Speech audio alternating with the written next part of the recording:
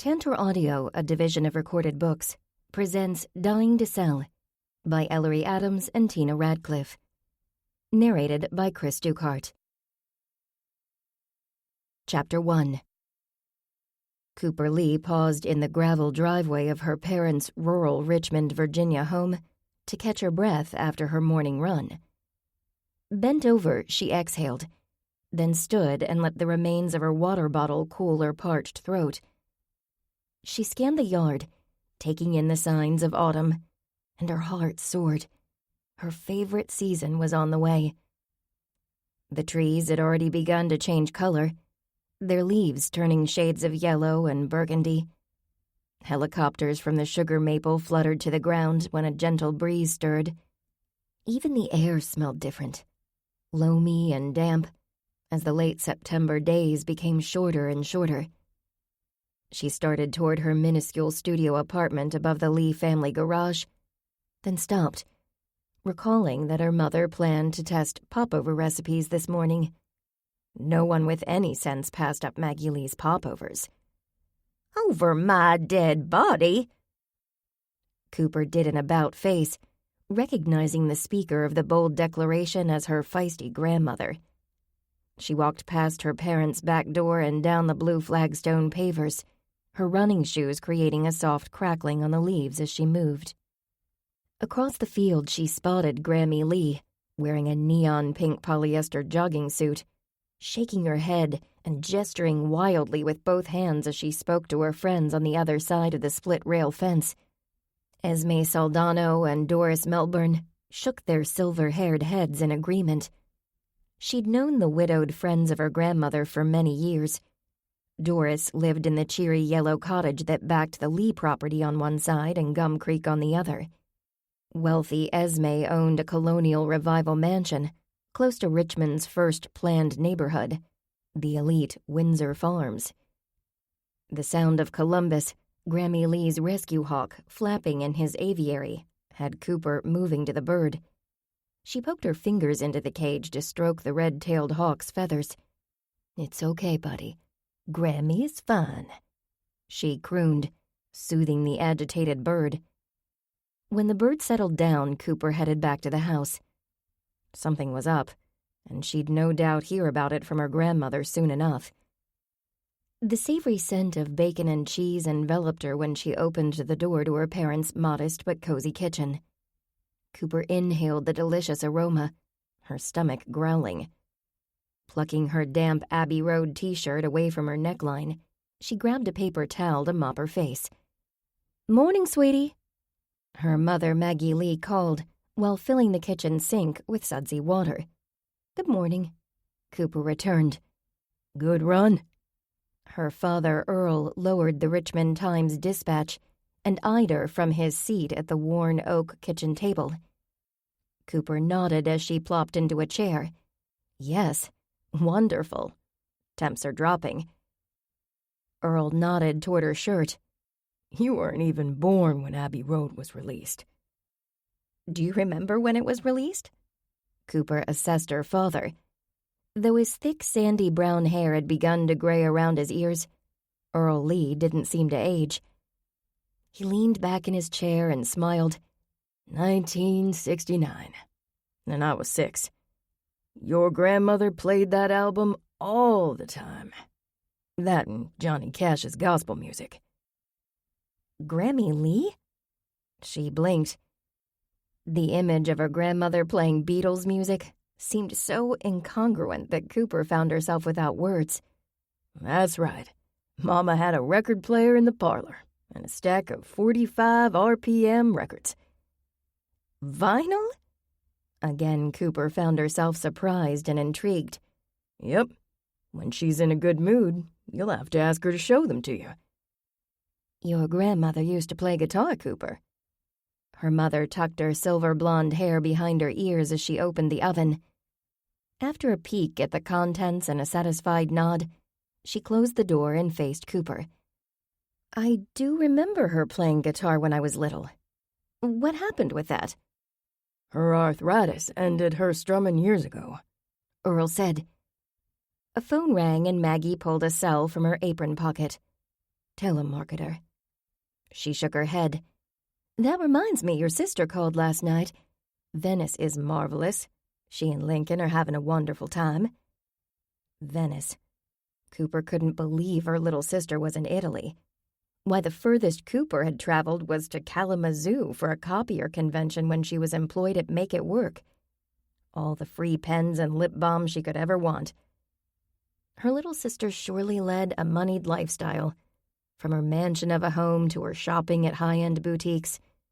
While Cooper wasn't truly envious, there were moments when she did find herself curious about what that lifestyle was like. But the truth of the matter was, Cooper liked her life and couldn't be happier. She'd left her position as the manager of leasing and maintenance at Make It Work months ago to become a small business owner, and had been dating Chef John Eason, a wonderful man, for over a year and a half. Yet when she looked in the mirror, her reflection said she wasn't getting any younger, and she longed for a family of her own. Cooper pushed the thoughts aside and put on a smile.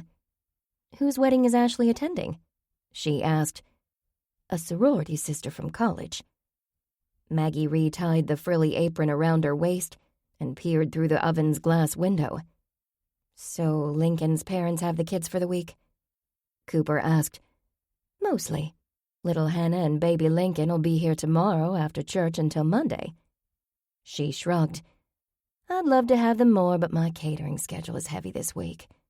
It's not safe for the littles to be around the ovens when I'm busy. Busy is what happens when you're an amazing cook and a savvy businesswoman, Mama. Her mother chuckled. Amazing, am I? Yes, you are, Cooper said.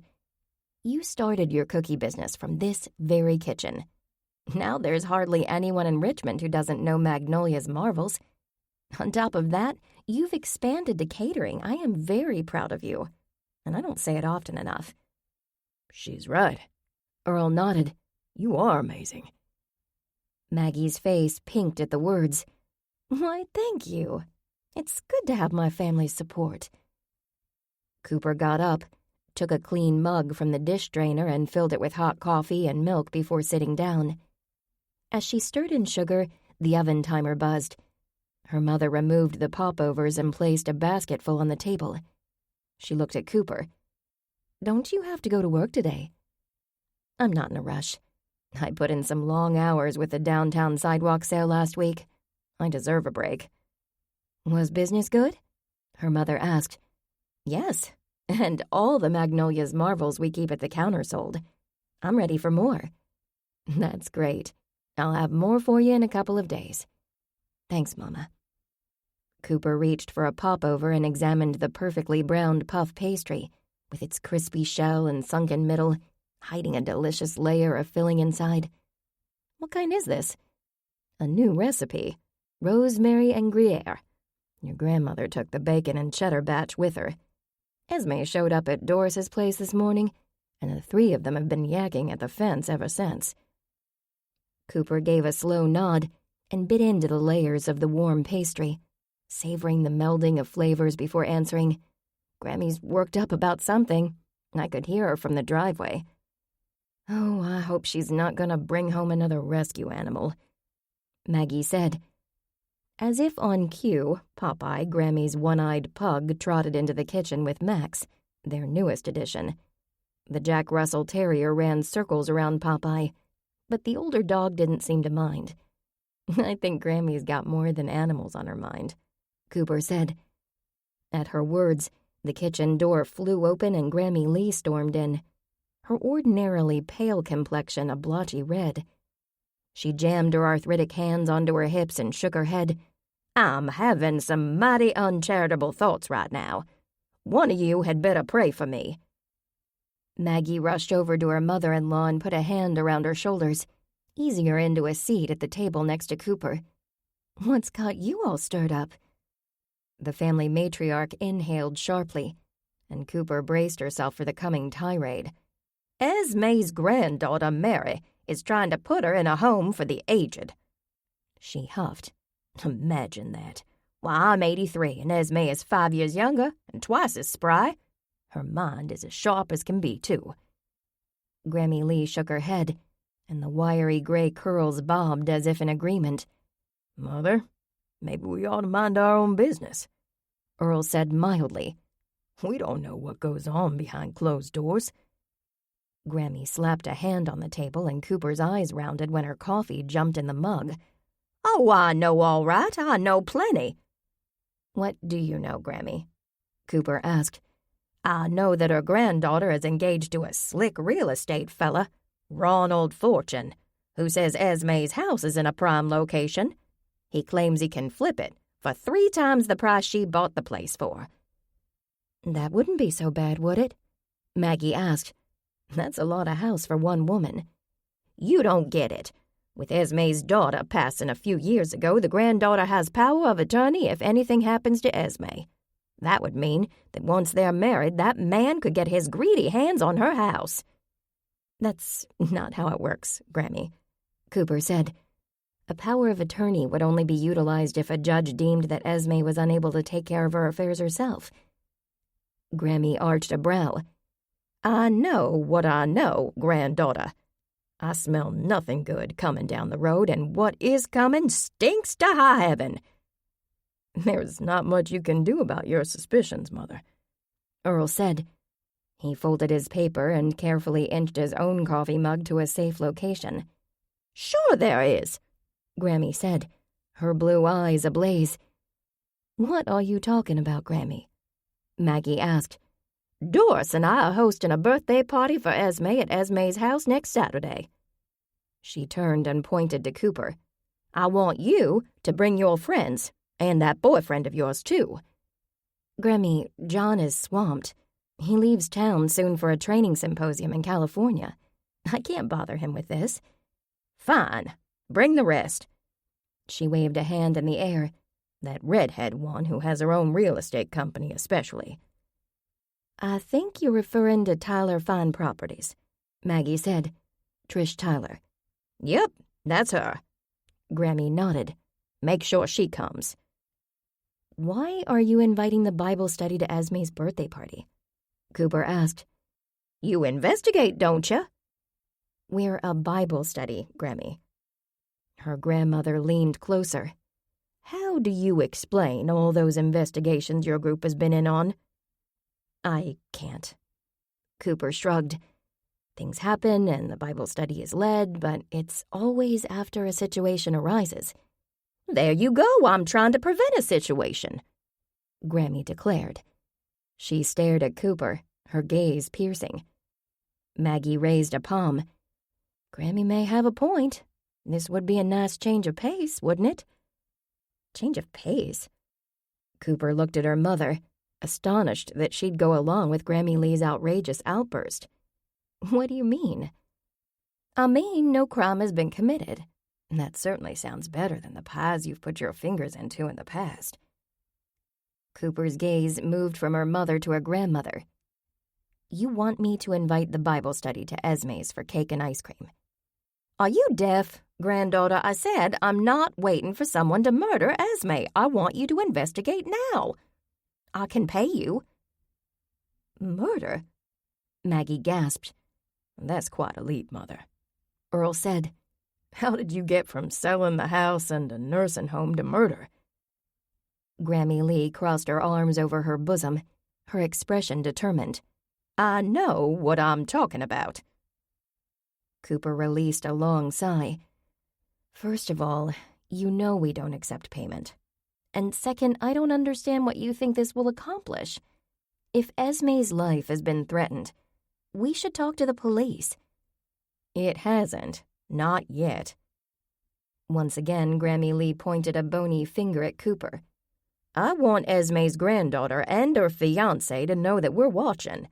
And I'd like your friend Trish to tour the place, like she's Esme's real estate agent, so that slick fella doesn't presume that he's got a free hand with the property." "Does Esme know you want Trish to evaluate the property?" Cooper asked. "Yep, it was her idea." Grammy Lee nodded. "Maybe Trish can figure out what's going on." "What do you mean, what's going on? You're still not making any sense," Cooper said. "Could you be more specific?" "All I can tell you is that every time it's fixin' to rain, my big toe throbs. When there's an animal nearby in need of help, I get a certain feeling. And when there's trouble brewing, I get a stirring in my gut." She looked around the kitchen at her family. "My gut is stirring. Right now." "Maybe you're hungry." Earl pushed the basket of popovers across the table. Grammy Lee glared at her son and snatched a pastry. "This is serious business. Can't tell you what, but I'm sure shootin' telling you that something is about to bust loose." Cooper looked at her father and then her mother, hoping they could read the confusion on her face and help her out. I don't know what to say. The Bible study has never done a preemptive investigation." "Seems like it's better to investigate before you have a crime scene," Earl said mildly. Maggie raised her shoulders. "Can it hurt?" "I suppose not." As she said the words, Cooper knew she would regret them. "Thank you," her mother said. "Grammy, I'll be happy to provide the cake for the birthday party if you like." "Are you sure?" Grammy frowned. "I didn't want to ask you. You're so busy these days with Magnolia's Marvels and your new catering company." Grammy waved a hand toward a large plastic bin on the counter that was filled with cellophane bags with gold stickers. Each held a variety of signature treats and cookies, ready for delivery to local businesses. "Yes, but this is cake. I can whip up a cake or two with my eyes closed. Besides, my dear husband will help me. Since he's retired, he's become invaluable." "Point me in the right direction and I'll be there," Earl said. Maggie's expectant gaze landed on Cooper. With little options left, Cooper gave a resigned sigh. "So, let me get this straight. The plan is to invite the Sunrise Bible Study to a birthday party for a woman they have never met to investigate a crime that hasn't occurred. And you all agree this is a good plan?" "Yup, that about sums it up," Grammy said with a toothy grin. Earl chuckled. "Your mama's right. Compared to some of your investigations, like the one where you tackled a woman with a gun, this is easy." "Daddy, that was a rubber gun." "It could have just as easily been a real one." "Yes, okay, you're right," Cooper conceded. "Fine, I'm in. Now I just have to convince the Bible study I'm not losing my mind." She stood and glanced at her watch. "I better run." "Have you started house hunting yet?" Grammy asked. "You ask that at least once a week. Why are you in a rush to get rid of me?" Cooper frowned. She wasn't about to let her grandmother know that she'd been looking at property with Trish. Grammy Lee would only poke into her life more if she did. "You've been living in that apartment above the garage way too long. It's not good to be set in your ways. Take it from me. That's why I keep trying new things." "What new thing are you trying now, Grammy?" Cooper asked. "Doris, Esme, and I signed up for ballet class." Cooper's eyes rounded as she imagined her grandmother in a tutu, on point. "Ballet? No need to look so surprised. We won't be doing any leaps or nothing. It's a stretching class. They've got a bar and all." "Grammy, that's wonderful," Maggie said. "I don't know." Earl hesitated as he stared at his mother. "Is this wise? You could fall and break a hip. I could also get hit by some of that trash in space that's circling the Earth. Eventually, it's going to drop out of the sky, you know. Saw a special on the television about that." Earl opened his mouth and then closed it. There was no use trying to convince Grammy Lee of anything once she had dug in her heels about a cockeyed theory. Grabbing another popover, Coop stood. She leaned over and kissed her grandmother's soft cheek, inhaling the faint scent of Shalimar. "I'm proud of you, Grammy." "Thank you. And I'm proud of you. Buying that shop took guts. Change is never easy." Cooper nodded as she pushed through the screen door. Grammy was right. Change was uncomfortable, but she had proven she could handle it. She took a deep breath of crisp autumn air, ready for whatever the season might hold. Chapter 2 Could you repeat that? Investment banker Quentin Enderly stood in the middle of the Hope Street Church Christian Academy classroom. He stared at Cooper with confusion on his round face after she'd mentioned the birthday party of a woman he didn't know. Cooper imagined that his expression mirrored hers yesterday morning at her parents' house. Repeat what? Bryant Sheldon, the meteorologist for Channel 6 News, breezed past them carrying a white pastry box, his golden tan more prominent than usual. "Bryant, you're back," Trish exclaimed. "Yes, Puerto Rico was divine. The weather perfect and the beaches sublime. I can't believe Jane and I are celebrating 2 years of marriage." "Wow," Quentin said. "Congratulations, my friend. Time flies, doesn't it?" "Thanks, it sure does. And while it took more tries than I want to think about, I finally got this marriage thing right." "Do I smell raspberry?" Savannah Knapp, the unofficial head of the Sunrise Bible Study, pushed a long, dark braid over her shoulder. The legally blind folk artist tilted her head, sniffed the air, and narrowed her gaze, as she usually did when attempting to see things. Brown sugar and cinnamon, too. "Spot on, Savannah. There's a pastry box in Brian's hands," Quentin said. "Raspberry coffee cake from the mixing bowl," Savannah announced. Jake Lombardi, a master plumber and electrician, laughed. "What a schnoz my gal has." "He's right. You nailed it, Savannah." Bryant placed the box on the table next to the coffee urn. "Help yourselves." "Don't mind if I do," Jake said, jumping up. He cut a piece for himself and one for Savannah and sat down. Bryant turned to Cooper. "I interrupted. What were you and Quentin discussing?" Cooper scanned the room, taking in her friends, who had gathered in the school classroom to study the Word of God. She didn't understand the why of things, but together they'd been somehow divinely appointed to stumble into more investigations than she could count. Today, she was about to ask more of them than she ever had. Butterflies collided in her stomach. She picked up her coffee cup and took a long swig, then cleared her throat. "I'm inviting everyone to a birthday party next Saturday." "A birthday party?" Bryant said. "Is that all? You looked so nervous, I thought someone died." "Oh, I hope not," Cooper returned. She explained the situation with Esme, minus Grammy's drama, and then glanced around again. No one had laughed out loud, for which she was grateful. "So we're investigating a crime that hasn't been committed." Jake crossed his muscular arms, causing his short-sleeved dress shirt to shift and reveal the Celtic cross tattoo on his arm. "Yes," Cooper admitted. "Maggie Lee is catering. That's all I need to hear." Quentin gave an exaggerated smacking of his lips. "I'm in." "You're like family, Cooper. Of course we'll go," Savannah said. She put a hand on Jake's massive bicep. "Right?" What Savannah said. Jake grinned. "Cooper called me yesterday to get information on that property," Trish said. "I have to admit I'm intrigued.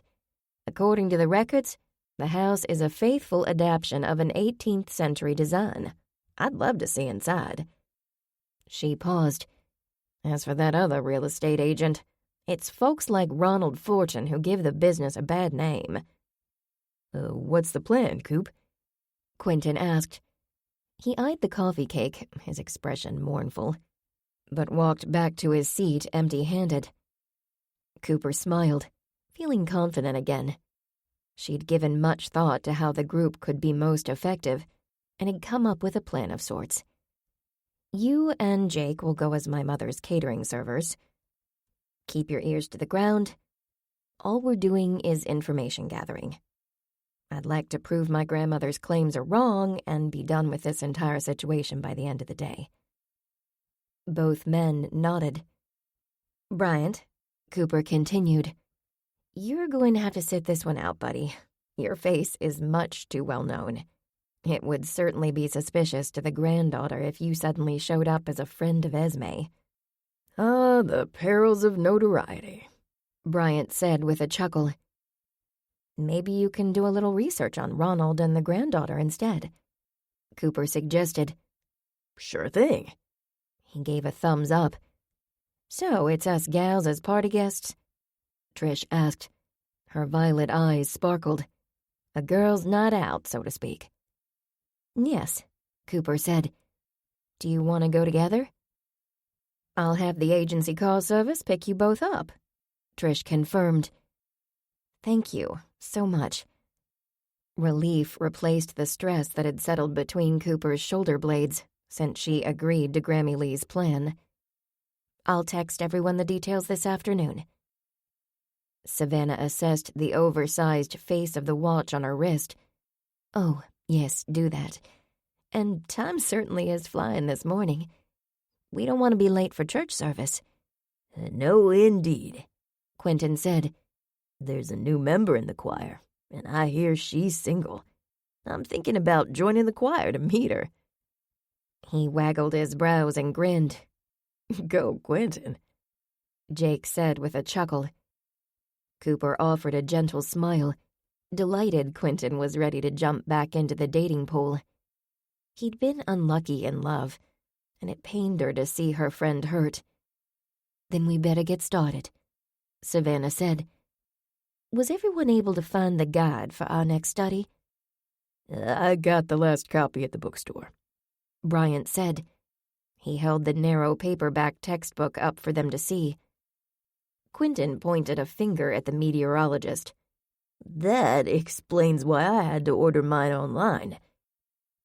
Sorry about that, friend, Bryant said with a grin. No problem. Another excuse for me to shop. I also ordered a new bunt pan and some silicone spatulas. I've got a new recipe to try out. I'll bring it next week. That was a win-win, Bryant said with a chuckle. Cooper thumbed through the study guide on her desk and sipped her coffee. She'd never heard of a study on gratitude. I'm rather excited about this study, Trish said. It seems appropriate as we approach the start of the holiday season to consider all we have to be grateful for. I agree, Quentin said. This is very timely. And as I recall, there are plenty of verses in the Bible on the topic. 46, to be exact, Savannah said with a nod. She placed a hand on her worn brown leather Bible and smiled. Wow, 46, Trish said. Have you ever noticed how we're bombarded daily with messaging that encourages us to want more, which only breeds the opposite of gratitude? Oh, yeah, I have, Bryant said. Now that I'm a married man with stepchildren, I can't help but see how the media employed tools to keep youth unsatisfied. There's always a shiny new thing that they must have. Yes, Savannah offered a somber sigh. The things of this world will always leave us wanting. Gratitude is all about recalling all the things God has done in our lives and being thankful. Speaking of which, Jake said, I never quite understood the concept of thanking God in the not-so-good times. He cocked his head and looked at the group, confusion on his face. 1 Thessalonians, chapter 5, verse 18, said Bryant. In everything, give thanks. Yeah, Jake said. That's the one. That's not quite an accurate translation, in my opinion, Savannah said. I believe it refers to thanking God, that we are able to find him in the middle of those not-so-good times. Whoa, that's certainly a different spin on that verse, Bryant said. Very insightful, Savannah. The group broke into a vigorous discussion, leaving Cooper listening intently. She grew constantly with each new topic the Sunrise Bible Study tackled. The fact was, this group always made her grateful. In social settings, she was the odd one out. Maybe it was her eye that held her back from stepping out with confidence. The right eye she'd lost in a field hockey accident had been replaced with a glass eye, and while beautiful, it was a startling green compared to her pale blue left eye. And it seemed to be all people focused on sometimes.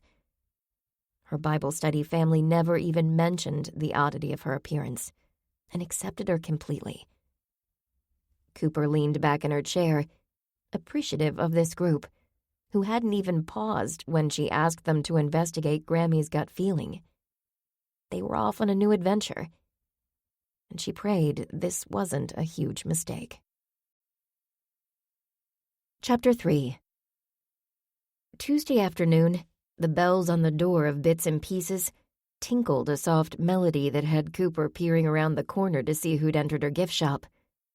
Trish. The stylish real estate agent strode toward her, looking chic as usual, in a belted pale gray linen blazer, straight-legged linen pants, and a bright smile. "Hi, Coop." She smoothed her copper chin-length bob and glanced around the store with interest. "So, this is your kingdom. I love the vibe. Sort of shabby chic meets vintage elegance." Cooper laughed. "I have no idea what that means, but thank you." Actually, it was John's Aunt Sarah who created the vibe, as you call it. It's yours now. You can cultivate your own aesthetic to reflect your personality and tastes. I never thought about the shop that way. Cooper cocked her head. But you're right. The store should reflect the demographic of the patrons and my taste as well. Exactly. Trish nodded toward the banker boxes on the floor. What's in the boxes? Inventory. I pulled this from the back room. I've been restocking all morning. How does that work anyhow? Trish asked. She ran a hand over the top of an antique mahogany Heppelwhite swell front bureau. Is the store consignment only? There are a few large pieces of furniture that are consignment items, like that bureau. Cooper nodded toward the Heppelwhite, whose price tag had made her eyes pop the first time she'd seen it. We still have an aviary room John's aunt created when she owned the shop. All my birdhouses are in there, and that's how I started. Birdhouse consignment. But most of the items in the store were purchased by the shop at estate sales. Estate sales? Now that sounds like fun. It is, Cooper said. In between her travels, Sarah's been teaching me the ins and outs of treasure hunting, as she calls it. We visit everything from local garage sales and estate sales to auctions and thrift shops.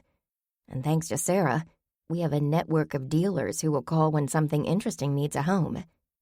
Wow, very interesting. It is. Educational as well. Richmond is a gold mine of history. There are plenty of antiques and beautiful reproductions. You just have to be willing to unearth them. Cooper stood and dusted off her dark slacks. Are you here about the properties you showed me?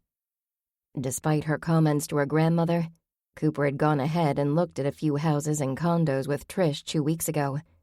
No, though I will say I never had a client pop in and out of property as fast as you, Cooper. I'm sorry. I hope I didn't waste your time. Not at all, that's my job. I'm sure eventually we'll find something you'll fall in love with. If you say so, though I'm not convinced I will. Cooper shook her head. I don't know how you do it, Trish. Looking at homes all day? It's really a passion of mine. And when you think about it, what I do isn't much different than what you do here in the shop. How so? Both of us peek into people's lives and backstories. Aren't we both matchmaking? You match people to the pieces that they love, so do I. She smiled. I love happily ever after. Cooper found herself smiling back. So my house hunting could be considered speed dating. The way you do it? Absolutely. Trish laughed. But no worries. Today I'm here for personal business. I have to pick up something for my mother-in-law's birthday. She's very particular." Trish lowered her voice. "That's code for the woman is impossible to shop for. I was ready to give up until I remembered your store." "Tell me about your mother-in-law. Coffee or tea, contemporary or vintage? Silver or gold?" Tea, vintage, and silver." She looked at Cooper. "My preference as well. What about you?" "Coffee, vintage, and silver." Trish chuckled. "I don't know what I'd do without my lamplighter coffee." "Same." Cooper nodded. A large lamplighter espresso roast with lots of cream and sugar was a dietary staple. She pointed to the left. "We just had some Clarice Cliff Chelsea Rose china arrive. Would you like to look at the pieces?" "Ooh, yes. She loves Royal Staffordshire." Trish followed Cooper to a glossy circular rosewood table where the dinnerware had been arranged. "Nice display. You literally set the table." "Yes, another Sarah trick. Never cover the furniture with tablecloths. Show off the pieces." Trish picked up a teacup and examined the delicate piece from all angles. "I'll take the set of 4 cups and saucers." Then she glanced around. "Have you got any vintage jewelry?" She's a ring collector. Cooper led Trish to a tall cherry wood armoire and opened a drawer to reveal a tray of rings on a bed of navy velvet. "This jadeite fire is new to us," Cooper said. She pointed to the oval-stoned ring in a sterling silver setting. The stone itself had been created from broken jadeite dinnerware. Cooper loved the repurposing behind the piece. "I like it, but it's a little staid for my mother-in-law." Trish picked up a ring with a massive ruby-colored stone. "Silver-plated with red glass," Cooper said. "It's perfect." Trish looked at Cooper. "Do you mind slipping it on your finger so I can see what it looks like?" Sure." Cooper slid the ring on and held out her hand. The piece wobbled on her finger, and she moved it back into place. "A little large for your finger," Trish said with a smile. "What size are you?" "Size 5. Cooper studied the ring. "Are you sure your mother-in-law will like this? It's a bit loud." "Exactly why she'll love it." Trish laughed. "I take it you prefer something more understated." "Understated? Good word. Does that make me boring?" "Not at all. You're a classic." Trish reached for a narrow silver band with tiny pale blue glass stones. "I imagine this is more to your liking." Cooper smiled at Trish's choice. "You're right." Trish wiggled the fingers of her left hand, whereas I go for bling. A massive sparkling emerald-cut diamond engagement ring sat next to a silver filigree band, covered with smaller diamond chips. "It's beautiful," Cooper said. For a moment, her thoughts trailed back to the last days of her broken engagement. A bittersweet time, though she knew in her heart that it was for the best. The past was the past for a reason. Trish glanced around. "Now that I have Mama Tyler taken care of, I'm going to wander around and reward myself with retail therapy." "Take your time. I put out a collection of milk glass this morning." Cooper directed her friend to the back of the store. "Thanks, Coop." Cooper had barely gotten to the register with Trish's gifts for her mother-in-law when the bells announced another customer. "Welcome to Bits and Pieces," she called out. "Cooper, dear, how are you?"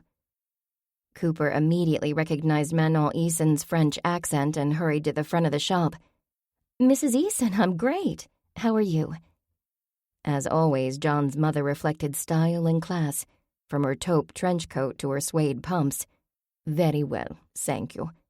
She offered Cooper a warm hug.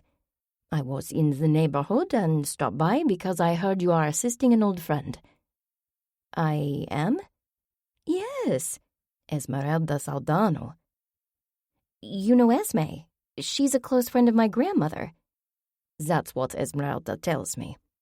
I'll be at the party on Saturday." "Oh?" Cooper paused for a moment, surprised by the announcement.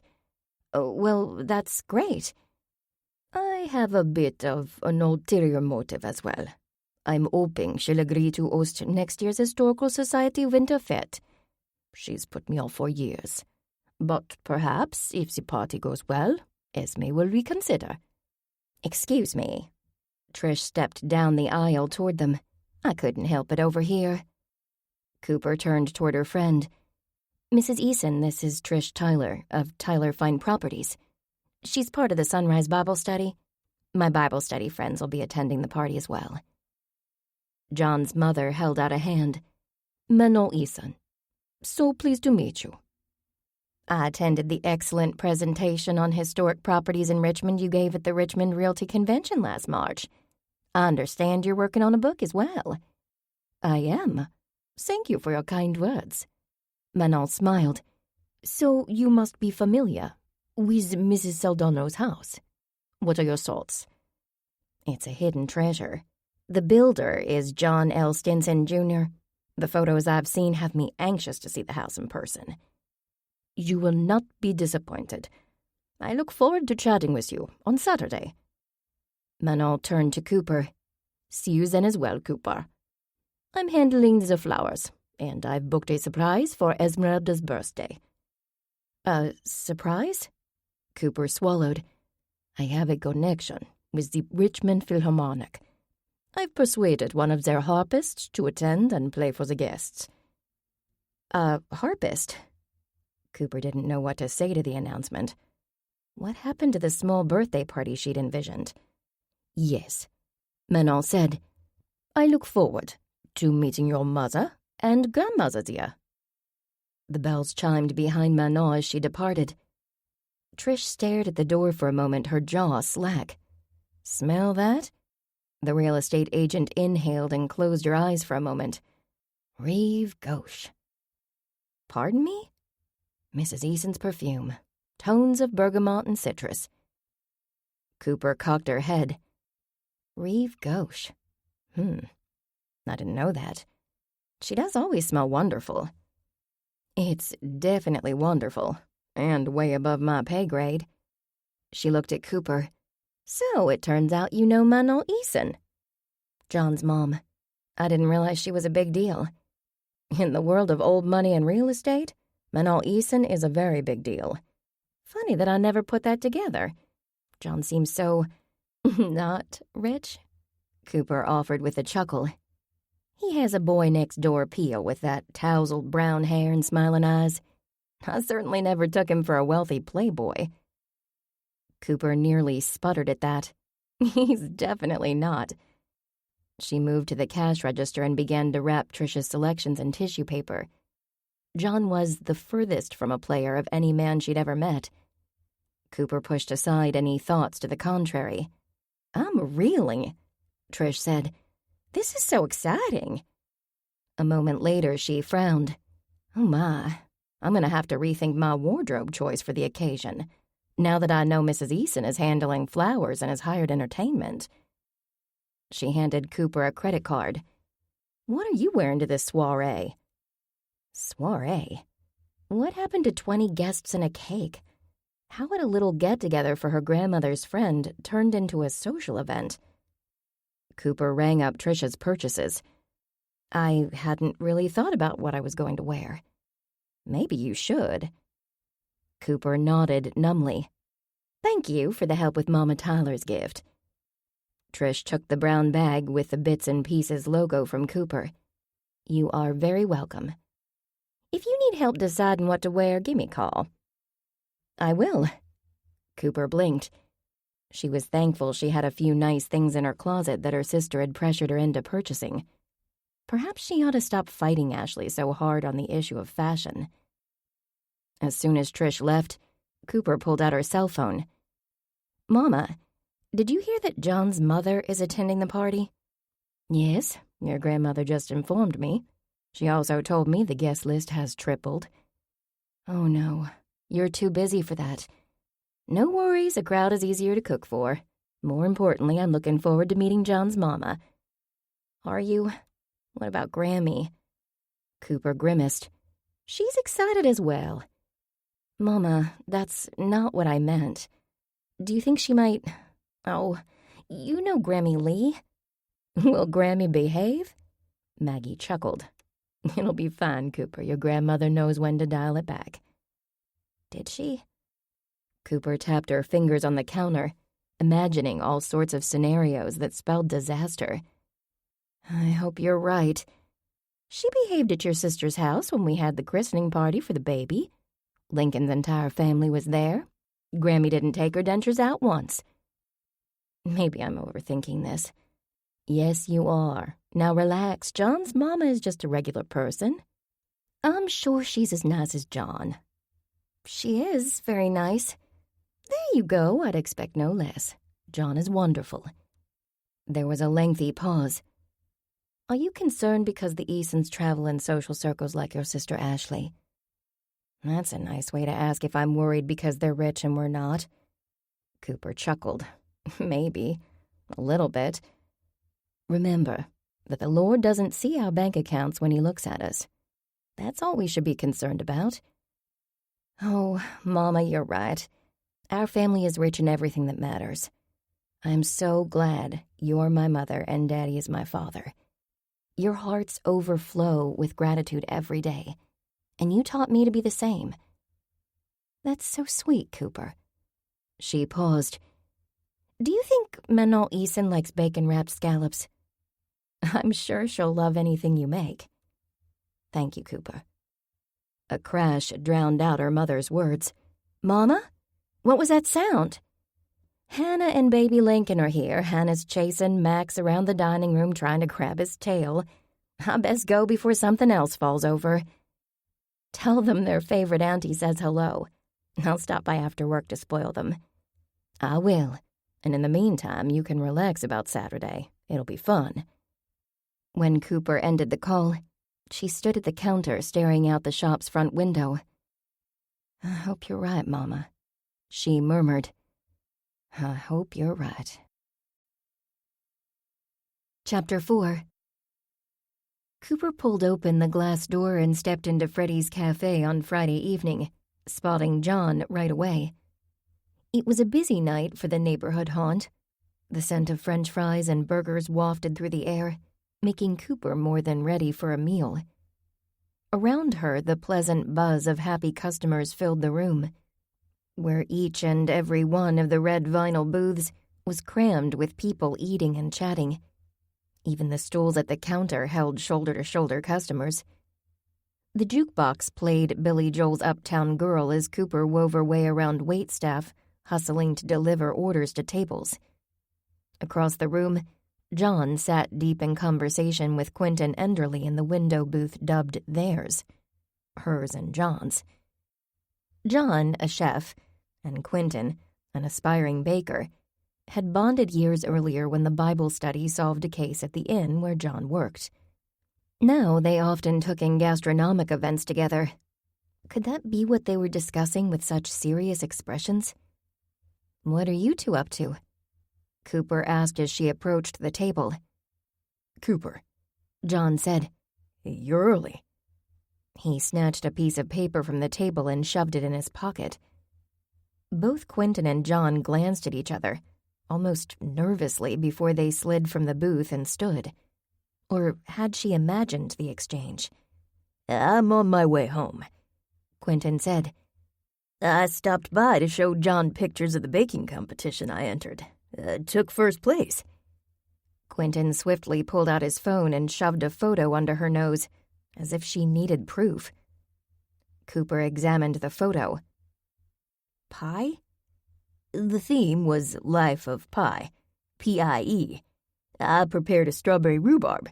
Used fruit from John's garden at the inn. Congratulations, Quentin, Cooper said. That's quite an accomplishment. The big man shrugged, his face pinking. Aw, couldn't have done it without John's training. He elevated my crust with a few simple tips. I am forever grateful. Still, you made the prize-winning pie. I'm happy for you. Thanks, Cooper. He nodded toward the front of the restaurant. I'd better run. I've got an early morning investor meeting at the bank. Cooper slid into the booth next to John. He smiled, his gray eyes warm. "It seems like I haven't seen you in forever." "Pretty much," she said. "We've both been so busy. Since the downtown sidewalk sale last week, I've been swamped. And you, at the inn, harvesting the last of the summer produce. What's the verdict on that, anyhow?" "The Atwood Inn garden-to-table menu is a success." John smiled, pride evident in his expression. "Not only are our guests giving us great reviews online, but we turned a profit. The plan is to take it up a notch next year. We're adding a second greenhouse, and your father has agreed to be project advisor once again." "Congratulations. I'm sure Daddy is happy to participate. Growing things is right in his wheelhouse." "Oh, and I spoke with my mother this afternoon," John said. "Turns out you two are working on the same project." "Yes, I guess we are. I had no idea your mother was head of the Richmond Historical Society." "It's near and dear to her philanthropic heart." "I can tell. Do you know Esmeralda Saldano?" "No, well, we met at one of my mother's fetes for the society a few years ago. She's attended events my mother has held at the house a few times. Very charming woman. I hear there's a lot of buzz about the birthday party in mom circles. They all want to look inside Mrs. Saldano's house." Cooper stared at him for a moment, recalling John's pedigree. How was it that John, a trust fund baby, exuded such down-to-earth charm? "What?" He leaned close. "What's going on in that ad of yours?" "Your mother's circles." She gave a short shake of her head and folded her hands in her lap. "Sometimes I forget that your family is country club, and mine are cornhole at the backyard barbecue." "I happen to like cornhole in the backyard, and I make a mean barbecue." "That's what gives me hope. But what about when your family meets mine?" Cooper snuck a look at John. "What are your thoughts on that?" "What about it?" He shrugged. "Overdue, don't you think?" "I suppose so." "Cooper, we've been dating for 1.5 years. I think we have something special, don't you?" Yes, I do, but..." Uh-oh, the B word.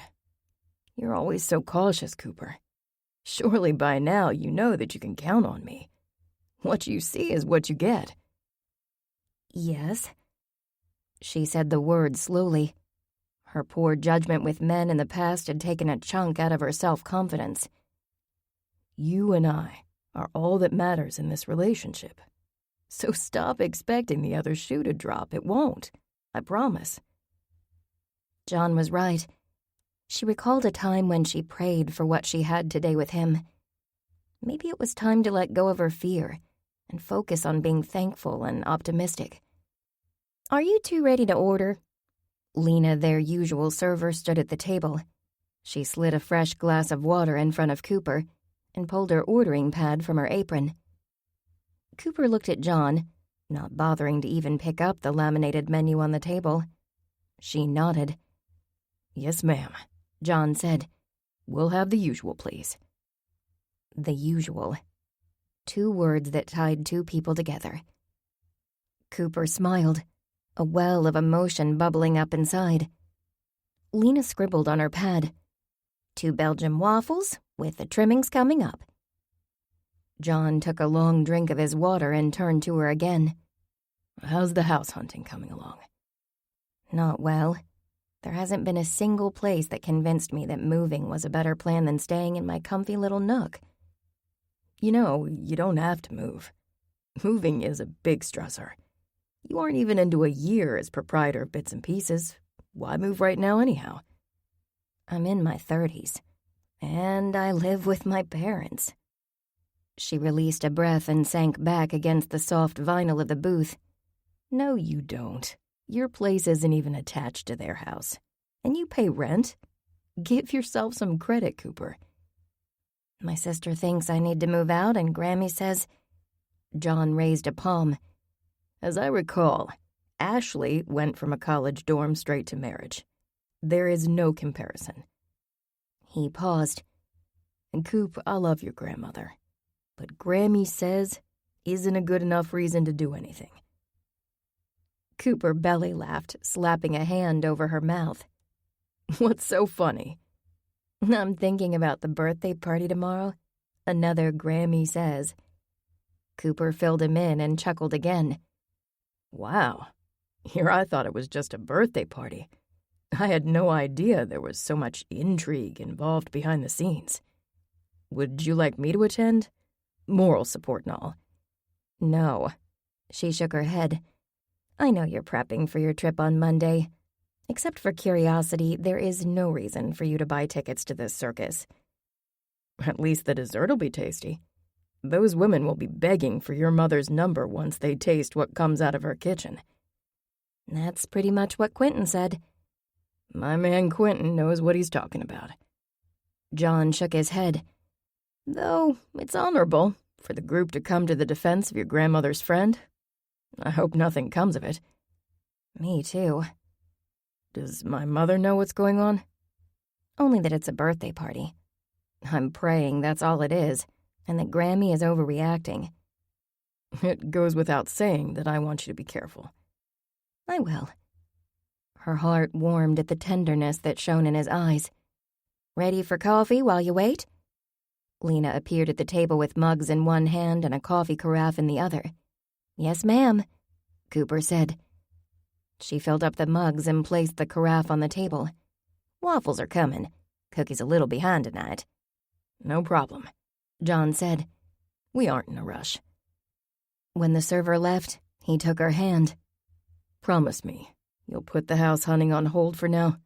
You have enough going on. I guess you don't think less of me for living in a minuscule apartment above the garage. Cooper, I'm living in one of the gardener's cottages at Atwood Inn. You've seen the place. It's not much larger than your apartment. The advantage is I'm close to the inn's greenhouse. I don't need more than that. Besides, life isn't about what others think we should do. It's about what makes us happy.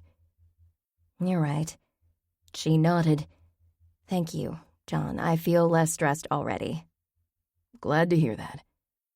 What time is your flight out? She asked. Way too early Monday morning. Do you need a ride to the airport? That's nice of you to offer, but you have work. I'll drive and park in long-term parking. When will you be back? Cooper looked at him and realized how much she'd miss him. It hadn't escaped her that the last man who claimed her heart left for California, like John would be doing, and he never returned. She pushed that thought away. The conference starts Tuesday and goes through Friday. There are optional winery tours that I may sign up for on the weekend. Also, Uncle Anton is a special speaker. I may extend my trip to spend time with him and Sophia. Cooper smiled at the mention of his uncle. Chef Anton Parsley and Chef Sophia Donato. I haven't asked how their friendship is doing. Oh, they have definitely moved from friendship to more. I'm really happy for my uncle. He looked around before leaning closer. Don't quote me, but I have a suspicion they might be planning a trip to Paris. Maybe to get married. Cooper released a small gasp. Really? Eyes sparkling, he nodded. I overheard a bit of a conversation.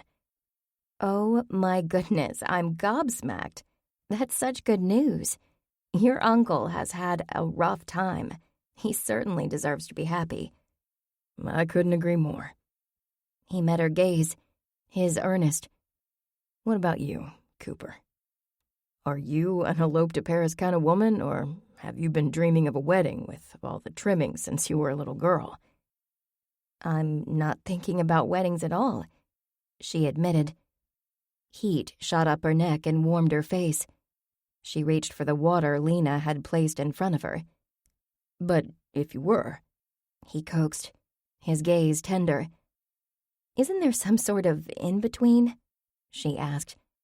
As she considered his question, Elvis crooned Can't Help Falling in Love on the jukebox. My little sister planned her wedding her entire life. She had a wedding with 10 bridesmaids and a horse-drawn carriage. And you? I'd be happy with a simple ceremony at Hope Street Church with my sunrise Bible study friends in attendance. John gave a satisfied nod. That's what I figured. Am I that transparent? Not at all. What you are is honest. He grinned. So, Paris is out of the question? Grammy would have a conniption. Besides, my parents would never leave Richmond, and I'd never get married without them. She dared to look at him. I wouldn't rule out a trip to see the Louvre, though. Paris definitely seems like a romantic adventure. And wouldn't a visit to that Shakespeare and Company bookstore be fun? It would be. Anything is fun with you, Cooper. Cooper warmed at his comment. She could imagine the two of them walking down the boulevards. Though she was a country girl, an occasional trip wouldn't be out of the question. As long as home remained Virginia. So, what will the weather be like next week in California? Cooper asked. Way to change the subject. John laughed. He pressed a quick kiss to her lips, taking her by surprise. Sunny, Cooper. Very sunny. Chapter 5. The luxury sedan pulled into the Circle Drive in front of Esmeralda Soldano's home on Saturday afternoon, just after 2. Cooper stepped out of the vehicle behind Trish and Savannah. She eyed the cars parked bumper to bumper along the drive before craning her neck to take in the 3-story brick home before them. Wow. I'm only seeing the shadow of this house, Cooper, Savannah said. But ditto that. It's huge. Take my arm, Savannah, Cooper said. There's a lot of steps and they're all stone. Savannah tucked her white cane under her arm and placed a hand on Cooper's forearm. They are beautiful steps, though, aren't they? Trish commented. The walkways and patios are all Pennsylvania bluestone. These exterior steps are bullnose brick. How big is the house? Savannah asked. 4 bedrooms, 6 baths, and over 6,000 square feet. It's a custom-built home by the local builder John L. Stinson, Jr., with 10-foot ceilings on both the first and second floors. If you can believe it, the entire 3rd floor is a recreation room. Trish chuckled. That was probably more information than you needed. But I get a kick out of researching these historic places. I could go on and on. I don't blame you. It is fascinating.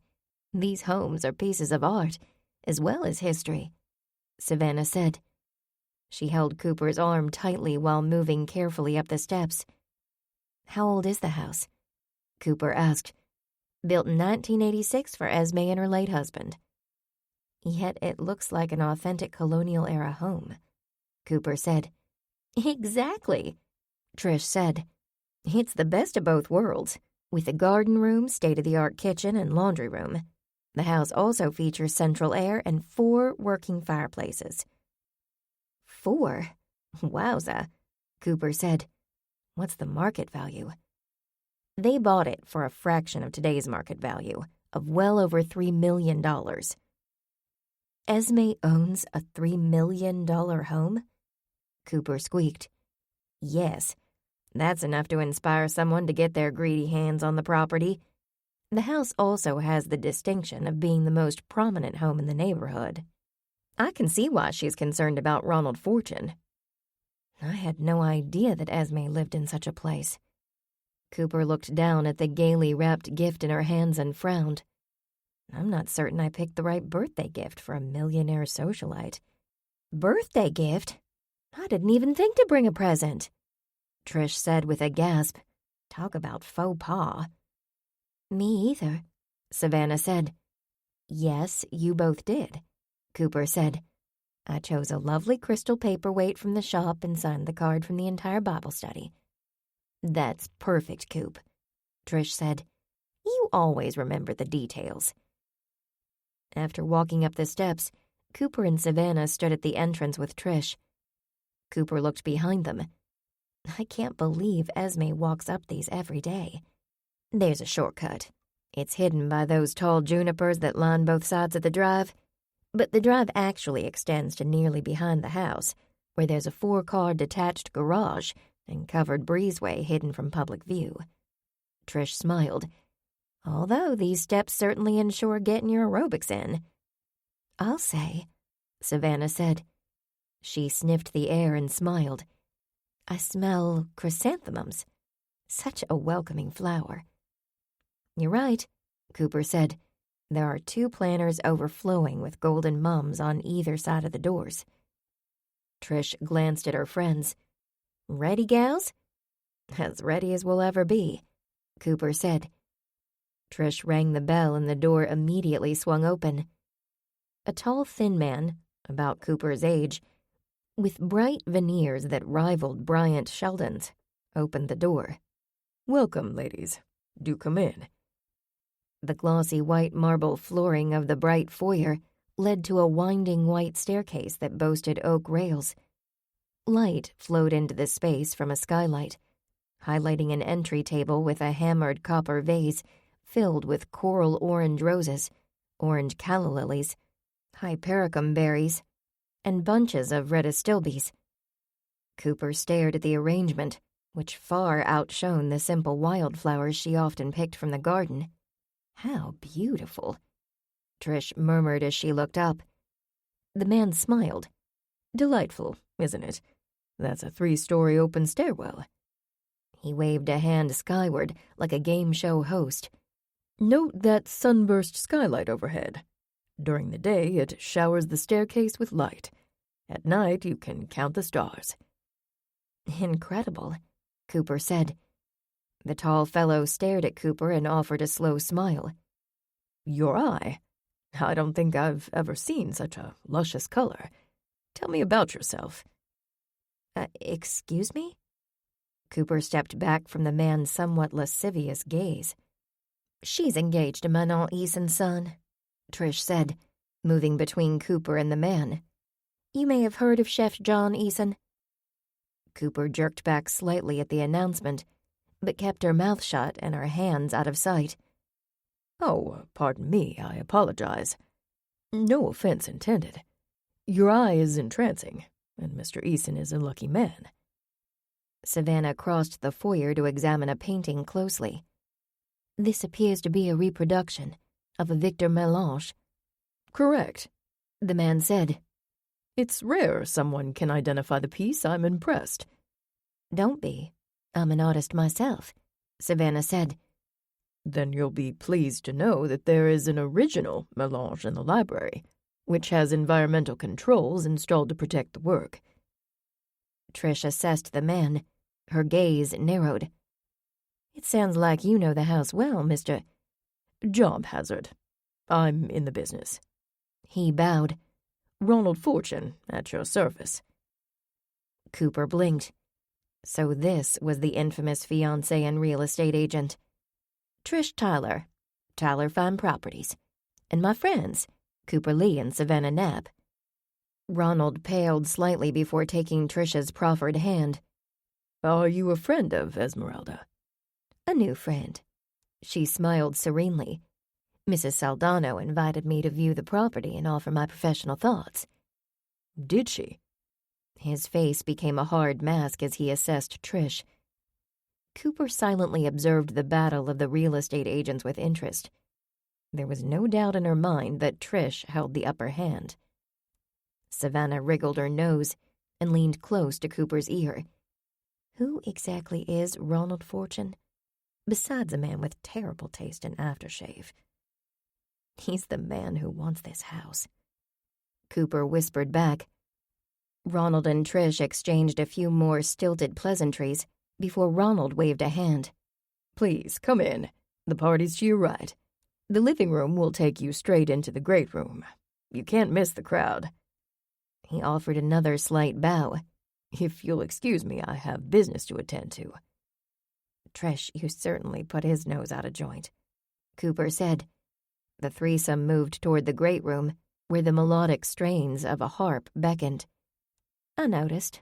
Ronald is not happy, she said. His presumed territory has been breached. This is going to be interesting. And what was that story about me being engaged? Cooper asked. Did you see the look in his eyes? Another 5 minutes and he'd have dumped Mary and asked you out. No. Yes, Cooper, he was smitten. Cooper shivered. And I'm disgusted. Poor Mary. When they passed a large table with elegantly wrapped gifts for the birthday girl, Cooper discreetly added her present. A few more steps took them to a paneled room with luxurious velvet couches and fine artwork adorning the walls, where Cooper spotted Esme. "I see the birthday girl," Cooper announced. Esme stood beside a grand piano in serious discussion with Doris Melbourne and Grammy Lee, whose diminutive form was hidden behind the piano's open lid. Esme, the tallest of the three, radiated a regal elegance, not unlike Manal Eason. Funny, Cooper never noticed it before. Esme was clearly old money, while Doris had a down-home charm.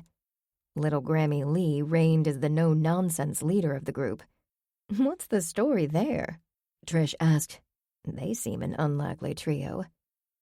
Grammy Lee, Doris, and Esme met at the Fifth Avenue Animal Shelter years ago. Doris lives in a cheery cottage behind our property. She's terminally agreeable, the opposite of my pessimist grandmother. Esme is quiet and reserved. "Interesting," Trish said. "I'll introduce you both." As Cooper crossed the room with her friends, Grammy Lee came around from behind the piano. Cooper realized her grandmother had made an exception for today's event and surprisingly had not donned one of her polyester or velour jogging suits. Today she wore a pretty navy shift with a silver belt and ballerina flats. Stunned, Cooper blinked at the image. "Grammy Lee, is that you?" "Don't make a scene, granddaughter. I'd only put on this fancy get-up for Esme, and only for her birthday. Tomorrow it's back to my comfortable clothes." "You look lovely, Mrs. Lee," Trish said. Grammy gave a nod of acknowledgement, her pale face turning pink at the words. "Thank you, gals, for coming by. We appreciate it." She turned to Esme and Doris. "Friends, this here is Trish Tyler and Savannah Knapp. Trish is the real estate agent I told you about. Her picture is on all those park benches. And Miss Savannah is a famous artist. Has her work displayed downtown at the Teller Gallery." "I'm honored to have you attend my party," Esme said. "Happy birthday, Mrs. Saldano," Savannah replied. "Oh, call me Esme. We're all friends now." "Your house is amazing, Esme," Trish said. "Are you considering putting it on the market?" "It is rather large for one person," Esme admitted. "My granddaughter lives downtown, and I don't have any other family. If I do sell, I'd like it to be on my terms and not someone else's." She glanced around the room and leaned closer. "I have reason to believe my granddaughter's fiancé has already got sights on selling the house and claiming the commission. He's trying to convince her I should go to a retirement home." Esme shuddered. "That's where you come in. I want to knock his plans right off the edge of his oversized ego." Trish stifled a chuckle. "I see. Well, today is about you, so let's put aside unpleasant thoughts. You and I can schedule an appointment to talk business whenever suits you next week. I'll clear my schedule." "That would be lovely, dear." Esme's dark eyes sparkled. "Thank you. I feel better already." From the corner of her eye, Cooper noticed Quentin waving at her. "There's Quentin. I'm going to check in with him." "Good plan," Trish said. "We'll catch up to you in a bit." Cooper grinned as she approached her friend, who held a silver tray laden with hors d'oeuvres in his beefy hands. She assessed the banker's uniform, black pants and a white shirt, with a black vest and bow tie. His ample girth seemed to be diminished. "Have you lost weight?" Quentin patted his abdomen. "Thank you for noticing. I'm reducing my caloric intake. Doctor's orders." "You look very dashing, Q-man." "Why, thank you. Counting calories isn't easy, especially when your mom keeps asking me to sample hors d'oeuvres. However, I am more than willing to take one for the team today." Cooper peeked at the tray he held in one hand. "What kind of hors d'oeuvres do you have there?" "French. Maggie said that with John's mother in attendance, French cuisine was the way to go. Absolutely delicious, by the way." He pointed to the items. "Cheddar gougere, caramelized onion, mushroom and apple tarts, and my personal favorite, fig pecan brie bites." "Ooh, bougie. So the bacon-wrapped scallops are out?" "That's right. Maggie Lee has upped her game. Your mama is pulling out all the stops." "I guess so," Cooper said. She glanced around. "This house is amazing, isn't it?" "So many rooms. It reminds me of a game of Clue." Quentin chuckled. "Colonel Mustard did it, in the conservatory with a revolver." Cooper's eyes nearly bugged out at the reference. "Oh, don't say that." "Kidding, Cooper. Just kidding." "You haven't heard anything interesting, have you?" "Not unless you call a discussion of Feta versus Borson interesting. But the afternoon is young, and a few of these folks are imbibing champagne like it's water. I'll be listening in when loose lips start slipping secrets." Cooper laughed. "Be sure to call them an Uber if necessary." "That too." "I'd better go see how my mother's doing," she said. "Sure, but Cooper, wait until you see that kitchen. Amazing. I took pictures to show John." She looked around, orienting herself. The sunroom was behind her, and the living room was on the other side of the great room. Quentin? Where's the kitchen?" "Turn left at that bust of someone I don't recognize on the credenza." "Oh, that's James Monroe. The bust is a reproduction of a Cath Wallenda work. Her cast bronze version was presented to the University of Virginia in 1958. "Yes, Monroe. I thought he looked familiar. Virginia governor and U.S. president." He looked from the piece to Cooper. "How did you know all those details?" "I'm getting a second education at work. My head is overflowing with useless information now that I'm the owner of bits and pieces." She glanced around, nodding to the left. "This room has quite a few notable pieces. That bronze is a Friedrich Remington." She inched closer to the Western sculpture. "If it's an original, it would be valued at upward of $75,000. $75,000? At least. I'm stunned myself." Cooper moved across the room, past President Monroe and into a grand dining room, where a table held an autumn floral arrangement, similar to the one in the front hall, along with cakes. She recognized your mother's creations on the crisp white lace-trimmed tablecloth. One was a 2-tiered vanilla bean cake with fresh raspberries. The others were pistachio cakes decorated with bits of fresh nuts, pistachio being Esme's favorite. Light chatter reached Cooper as she pushed open the kitchen door and stopped, amazed. Esme's kitchen resembled a spread from a magazine of every chef's dream kitchen. Spacious, with massive commercial appliances in stainless steel. John would be sorry he missed this. Jake, who was dressed similarly to Quentin, stood next to a long granite kitchen island, pouring champagne into flutes. "Nicely done, Jacob," her mother commented from across the room where she counted a stack of white dessert plates on a large table. "Champagne, 2 cakes, and French hors d'oeuvres, Mama?" Cooper said. "Cooper!" Maggie moved from around the table to hug her daughter. "The guest list tripled, and, of course, with John's mother in attendance, I had to do French. This was supposed to be an easy event. I hope you haven't been run ragged." "Not at all. I ordered a case of champagne and prepared the menu.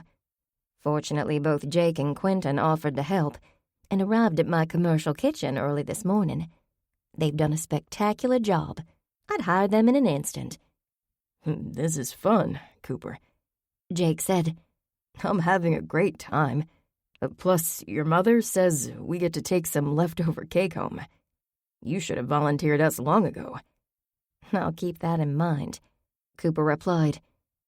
She looked up as her father entered the kitchen and grinned when she realized he, too, wore a vest and bow tie. "Oh, Daddy, you look very dapper." "Thank you, daughter."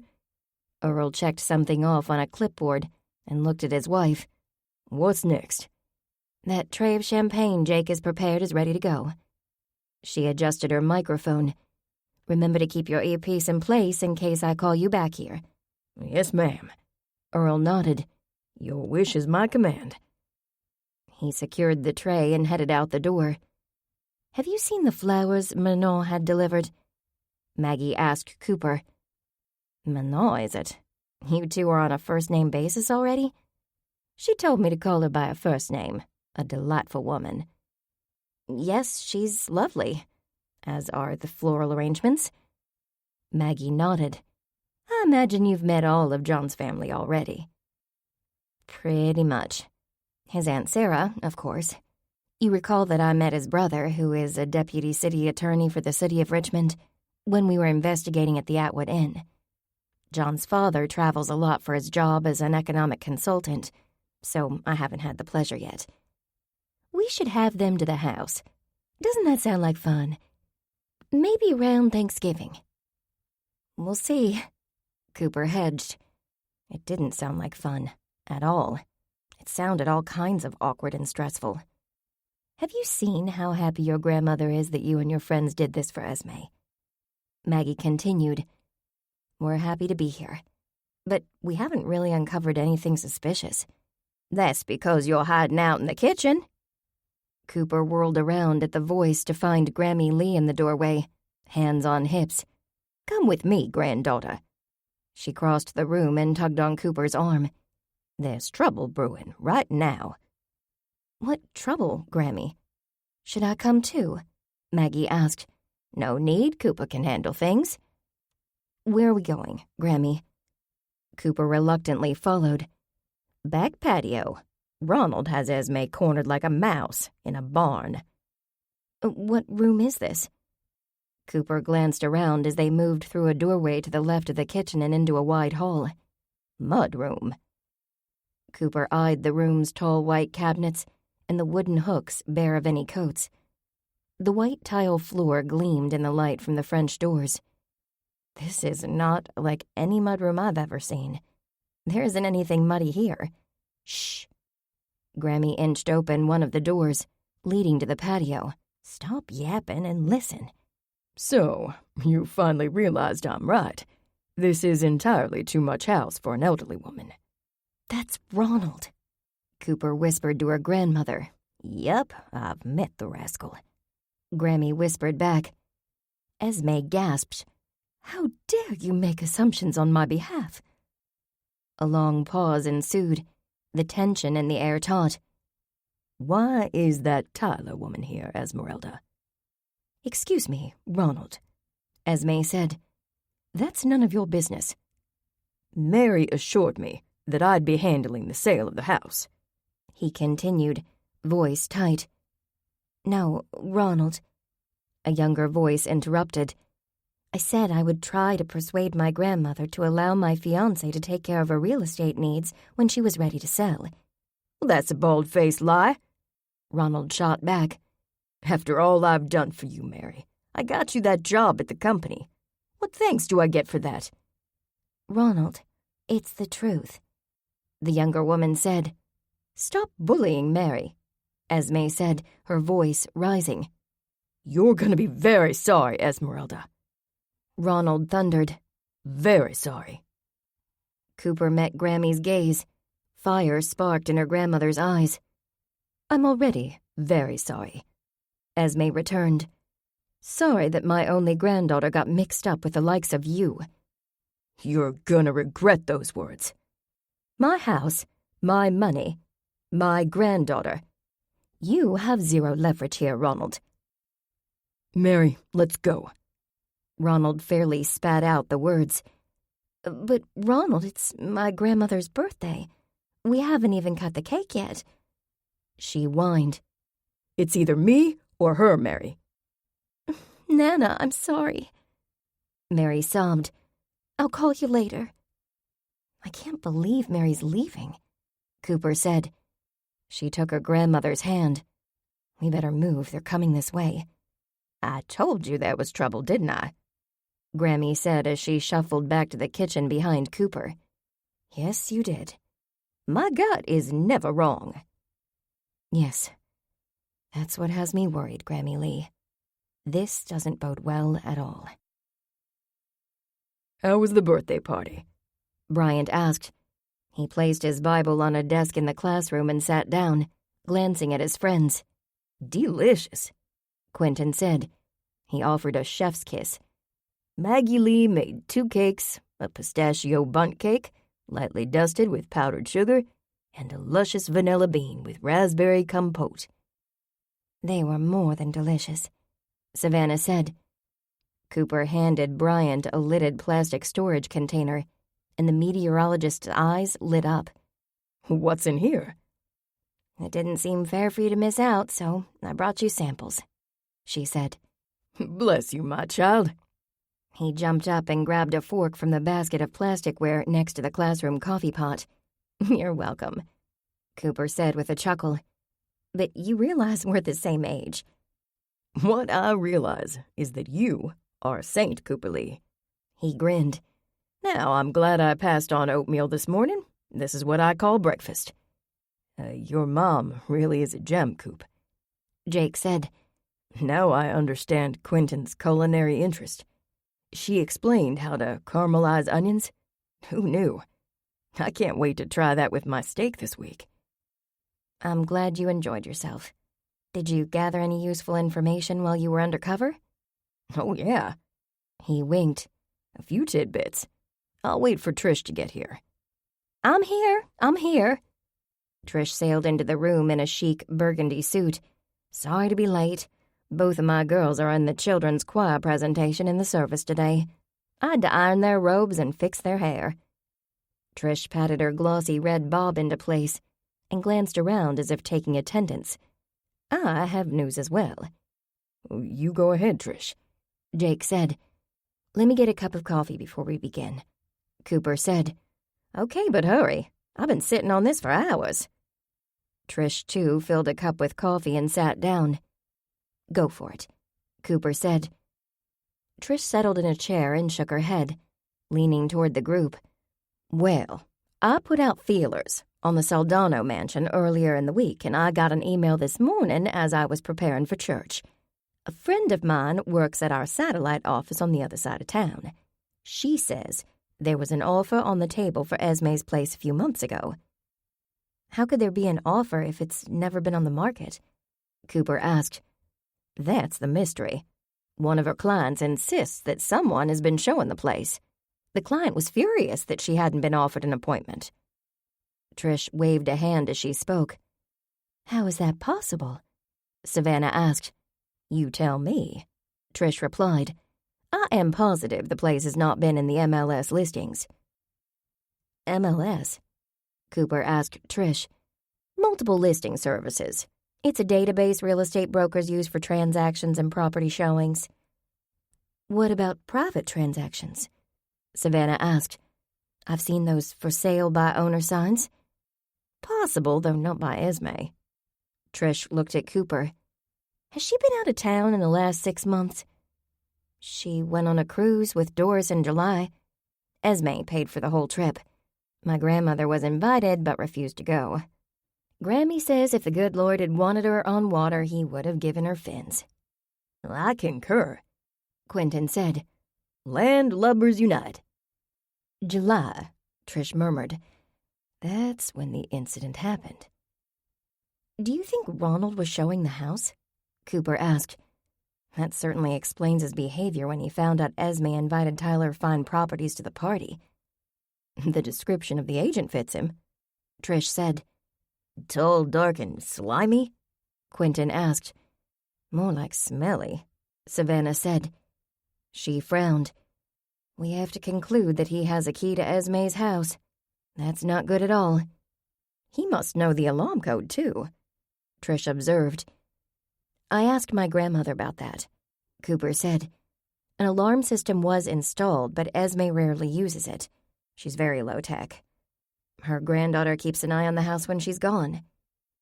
Do you think Mary is in on the plan to sell the house from under her grandmother and get the woman into a retirement facility? Trish asked. Not willingly, Cooper said. She's very naive, and I sense easily manipulated. I concur. Quentin nodded. I sidled up to her and Ronald talking when I circulated through the room. It was very clear that he manages her. What do you mean? Trish asked. He asked a lot of questions about Esme's schedule this weekend. When Mary didn't know, he instructed her to find out. She scurried like a mouse to do his bidding. What happened to Ronald and Mary anyhow? Trish asked. They disappeared before the cake cutting. I can answer that, Cooper said. Ronald had a falling out with Esme. He was very upset when Esme told him in no uncertain terms that he would not be handling her house should she decide to sell. He left in a huff, with Mary in tow. Cooper shook her head. I'm concerned about that poor kid. Then you won't want to hear what I found out, Bryant said. Cooper took a long drink of her coffee. Uh-oh, that doesn't sound good. He waved a plastic spoon in the air. I think Ronald Fortune is a philanderer. I could have told you that, Trish said. He put the moves on Cooper.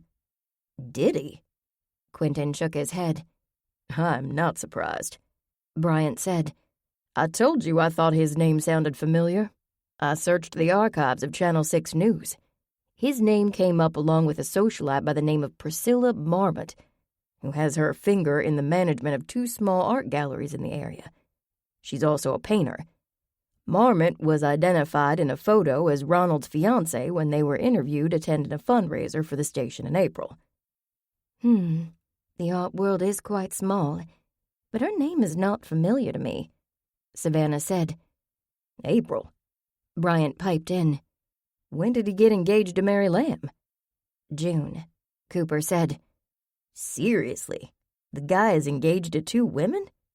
Quentin's eyes popped. And I can't even get a date for the bank's annual party. Go figure. Does that make him a polygamist? Jake asked. No, he doesn't marry them, Bryant said. He's a serial fiancé.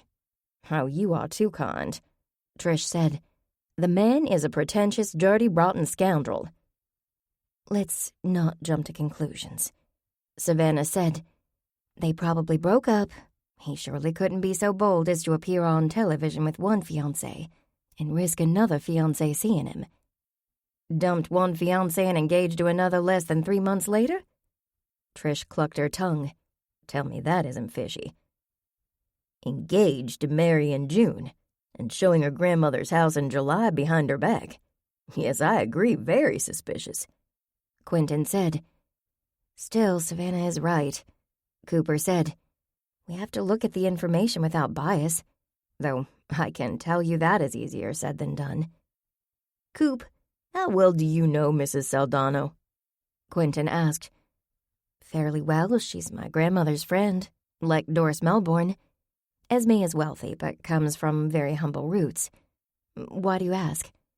I did a little financial research. Esmeralda Saldano isn't just wealthy. She's listed as one of the top 10 wealthiest women in Richmond. Cooper's jaw dropped. Why didn't I know that? That would explain the Frederick Remington, Quentin said. And the Victor Melange painting, Savannah said. Her homicide, Bryant said. She's very low-key, and her philanthropy is totally under the radar. Mrs. Saldano isn't on any boards and doesn't participate in many community events, though she apparently attends some of Manon Eason's events as a personal favor. He paused. Oh, she is heavily involved with the Fifth Avenue Animal Shelter. Yep, she has 4 rescue cats and 1 rescue dog. Jake said. Her dream is for the shelter to open a cat cafe downtown. He smiled. Sounds like she can afford it. How did you find that out? Cooper asked. Ear to the ground. Like you said, Coop, I offered Mrs. Saldano a refill of champagne, but her glass held sparkling water. She said that she gave up spirits years ago. Then she mentioned that her late husband had a secret wine room built that she hasn't even looked at since he passed 10 years ago. Well, that got us to talking, and I showed her my chip. He pulled a bronze chip from his pocket. I've been dry for 10 years now. Jake, I had no idea. Congratulations, Cooper said. That's an amazing accomplishment. Hear, hear, Bryant joined in. How come you never said anything, Jake? Quentin asked. The master plumber shrugged. It never came up until now. We are very proud of you, Trish added. Yes, we are, Savannah said with a smile. Jake is quite a guy. To thine own self be true, Jake quoted. Though in my case I'm being true to the Lord. Does anyone else have anything to share? Cooper asked. This may be nothing, Jake said. But I kept my eye on the fortune guy, and he pulled out his phone a lot. He'd check the screen like there was an incoming text message and shove it back in his pocket, looking mighty annoyed. He raised a shoulder. Maybe nothing, or maybe he's as sketchy as he appears. Sketchy and scary, if he's trying to get Esme to sell her house without consent. Cooper sighed and shared what she and Grammy Lee overheard in the mudroom. Oh my, Savannah said. That's not good. I hope we aren't looking at elder abuse. Esme held her own. Cooper said, It's Mary that has me concerned. The man may be some sort of Svengali. What are you going to do with all this information, Cooper? Jake asked. Cooper shrugged. I actually feel sort of sick about the entire situation. She rubbed the bridge of her nose. I don't know about you, but I don't like judging the man based on a lot of circumstantial incidents. And yet Esme is a very wealthy senior citizen who lives alone. What if my grandmother's concerns are right? I hear you, Coop, Quentin said. This is all worrisome. But if this is all circumstantial, do we want to be responsible for possibly breaking up Mary's engagement? Savannah asked. That too, Cooper said. Maybe he's just a run-of-the-mill jerk. Who are we to cast aspersions on Mary's choice in men? After all, she'd made plenty of mistakes herself in that department. One thing is certain, Trish said. Ronald Fortune is not what he appears. Something is going on behind those smiling eyes. I fear you are correct, Savannah said. Cooper nodded. I appreciate what everyone has done, and I guess what I should do is give the information to my grandmother and let her decide how to proceed. When will you tell her? Trish asked. They're spending today at Doris's, and Monday morning they're signed up for a Best of Richmond Bakeries tour. A bakery tour? Quentin perked up. Why didn't I know about this? Can you get me information on the tour company? Sure, Quentin. You okay, Cooper? Jake asked. Yes, I'd hoped we'd find nothing significant. Now I'm concerned this information may open a Pandora's box. We're here, if you need us, Savannah said. This morning we'll add prayers for discernment for your grandmother and her friends. Thanks, Savannah. Discernment. That's exactly what is needed. Chapter 6. Cooper scooped up her Bible from the front seat of the Jeep and headed up the driveway toward her little apartment. Gravel crunched as she moved closer to the flagstone path, head down in thought. Heart heavy, she realized that she sorely needed time to decompress and process all the information the Bible study had shared this morning about Ronald Fortune. Esme was in a terrible position with her only grandchild, and Cooper's heart ached at the thought that Ronald had created a rift between the women. The situation seemed incredibly dire in light of the loss of Esme's daughter and husband. Mary was all she had left in the world. The same could be said of her granddaughter. Ronald threatened the bond between the women. Cooper couldn't even imagine being estranged from Grammy Lee or her mother. Both were strong, independent women who raised her to be the same way. "Cooper." She turned to see her father standing outside of the greenhouse, beckoning her to join him. He'd changed from his church clothes and wore ancient denim overalls and a flannel shirt. A broad smile stretched across his face. It occurred to Cooper that her father smiled more since his retirement, and that filled her with happiness. "Daddy, what are you up to?" "I wanted to catch you before you went in the house. Since Grammy is gone with her friends until Monday evening, I forbade your mama from cooking today. Nothing wrong with a peanut butter and jelly sandwich and a cup of soup for Sunday dinner this week, right?" "Absolutely. I have leftover pizza in my fridge. Mama deserves a break." "Not really a break.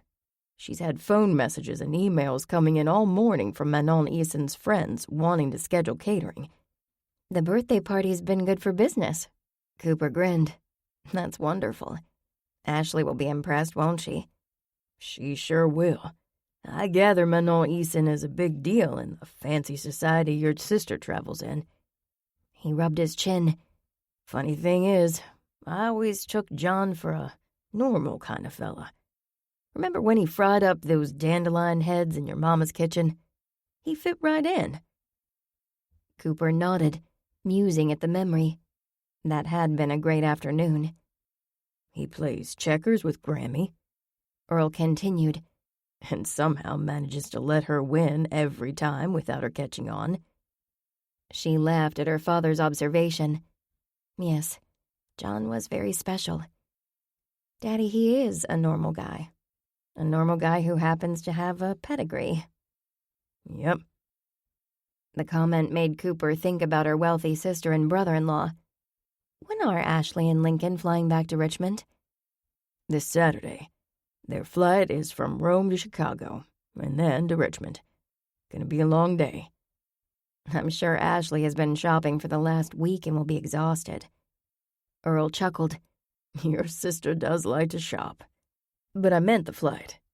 That too, Cooper said. She looked over her father's shoulder at her beloved greenhouse, noting the newspaper covering the glass from the inside. He'd never done that before. Perhaps it was a new winter growing strategy.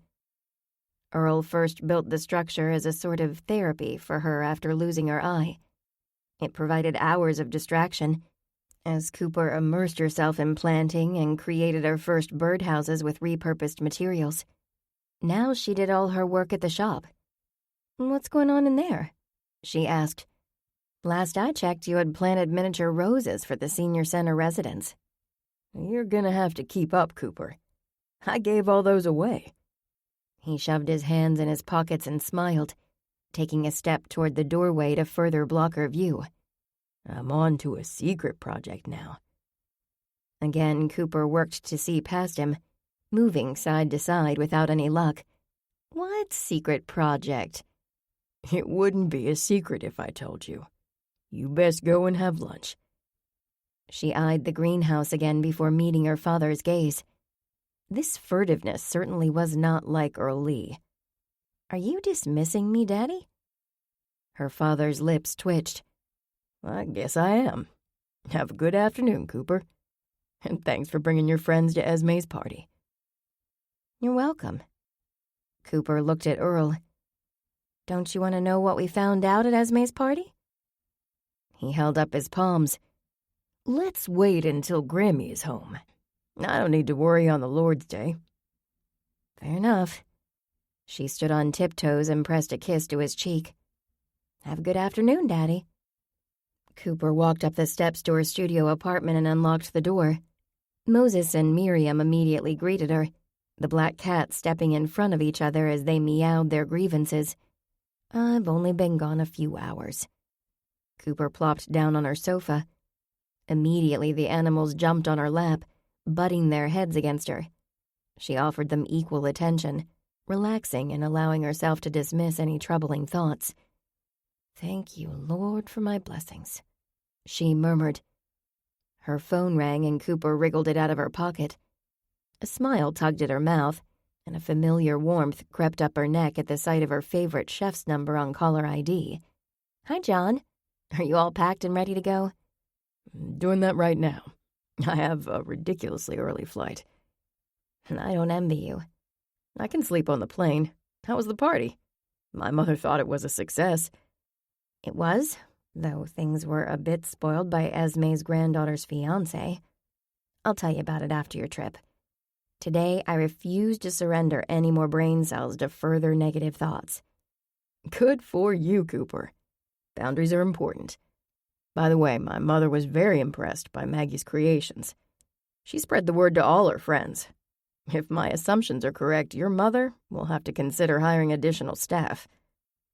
Cooper smiled. "So I've heard.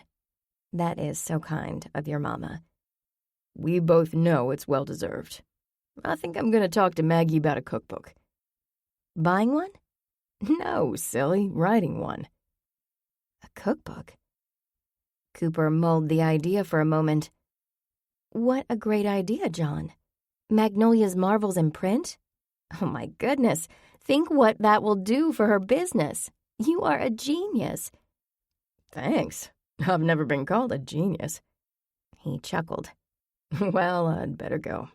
I've got a few loose ends to take care of before I leave." "Oh, yes, of course. Thank you for calling. It's good to hear your voice." There was silence. Then John said, "I'm going to miss you, Cooper."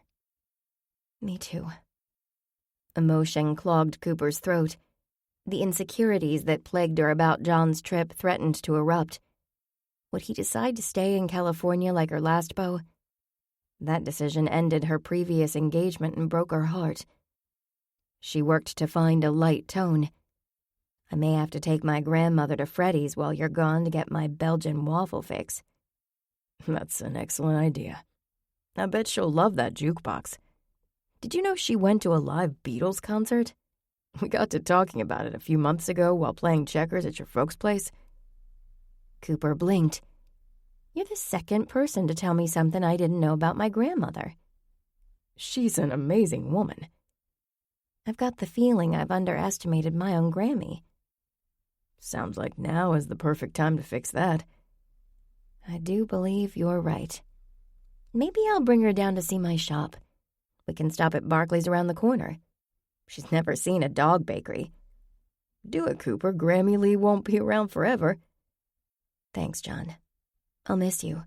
But you've given me some inspiration to work on while you're gone." "Wonderful." He paused. I love... John's voice trailed off. "What?" Cooper jerked up on the couch, her ear plastered to the phone. "Oh, never mind. I'll tell you when I see you." "Okay," she murmured. "I'll be praying for your trip." "Thanks, Coop. See you soon, and please stay safe." Cooper disconnected the call and plopped back against the couch cushion. She held Miriam close. That was strange. Was he about to say he loved me, Miriam? The black cat cocked her head as if confused. On the other side of the couch, Moses moved close and knocked his head into her arm, as if giving her a reality check. "I'm confused, too," Cooper whispered. What would she say to John if he declared his love? Did she love him? Of course she did. Still, it seemed so awkward. Cooper shook her head. She'd probably imagined the entire thing. Maybe he was going to tell her something else. But what? When her stomach growled, she put the cat down and headed to the kitchen. Leftover pizza and a little television should keep her from thinking about such silliness, though the conversation was already playing on a loop in her mind. Cooper glanced at the calendar on the fridge. He'd be back in a week. She couldn't wait to ask him what he was about to say. But was she prepared for the answer? Monday morning, Cooper slipped into her flats for work just as the banging started on her door. Pulling up the zipper on her navy slacks, she raced out of the bedroom and through her minuscule apartment. "Cooper, are you up?" Yes, Mama, I'm coming. Give me a second. The moment Cooper opened the door, Maggie Lee burst into the room, with Max following on a leash. "Why is Max with you?" Cooper asked. At the sight of the terrier, both Moses and Miriam ran to Cooper's bedroom, no doubt planning to hide in her closet. "Your grandmother asked me to walk this bundle of energy while she's gone." She shook her head, although my idea of walking and Max's are two different things. "We've walked from here to the high school and back. Max isn't even winded." Maggie looked down at the pup who stretched his leash, eager to greet the cats. "Though I have to admit he's well behaved. Whoever owned Max before Grammy rescued him did an excellent job of obedience training." Cooper opened her mouth and closed it again. Nope, her mama didn't need to hear any details about the Bible study's last case. She would not share that Max was owned by a chef who faced second-degree manslaughter charges. She'd leave Grammy to share that information. "You look so nice, sweetie." Maggie cocked her head and smiled. "Mama, don't look so surprised. I'm not Ashley Lee Love, but I can up my game when necessary. No more uniforms and steel-toed shoes since I left Make It Work." "Well, I, for one, approve. You look lovely." "Thank you. Now tell me what has you at my door so early." "Oh, my stars, I'm getting distracted." Maggie Lee palmed her forehead. "You aren't going to believe this. Detective Olson is downstairs." "What? Why?" Cooper hadn't seen the burly detective since Max's owner was arrested, and Olson stopped by the store to thank her. It was a very unfortunate case that the Bible study had solved, involving John's uncle, Chef Anton Parsley. "He says that he's trying to find Esme." "Why?" Cooper stepped into the kitchen and rinsed her coffee cup before placing it in the sink. "Ronald Fortune is missing." "Missing?" Cooper turned and looked at her mother. "Ronald is a grown man. He was at the party on Saturday. That's less than 72 hours ago. Why would anyone think he was missing?" "Goodness, I have no idea. Could you come downstairs and talk to the detective?" Cooper groaned. "Even if that horrible man is missing, I don't see why I should have to talk to Olson." "He likes you, Cooper. Didn't you say he mentioned you should go into law enforcement?"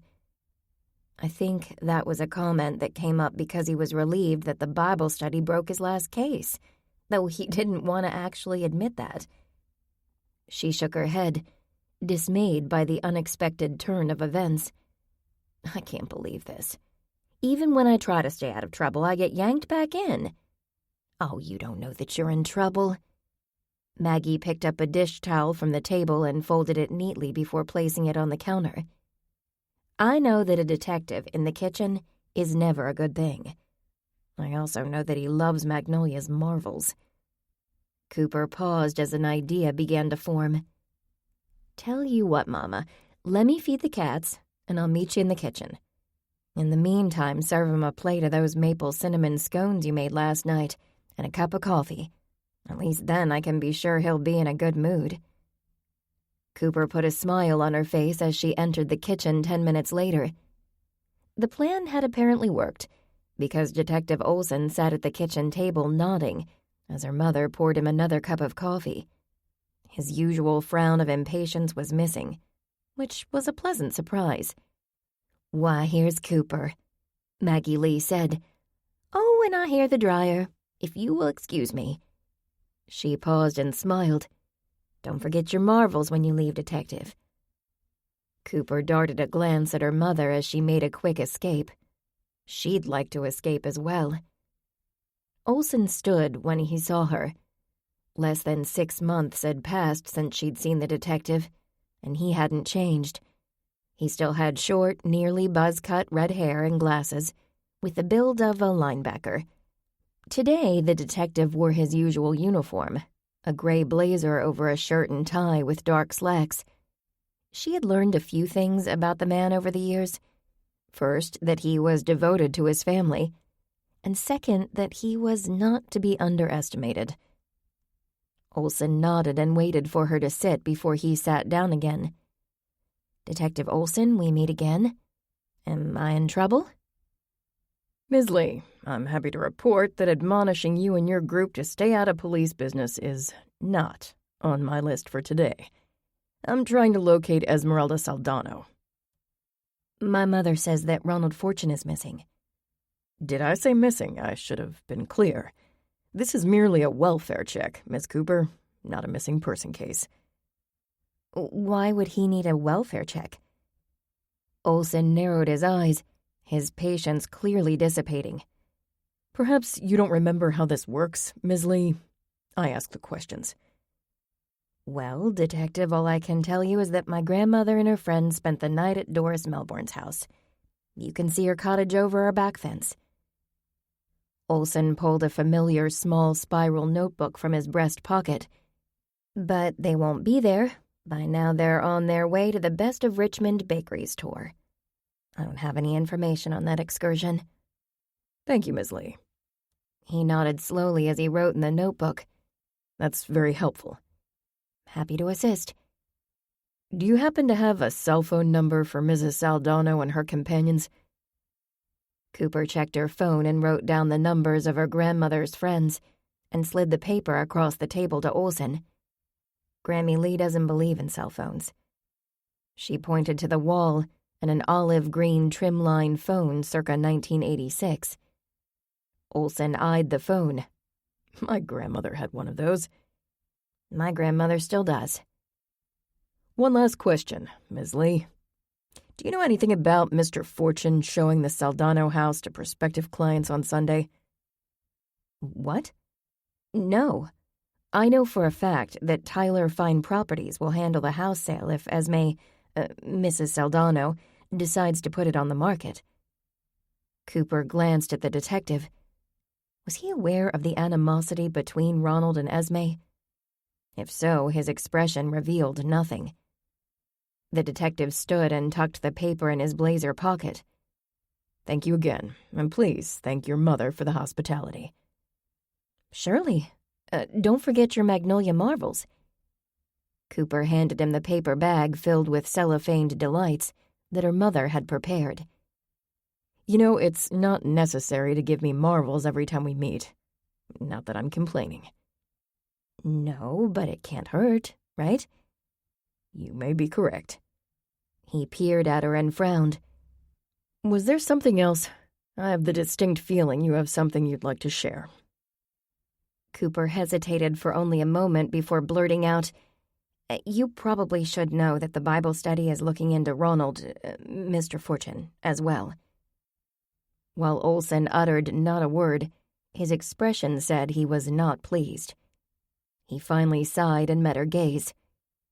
"And why would you and your friends be looking into Mr. Fortune?" "My grandmother asked us to. Esme, Mrs. Saldano, is quite wealthy and concerned that Mr. Fortune may have an unhealthy interest in her bank account." He gave a weary sigh. "I spoke too soon. Apparently, admonishing you and your friends to stay out of police business is on my agenda today." "We're not really in police business, if you aren't investigating. And since no crime has been committed, neither are we." Olson gave a tight smile. "You know how to reach me, if you stumble on anything I should be aware of." "Yes, sir." At the sound of Detective Olson's car starting, Maggie Lee joined Cooper in the kitchen. "This makes no sense, Mama. Olson is a homicide detective. They don't do welfare checks." Yes, something was very off. Cooper stood at the sink replaying the conversation. Suddenly, she realized that Olson hadn't asked for Mary Lamb's phone number. Maybe he didn't know about the engagement. Certainly that was information he needed to know. "Something fishy is going on," Cooper said, "and I intend to find out what it is." "How are you going to do that?" Maggie asked. "I'll be right back." Cooper raced outside, just as Olson started backing up his car. She waved her arms back and forth, knowing she looked ridiculous, but she didn't care. Olson turned off the engine and got out of the sedan. Ms. Lee, was there something else? Or are you trying to fly? Detective Olson, if I promise to keep the information to myself, can you please tell me who requested the welfare check on Ronald? The detective took a deep breath and rubbed his chin as seconds ticked by. Finally, he looked at her hard, his gaze stern. This is strictly off the record. Understood? Yes, sir. All I know at this point is that his wife reached out to someone whose pay grade exceeds mine. His wife? Ronald's wife? Cooper sputtered. How can he have a wife when he's engaged to Esmeralda Saldano's granddaughter? Olson jerked back with surprise. For the first time ever, the detective was speechless. A moment later, he pulled out his notebook and pen. Are you certain? Cooper nodded. Mary Lamb is her name. And no, sir, I don't know her well, but I am certain that they are engaged. Do you have a phone number for this fiancé? I do not. A pinging sound had Olson retrieving his phone from the car. A muttered groan slipped from his lips as he read the screen. Duty calls, Ms. Lee. He opened the car door and then looked at her. I appreciate the information, and I trust you will be discreet. Yes, sir. Cooper stared down the drive as Olson's sedan backed out. For minutes, she stood frozen, working to put the pieces of information together. Then she turned and walked to the house, where her mother waited at the door. What did he say? I can't tell you, Mama. No, it was better if she kept her mouth shut until she had time to chat with the Bible study. This investigation, that wasn't an investigation, had become a hot mess. Besides, she didn't like the idea of being the messenger who delivered this news to Grammy Lee and her friends. I'm your mother, Cooper. It's best for now if you stay out of this. Cooper sighed. In case anything happens. What do you mean, in case anything happens? Maggie released a small gasp. Are your grandmother and her friends in danger? No, Mama, but my gut is in knots, and I suspect I have inherited Grammy Lee's intuition for sensing when trouble is brewing. Chapter 7. Cooper barely recalled the drive to work after her unexpected meeting with Olson. Ronald Fortune had a wife. The detective said to be discreet, but Cooper didn't know how long she could keep the information from her grandmother and Esme, not to mention poor Mary Lamb, though she was determined to try. In her rush to get out the door, Cooper left her travel mug of coffee on the kitchen table. She took a short detour and picked up a coffee to go from Lamplighter Roasting Company.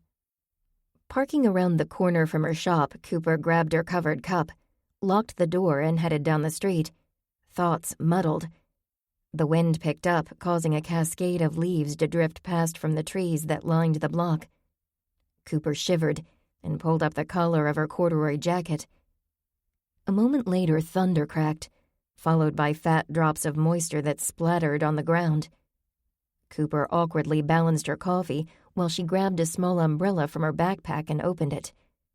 Now she wished she had checked the weather forecast and waited for a parking spot closer to the store to open up. Passing Barclay's Bakery, she waved through the window at the clerks, who ran the doggy bake shop. Cooper was reminded of her conversation with John. She'd definitely talked to Grammy Lee about a girl's day out. Maybe she and Ashley could take their grandmother for a mani-pedi. She chuckled at the thought. Cooper never imagined she'd be getting manicures, but thanks to Ash, she hit the nail salon every few weeks. Maybe Grammy Lee would like it as well. When the rain began to fall in earnest, slanting in and soaking her slacks, Cooper scrunched up her shoulders to stay dry beneath the umbrella. The storefronts became a blur as she continued to walk, head slightly down, while rain pummeled her umbrella and bounced off the sidewalk. As she rounded the corner, a man stepped out of the jewelry store and hurried down the street. his black umbrella bobbing as he moved. Cooper blinked and did a double take. John? Raising her umbrella for a better look, she noted the man's familiar gait and the back of his head as he strode toward the next corner. Cooper called his name, but another round of thunder drowned out her voice. She'd arrived at Bits and Pieces by now, but Cooper continued to follow the man. He turned to the corner, and steps later so did Cooper, right into a large puddle. The cold water splashed beneath her pant legs with a surprising chill. Startled, she nearly dropped the umbrella and coffee. By the time she'd danced through the puddle and looked up, he had disappeared. Cooper stood on the sidewalk in the rain, shivering as moisture seeped into her shoes and dripped down her back. What just happened? She was sure that it was John. Or was it? She backtracked to Bits and Pieces and opened the door. Zoe, her most recent hire and a full-time college student, looked at her. Her eyes widened. "You're soaking wet." She stared. From head to toe, even. "I have a change of clothes and back." Cooper sighed, noting the trail of water in her wake as she moved toward the back of the store. "I'll clean that up." "But you have an umbrella," Zoe said, astonishment evident in her voice. "How did you get so wet?" "It's a long story. A ridiculous story." After changing her clothes and mopping the floor, Cooper sat down at her desk and took a long sip of coffee. She pushed back her damp hair before rummaging in her backpack for her cell. Staring at the cell, she froze. What was she doing? Checking up on John? No. She refused to let her suspicious thoughts get the best of her. He was undoubtedly in the air, and her imagination was working overtime. End of story. Cooper struggled to stay focused the rest of the morning. Though she managed to unpack a crate of stunning pink depression glass plates and bowls, she lost count while pricing and inventorying not once but twice. Her thoughts kept wandering to the man who looked like John. At noon, she admitted defeat and called her former coworker Angela at Make It Work. "Angela, do you have time for lunch?" "Oh, absolutely. Where to?" "Casa Grande? It's easy to get in and out. I have to be back at the store for an appointment with an estate sale rep." "Works for me." The rain had stopped, leaving the sidewalk covered in a carpet of wet leaves when Cooper left Bits and Pieces for her lunch date with Angela. The route to her car took her past the watch repair shop next door, 2 clothing boutiques, and the jewelry store the mystery man had exited this morning. Cooper stepped under the awning to peer into the shop's wide storefront, where diamond necklaces were displayed on headless velvet mannequins. She'd never visited this particular establishment, but now itched to know what business dealing the man had in the shop this morning. Except she had a lunch date. 20 minutes later, Cooper sat across from her friend at the family restaurant. Angela never changed, which Cooper appreciated on a day like today. Age was just a number to Angela, who generally emulated her hero, Marilyn Monroe. Today, she wore a tight pencil skirt and a pink cashmere sweater. She patted her platinum blonde bob, adjusting a pink beaded headband before sliding into a chair across from Cooper. "Are you doing something different with your hair, Cooper? It looks like wavy stalks of wheat today. I like it." Cooper's hand went to her head, and she pushed the long strands behind her ears. Blame it on the rain. She'd inherited her grandmother's curls, which she usually tamed with a blow-dryer each morning. "How are you doing over there at your cute little shop?" Angela asked. "Truthfully," Cooper said, "it's only noon, and already I've had quite a day."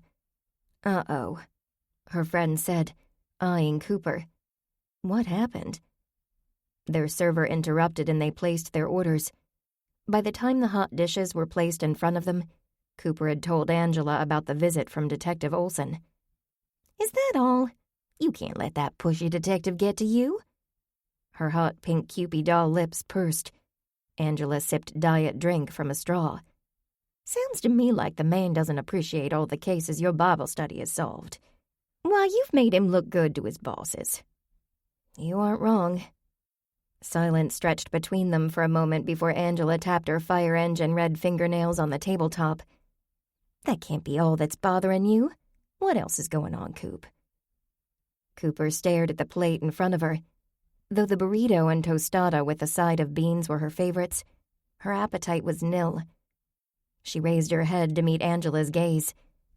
I drove to work and saw John walking down the street.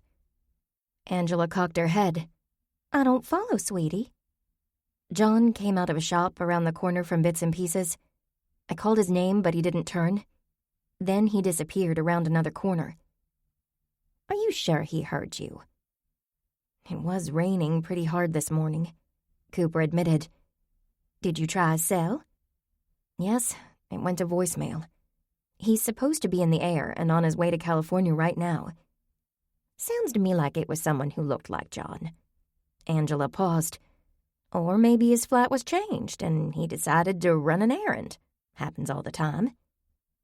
I guess. California. Angela dabbed at her mouth with a napkin. Isn't that where your former fiancé, that cute, nerdy fella, moved? Yes, she murmured. Cooper fiddled with her fork. Nathan dumped me for another state. Now John. She swallowed past the lump in her throat and reached for her water. I'm guessing John is planning an exit. Or why didn't he tell me his flat was changed?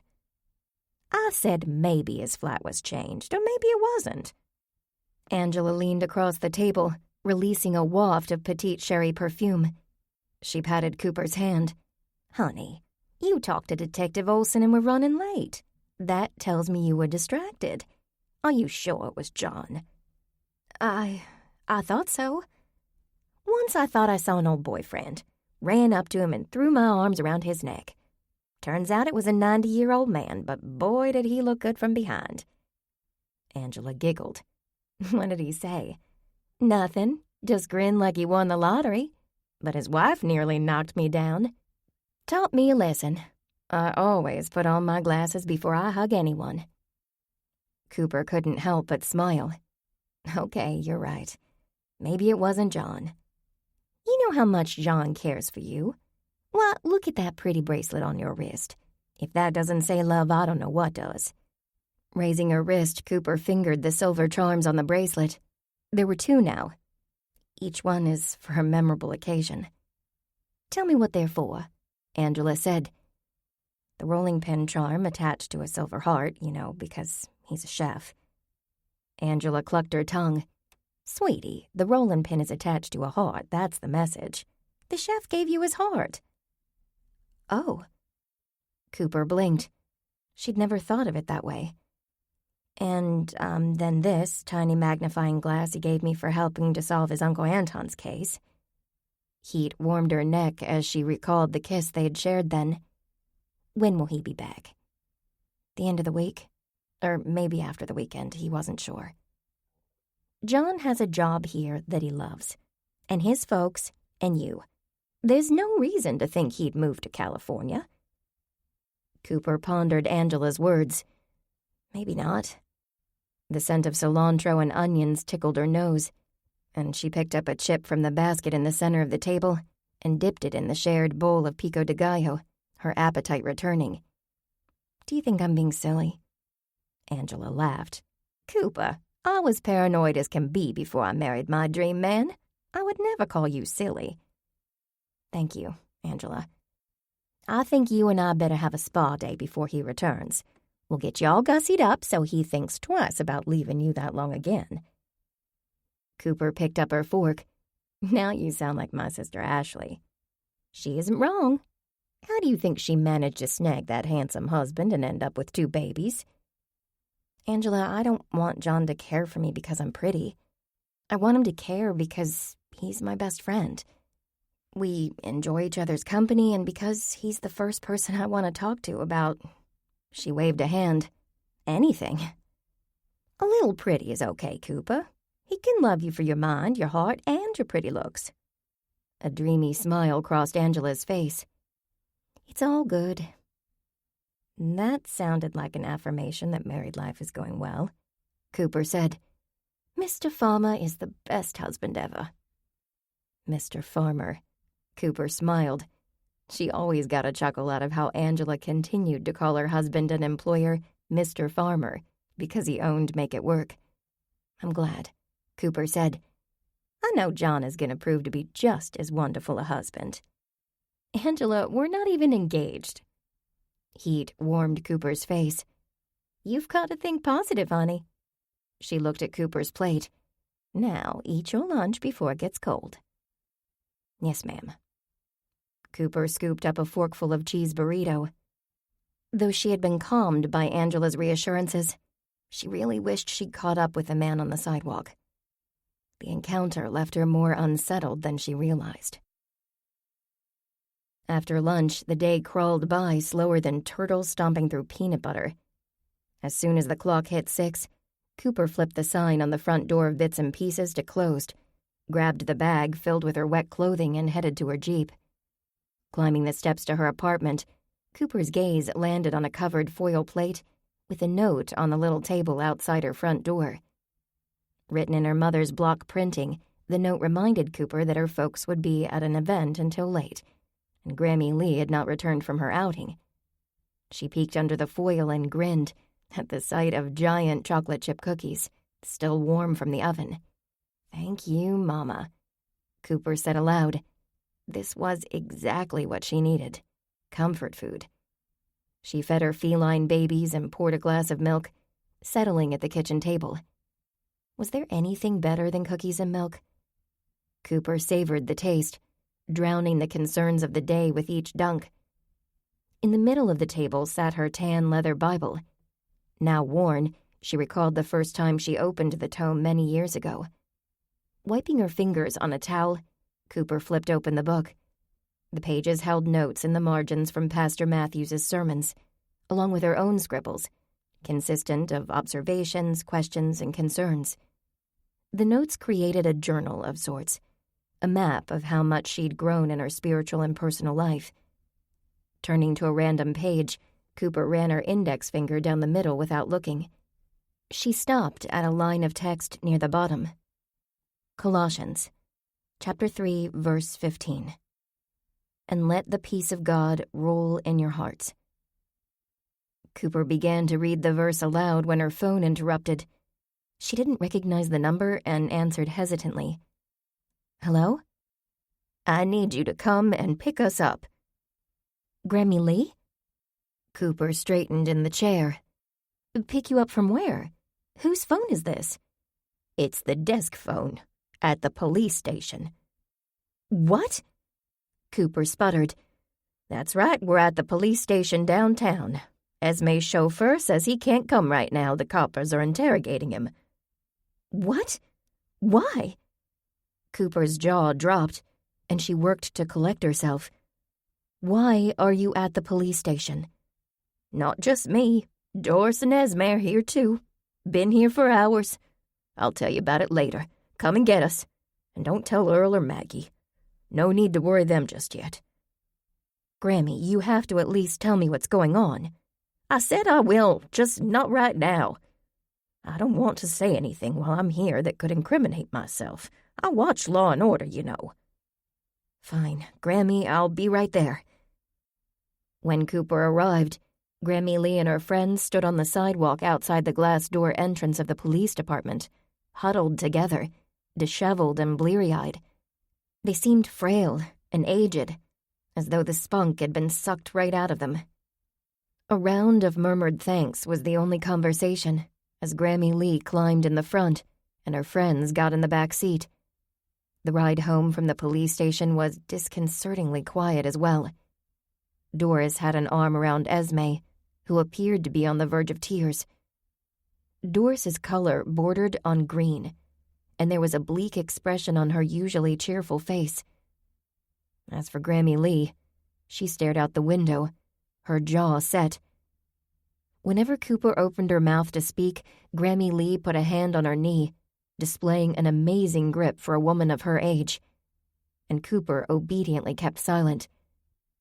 Once Esme and Doris were dropped off at Doris's house, Cooper parked the car in the driveway of the Lee home and followed her grandmother into the kitchen. Grammy dropped into a chair. her chin touching her chest. Cooper had never seen her grandmother like this. Her gray hair was mussed, and her Nikes had some sort of red stain on them. "Are you all right, Grammy?" "What?" She raised her head, blinked and looked at Cooper, her eyes owl-like. "I'm fine. A little tired is all." "Grammy Lee, you were at the police station." Cooper's gaze moved from the Nikes to her grandmother's pink velour jogging outfit. Her eyes widened. "Is that blood on your clothes?" Her grandmother glanced down at the stain on the front of her zip-front jacket that trailed to her left thigh. She grimaced. "A little peroxide'll take that out." "Why do you have blood on you? Why were you at the police station? What's going on?"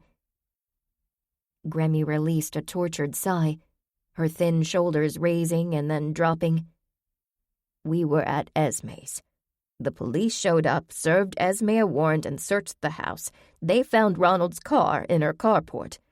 And Ronald, in the trunk, dead." "Dead?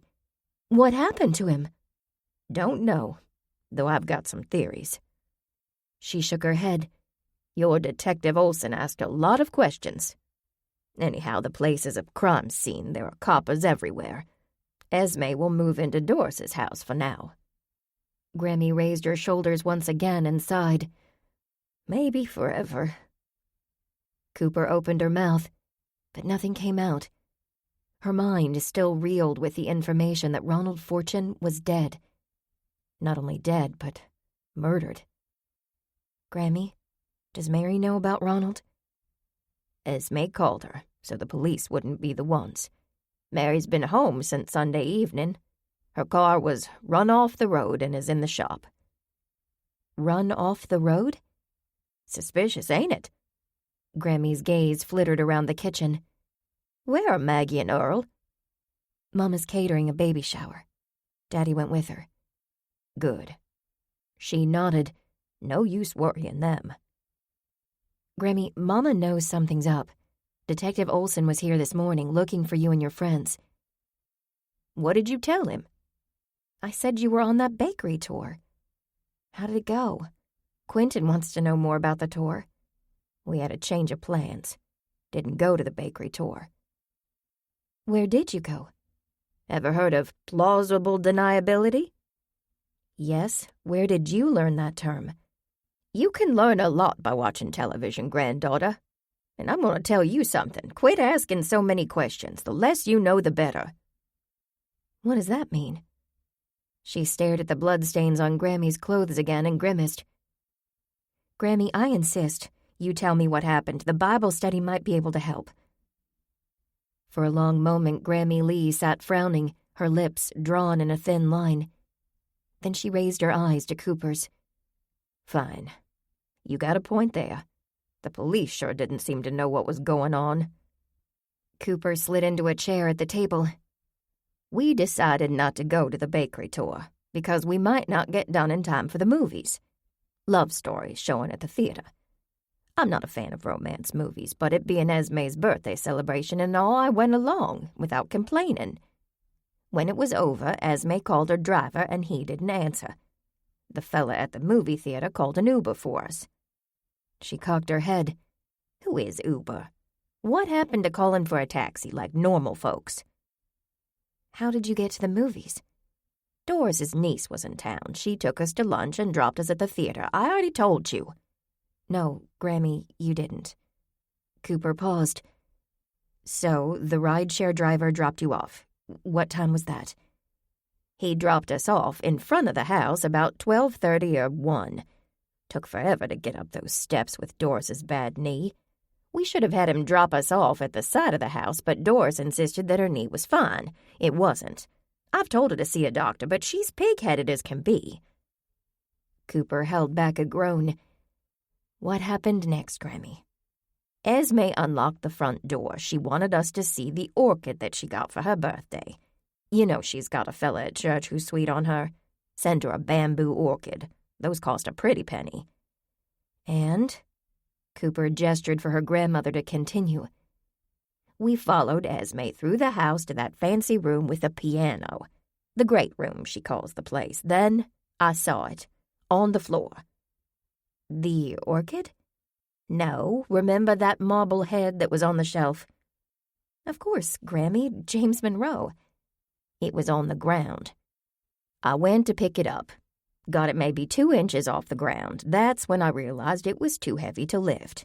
Dora screamed. Said the backside was covered with blood. I dropped that sucker. Cooper looked at her grandmother's clothes. That explained the blood. James didn't break, but he sure bounced. Grammy Lee shook her head. Doris moved so fast you'd never know she has a bad knee. She raced outside, pulled her cell out of her pocket, and called 911. Oh, my goodness. Cooper breathed. The police arrived pronto. An hour later, your Detective Olson showed up as well with a search warrant in his hand. What did they find? Found Ronald's car in the carport, Ronald in the trunk. Hit with the bust? That's what I figure. Grammy Lee nodded. The bust with my fingerprints all over it. I'm lucky they didn't lock me up. But Doris said I'm too little to have conked Ronald with the statue. She's right. That bust is 25 pounds at least. Cooper concurred. So the police took you downtown? Detective Olson drove us. We could have chatted at Esme's house, but she looked like she'd lose her lunch any minute and refused to stay once they put up that police tape all over the place. Not only that, but neighbors had started to gather outside her house on account of there being a dozen copper cars. First time in nearly 40 years she'd even seen her neighbors. Grammy shook her head. Esme'll be selling that place for sure now. Well, it was thoughtful of Detective Olson to drive you. I guess. Didn't have much more to tell him than what I told you. Once they piece together a timeline, he'll be back with more questions. More questions? Grammy huffed. I don't know anything else. You may know more than you think. It's those little bits of information put together that will help Detective Olson solve the case. Cooper paused. What about Mary? What about her? She couldn't have killed him. Mary Lamb is as scrawny as can be. Did they locate her? Grammy Lee shrugged. Don't know, Cooper. To tell you the truth, I've been so rattled that I could barely think about anything but my own family. I was terrified they might lock me up and I'd never see y'all again. Her grandmother sniffed, and Cooper inched her chair closer and slid an arm around her. I feared I might never see you marry, Cooper. Never see my grands grow up. Oh, Grammy. It's going to be okay. We'll figure this out. Can you figure out something to eat? I'm starving. Sure. How about I whip us up an omelet? With bacon. Lots of bacon. Little boy loves bacon. At the suggestion, her ginger rescue cat entered the kitchen, swishing his stump of a tail around Grammy's legs. Grammy, you know Mama doesn't like you feeding that cat people food. Cooper shook her head. Mama would have a fit. She doesn't even like little boy to be in the kitchen. Well, your mama isn't here, and I almost ended up in an orange jumpsuit with ankle chains. Let's not worry about little boy right now. Fine. I guess you deserve a break after the day you've had. I'll say. And Cooper, you'll ask your friends to find out who killed Ronald, right? No, Grammy, that's Detective Olson's job. In his own sweet time. Meantime, Esme's in hiding and Doris and I are a nervous wreck. We can't even go to volunteer at the shelter or attend ballet classes. What if the murderer is after us as well? What if they're after Mary? She sniffed. Please. No, Grammy, absolutely not.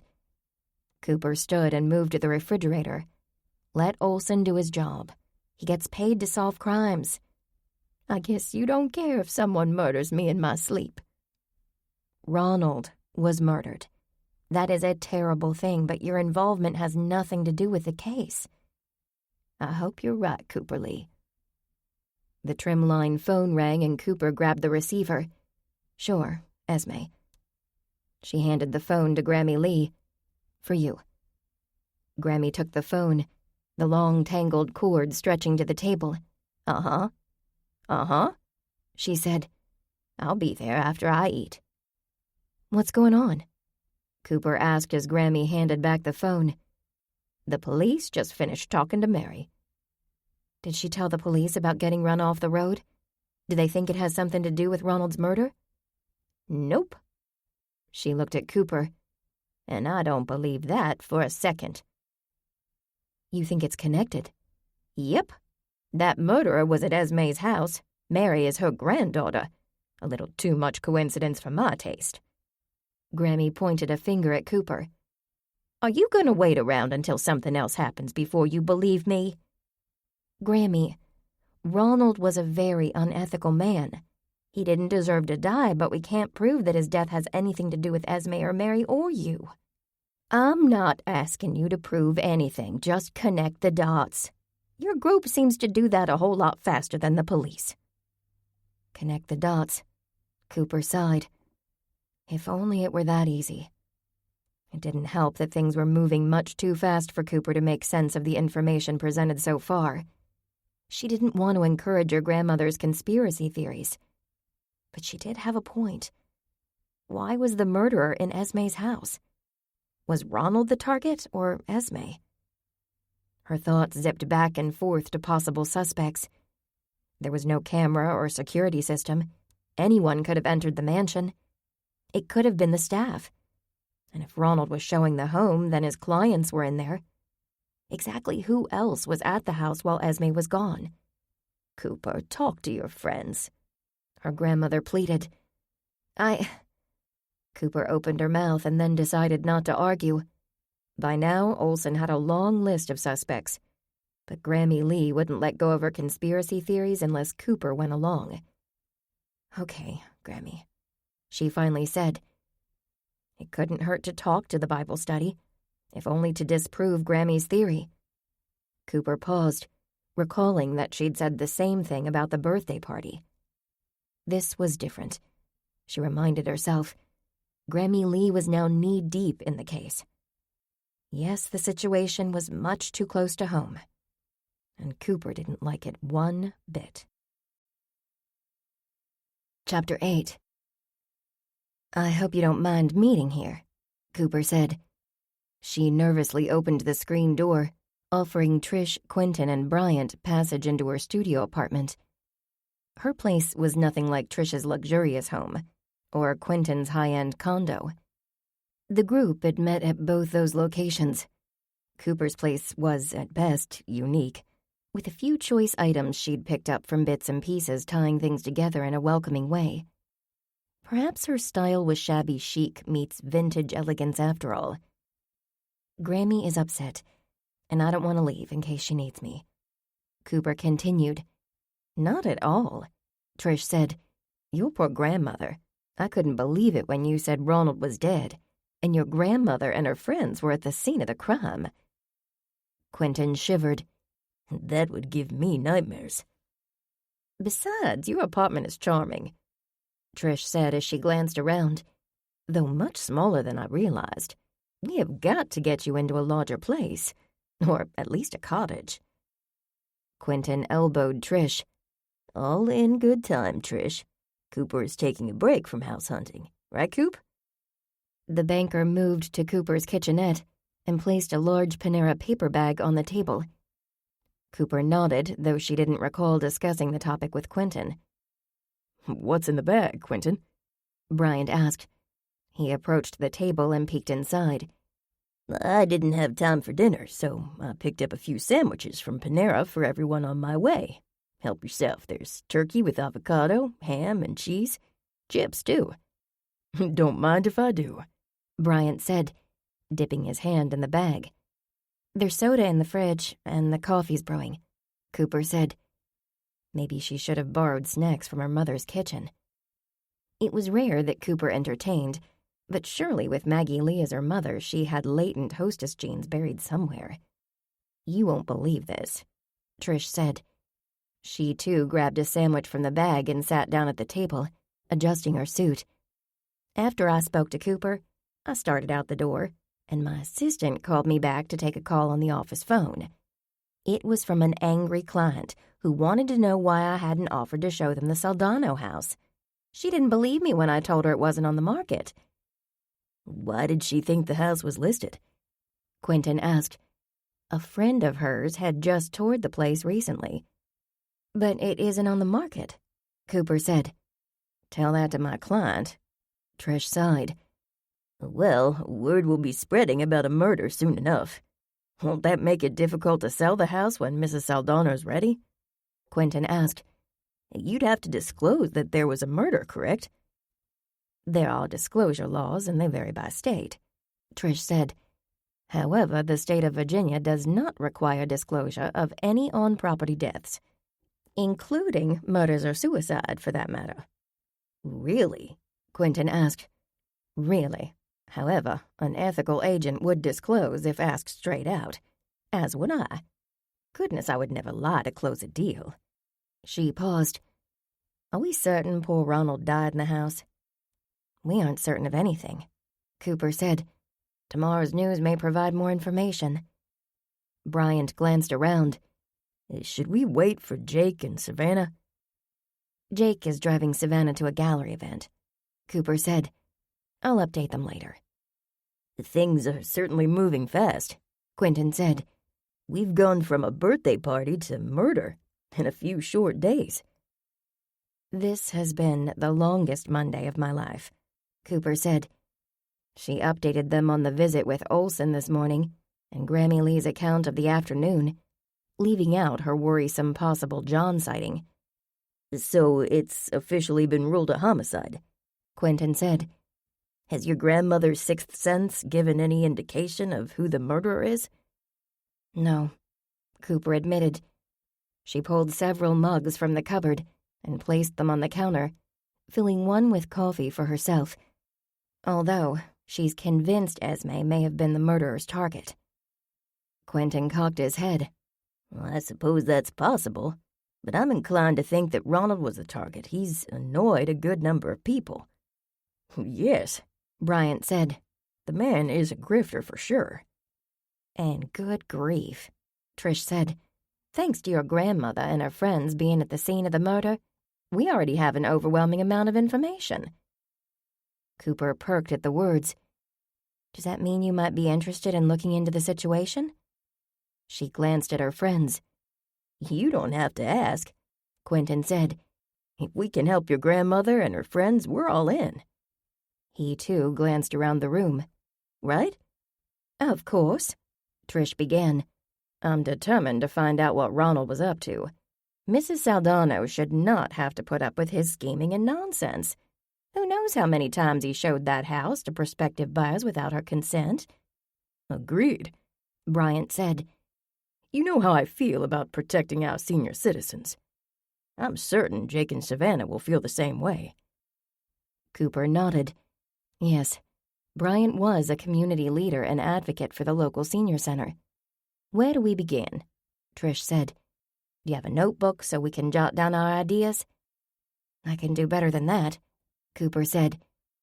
She pulled a tripod and dry erase board out from where it rested behind the front door. You just happen to have a dry erase board. Trish smiled. It's for the store layout. I like to change things up with the season, and this helps me brainstorm. She handed Bryant a black dry erase marker. Will you do the honors, sir? Sure. I think this case requires us to go back to the basics. Bryant wrote the words motive and opportunity on the board, gesturing with the flourish he used for his televised meteorologic reports on Channel 6.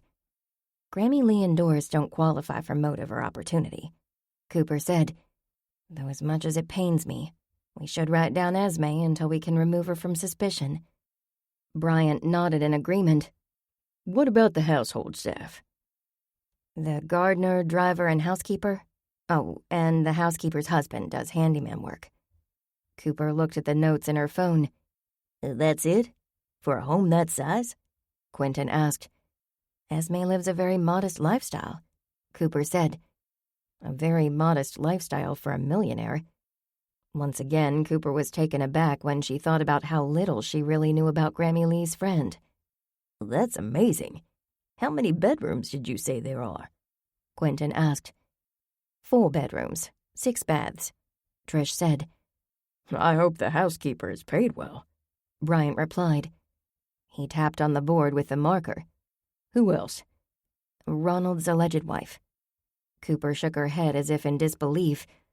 Also, fiancés 1 and 2. That's a lot of suspects, Quentin said. 8. Cooper counted. Shall we divide them up and see what we find? Savannah should look into fiancé number 1, since they're both in the art world, Trish said. Good idea, Bryant added. I'll see what I can find on the wife's status. I can ask Jake to talk to Esme's driver and the gardener, Cooper said. I'll take a look around the neighborhood, Quentin said. Maybe a neighbor's security cameras picked up something.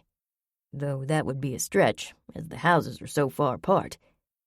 Still, they might have caught a car in the neighborhood, Bryant said. Maybe Trish and I should chat with Mary and Esme, Cooper said. They'll probably be more comfortable with people they know. Sure, Trish said. I'd like to chat with that housekeeper as well. I don't want to take up precious Bible study time. So how about if we meet again after the service on Sunday? Quentin suggested. I've been itching to try that new restaurant in the Berkeley Hotel. It's very affordable. Sounds good, Bryant said, as everyone else nodded. Cooper got up and walked to the coffee pot. She poured herself another cup and sighed. You okay, Coop? Quentin asked quietly. Yes, just so much going on. Heard from John? I haven't, and I've been so busy, I haven't checked my phone since early today. Why don't you give him a call? Oh, I don't want to seem pushy. Trust me, Cooper. That is not being pushy. A fellow likes to know a woman's thinking about him. A sharp rap at the door interrupted Cooper, and before she could respond, Grammy Lee burst into the room, carrying a serving dish covered with foil. Grammy, I thought you were resting, Cooper said. Do you need something? I hate that you walked up the steps. Plenty of time to rest when I'm dead, which I am not. Her grandmother moved into the room and looked around. I came up to see your group in action. Missing a few, ain't ya? Savannah and Jake couldn't be here tonight. Let me help you with that, Miss Lee, Bryant said. He took the platter and carefully placed it on the kitchen table. This is my famous iced lemon loaf, Grammy said. She removed the foil and smiled at the neat slices of yellow cake, drizzled with pale lemon icing. You're a baker as well? Quentin asked. Maggie is the chef in the family, but I can hold my own. She grinned. Help yourselves. Thank you, Mrs. Lee. Quentin eagerly took a slice and wasted no time digging in. His eyes popped wide. This is amazing. A delicate burst of lemon with a pillowy texture. It is pretty tasty, if I do say so myself. Grammy crossed her arms and walked over to the dry erase board. Motive and opportunity. She nodded slowly. Makes sense. Been thinking about this situation long and hard. Lots of questions. What questions, Mrs. Lee? Bryant asked. Why didn't the driver answer when Esme called for a ride home from the theater today? Grammy narrowed her gaze. And why would someone kill Ronald at Esme's? Was he in the wrong place at the wrong time? What was he up to in that house? Excellent questions, Mrs. Lee, Trish said. What can you tell us about the household staff? Darren is the driver. Been with Esme about a year. Mrs. Hastings is her housekeeper. She's worked at Esme's a dozen some years. Her husband does handyman work around the house. Don't know much about the gardener fella, Eddie, except that he's in college, studies plants. Thank you, Trish said. You gonna interrogate everyone? Grammy asked. We'll speak to everyone, Cooper said. I'm especially interested in chatting with the Quentin began, but Cooper quickly gave him a kick in the shins. The woman he's engaged to, Cooper interrupted loudly. Mary Lamb. No need to yell, Grammy said. I ain't deaf. Anything else you can think of, Mrs. Lee? Brian asked. Yep. Where's his phone? His phone? Cooper asked. Detective Olson said Ronald's phone hadn't been located. I heard him talking to another copper. Did he say anything else? Cooper asked. Yep. Grammy nodded. Said Ronald was reported missing on Sunday night. Which brings up another question, Bryant said. Time of death. I guess we won't know until the coroner's report's released.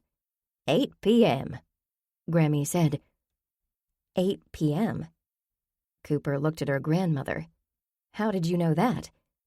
I overheard the coroner tell Olson he'd been dead since around 8 p.m. Sunday night. Grammy, why didn't you tell me all this when I picked you up at the police station? Cooper asked. I wasn't myself, and I hadn't eaten in hours. I'm feeling better now that my belly is full, and I've had a bath, thank you very much. I'll sleep well tonight, knowing your friends and the good Lord are on the case. We'll do our best, Mrs. Lee, Bryant said. I expect you will. She smiled. When's the stakeout? I can bring snacks. Cooper blinked at the question, and her friends looked at each other.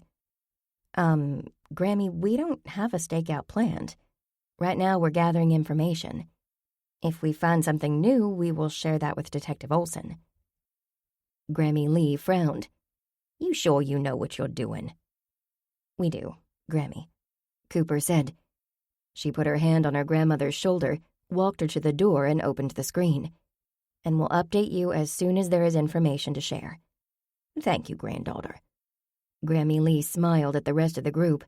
Be careful now, no guns or anything. Yes, ma'am, Quentin said. When Grammy Lee left, Cooper closed the screen and the front door. Sorry about that kick, Quentin. I promised Detective Olson that I would be discreet about the information on Ronald's marital status, and telling my grandmother would not be a discreet move. No problem. He rubbed his leg, though she's bound to find out when Mary finds out.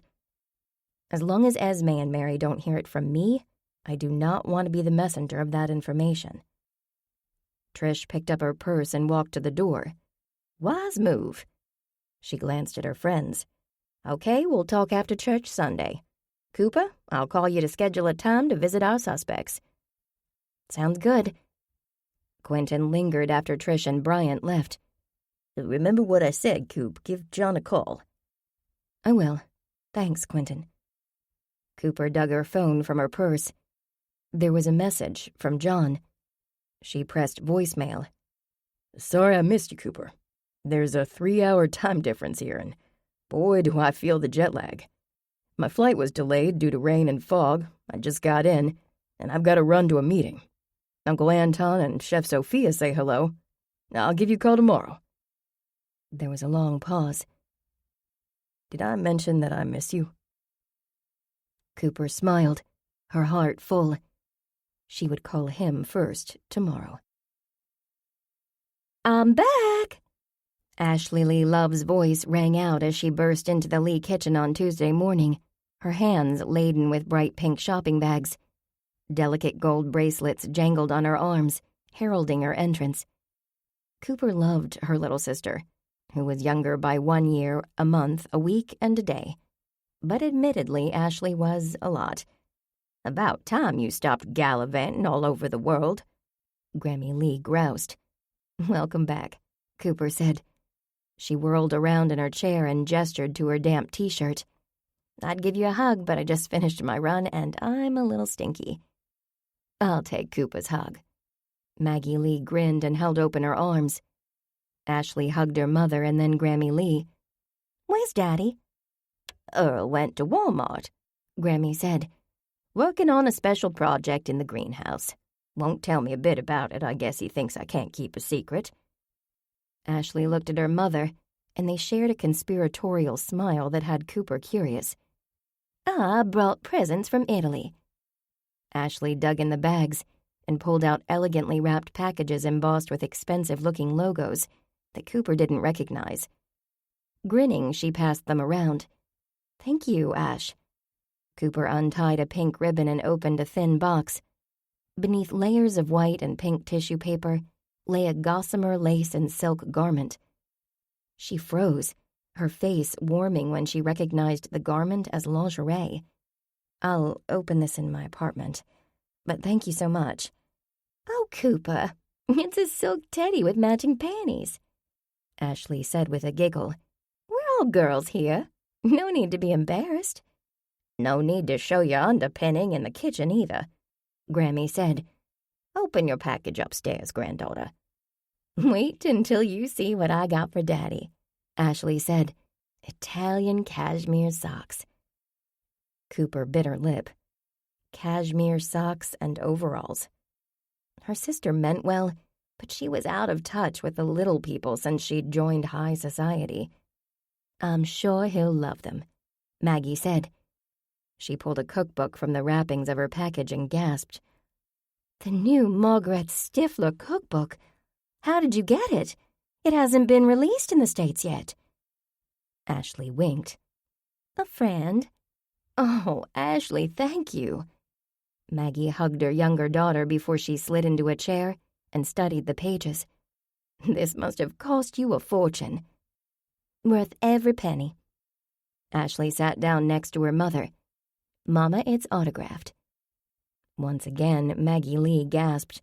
Her fingers nimbly turned the pages to the beginning. "Oh, my stars, it is." "What's this?" Grammy Lee examined the box Ashley had handed her. "I'm not opening it if it's panties."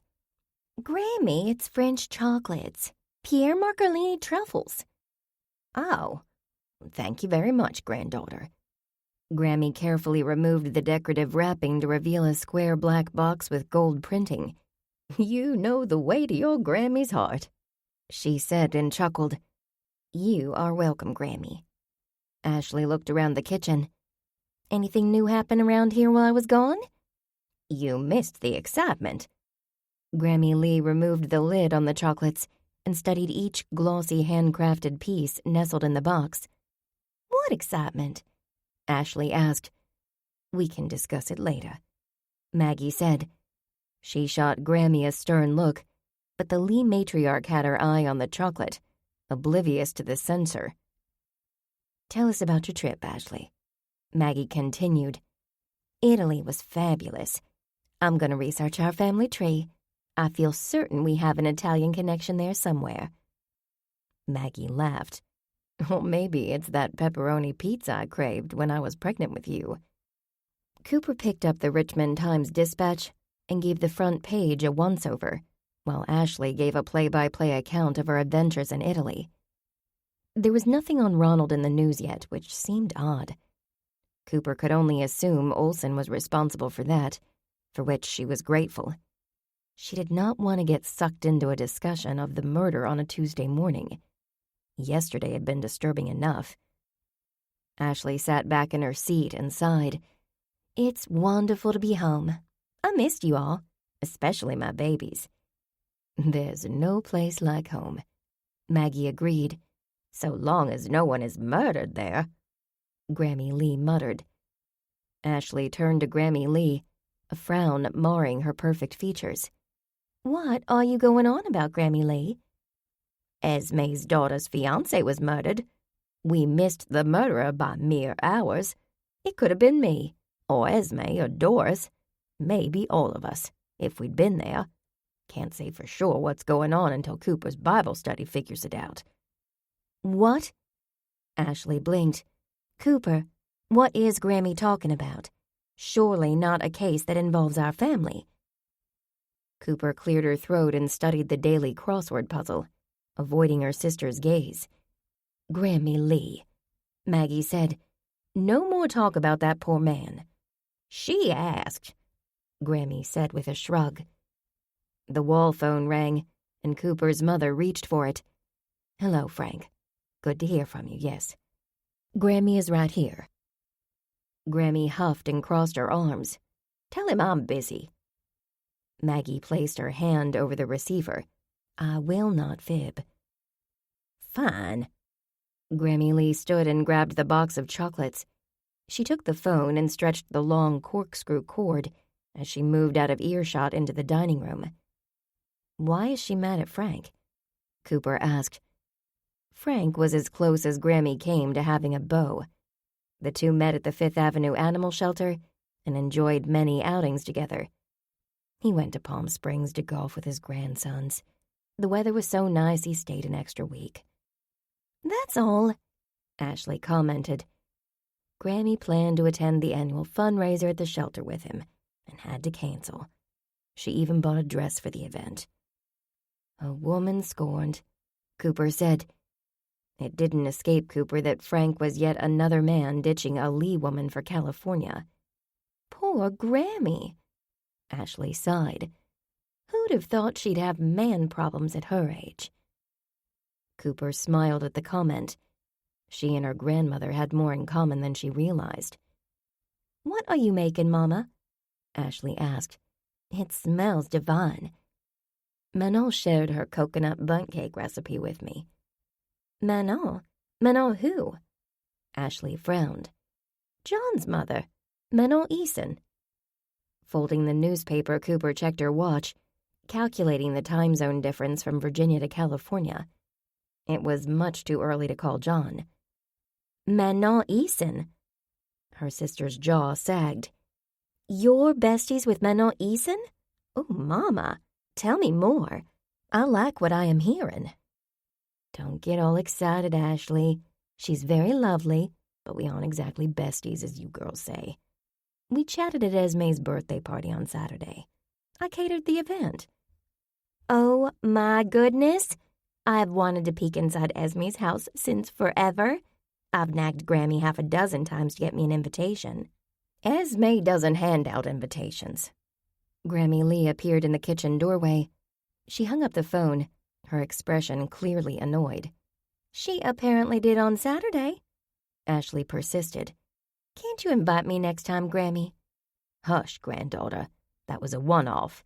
You do not want to visit that house, not after that Ronald fellow was killed there." "Grammy," Cooper said, "we don't know the particulars for certain." "Blood in the house. Blood on the statue that killed him that's in the house." Grammy shrugged. "Doesn't take a rocket scientist to figure it out." "All the same, we should not share information until it's verified." "If you say so." Ashley looked from Cooper to Maggie, clearly distressed by the conversation. "Blood?" Maggie jumped up and grabbed her potholders. "That cake should be done by now." She pulled the bundt from the oven, placing it on the stove just as the timer buzzed. The fragrant scent of vanilla and coconut filled the kitchen. "Now you're making me hungry," Ashley said. "Speaking of hungry," Cooper blurted, eager to change the subject, "I've been thinking maybe you and I can take Grammy to town for lunch, Ash." "That's a wonderful idea." Her sister's eyes lit up. "Where?" "I'm thinking Freddy's." "Freddy's? That diner?" A horrified expression crossed Ashley's face. "Why would you want to go to a diner? I can get reservations at Lopossum." "Because Freddy's has the best burgers and milkshakes in town." "I vote for Freddy's," Grammy said. "Never much been a fan of Possum." "No, Grammy," Ashley said. "It's the name of the restaurant. Their smoked trout winter salad and Moroccan chicken are amazing." "Burgers for me," Grammy said with a nod. "I'll check my calendar and let you know when I'm free." She headed to the door with the gift from Ashley tucked under her arm. "I'm going to Doris's to check on Esme and share my French chocolates." Cooper's gaze followed her grandmother as she left. She'll check her calendar? "Seriously, Cooper, Freddy's?" Ashley asked. "Yes, Ash, and we can stop at my shop on the way home." "What about a little spa stop as well?" Ashley asked. "I'm thinking mani-pedi." "If you can talk her into it," Cooper said. "Good luck with that," Maggie said. "Your grandmother isn't big on that sort of thing." "Neither was Cooper," Ashley said with a smile. "I talked her into it, didn't I?" Cooper glanced at her nails, a pretty shade of pink called Sunrise in Paradise. "Best arm wrestling match I ever lost." Ashley's phone rang and she nodded toward the dining room. "Please excuse me.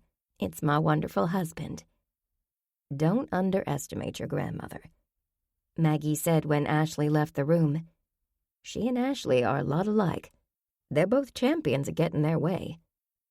"Truer words were never spoken, Mama," Cooper said.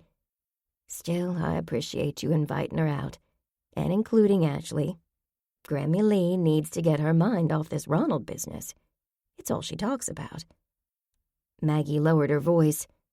"How close are you to solving the case?" "Mama, it's only been 24 hours. We're doing our best, but we all have day jobs. I'm hoping Detective Olson figures things out first." "Only 24 hours?" Her mother washed her hands and wiped them on a towel.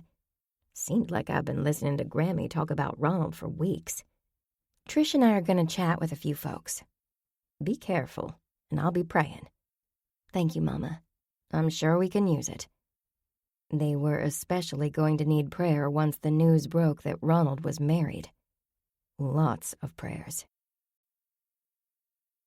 Chapter 9.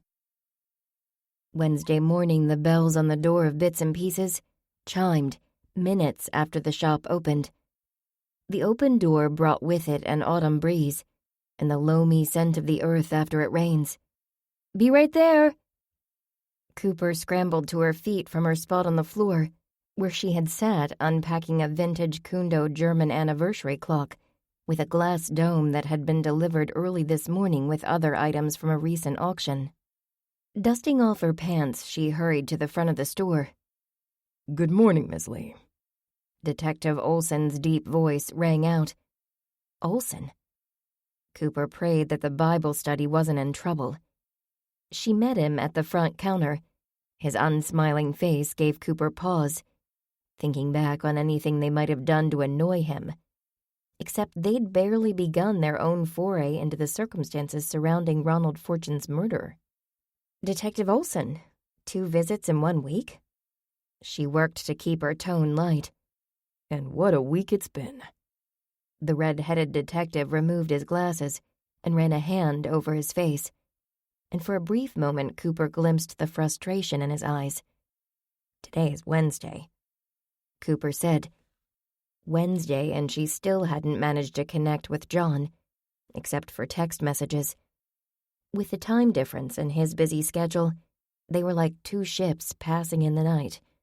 However cliched, it was true. "Only Wednesday," Olson muttered. He glanced at the utilitarian watch on his wrist. "Do you have a few minutes? I'd like to chat about your grandmother's friend, Mrs. Saldano." "Of course. May I get you tea or coffee?" He raised a hand. "No, thank you. The amount of coffee I've had in the last few days can be measured in gallons instead of cups." "I've had weeks like that. Usually when the Bible study was deep in investigation mode." Olson glanced around, his gaze assessing. "Is there someplace a little more private?" "Sure." Cooper cocked her head to the left. "The aviary room. I can still hear the door chimes from there." "Aviary?" He followed her to the room, washed in robin's egg blue, where her birdhouses were artfully suspended on tree branches and hung at various heights from the ceiling. "Watch your head," Cooper said. "This is interesting." Olson dodged a few low-hanging birdhouses as he entered the space. Cooper led him to a wrought iron bistro table with matching chairs, tucked into a corner of the room. The table held a stack of hardcover birding books. A pair of vintage brass folding binoculars rested on top. She was proud of the little display and how customers often spent time at the table perusing the books. Olson eyed the chair. "Will this hold me?" "Oh, yes. It's all one piece, wrought iron, very sturdy."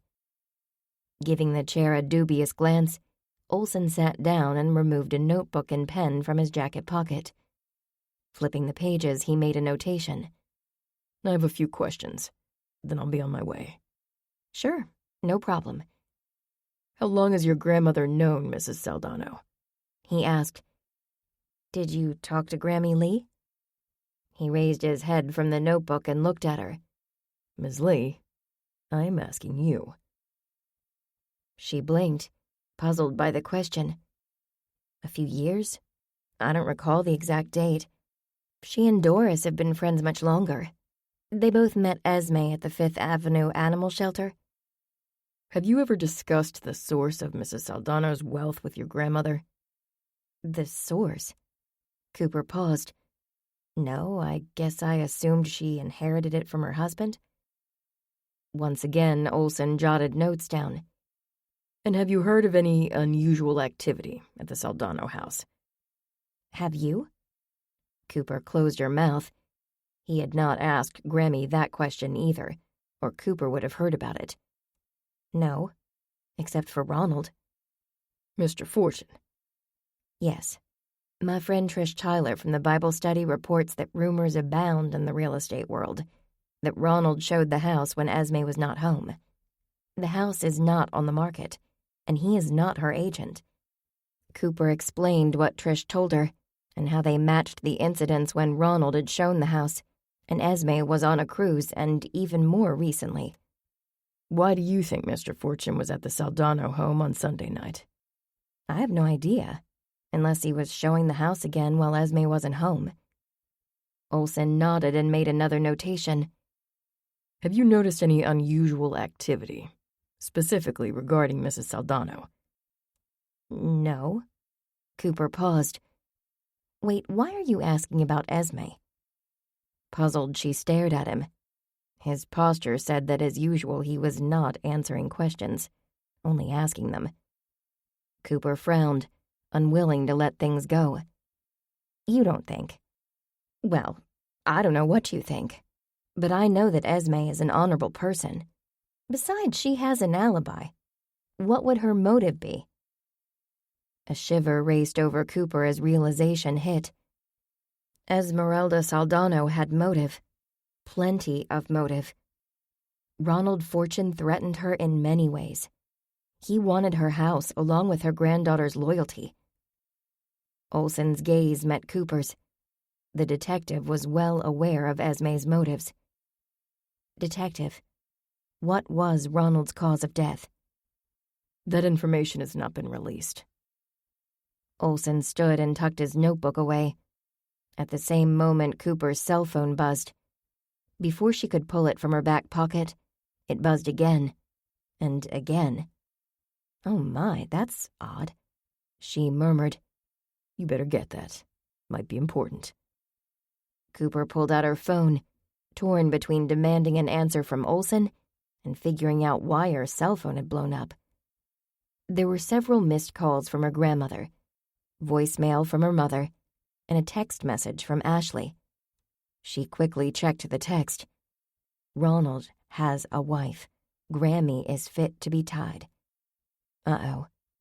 Cooper murmured, This isn't good. My family knows about Ronald's wife. So does all of Richmond. Haven't you read the paper today? Olson inquired. No, I got here early to accept a delivery. She paused, then blinked.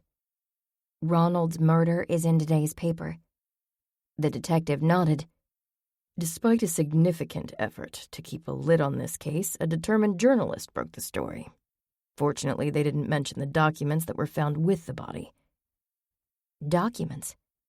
Something we're looking into, and not for public consumption. Understood, but why keep a lid on the case? Ms. Lee, first, I'd like to thank you for your discretion regarding Mr. Fortune's marital status. Of course. I know that nothing I say will discourage your group from looking into the crime, as you put it. That said, I would like to offer cautionary advice. Cautionary advice? Like not withholding evidence? With all due respect, we never do that, Detective. He held up a hand. You should know that this case is now a cooperative investigation under the purview of federal law enforcement. The FBI? Cooper's mind raced to figure out what sort of crime would alert the feds. Once again, I am not at liberty to discuss details.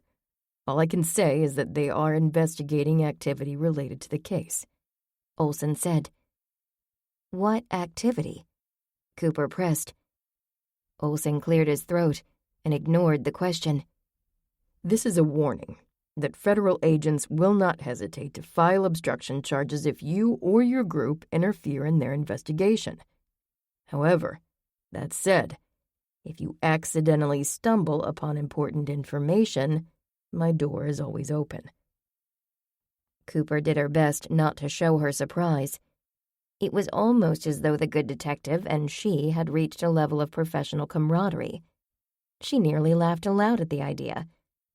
He hadn't told the Bible study to continue, yet he hadn't given his usual cease and desist spiel.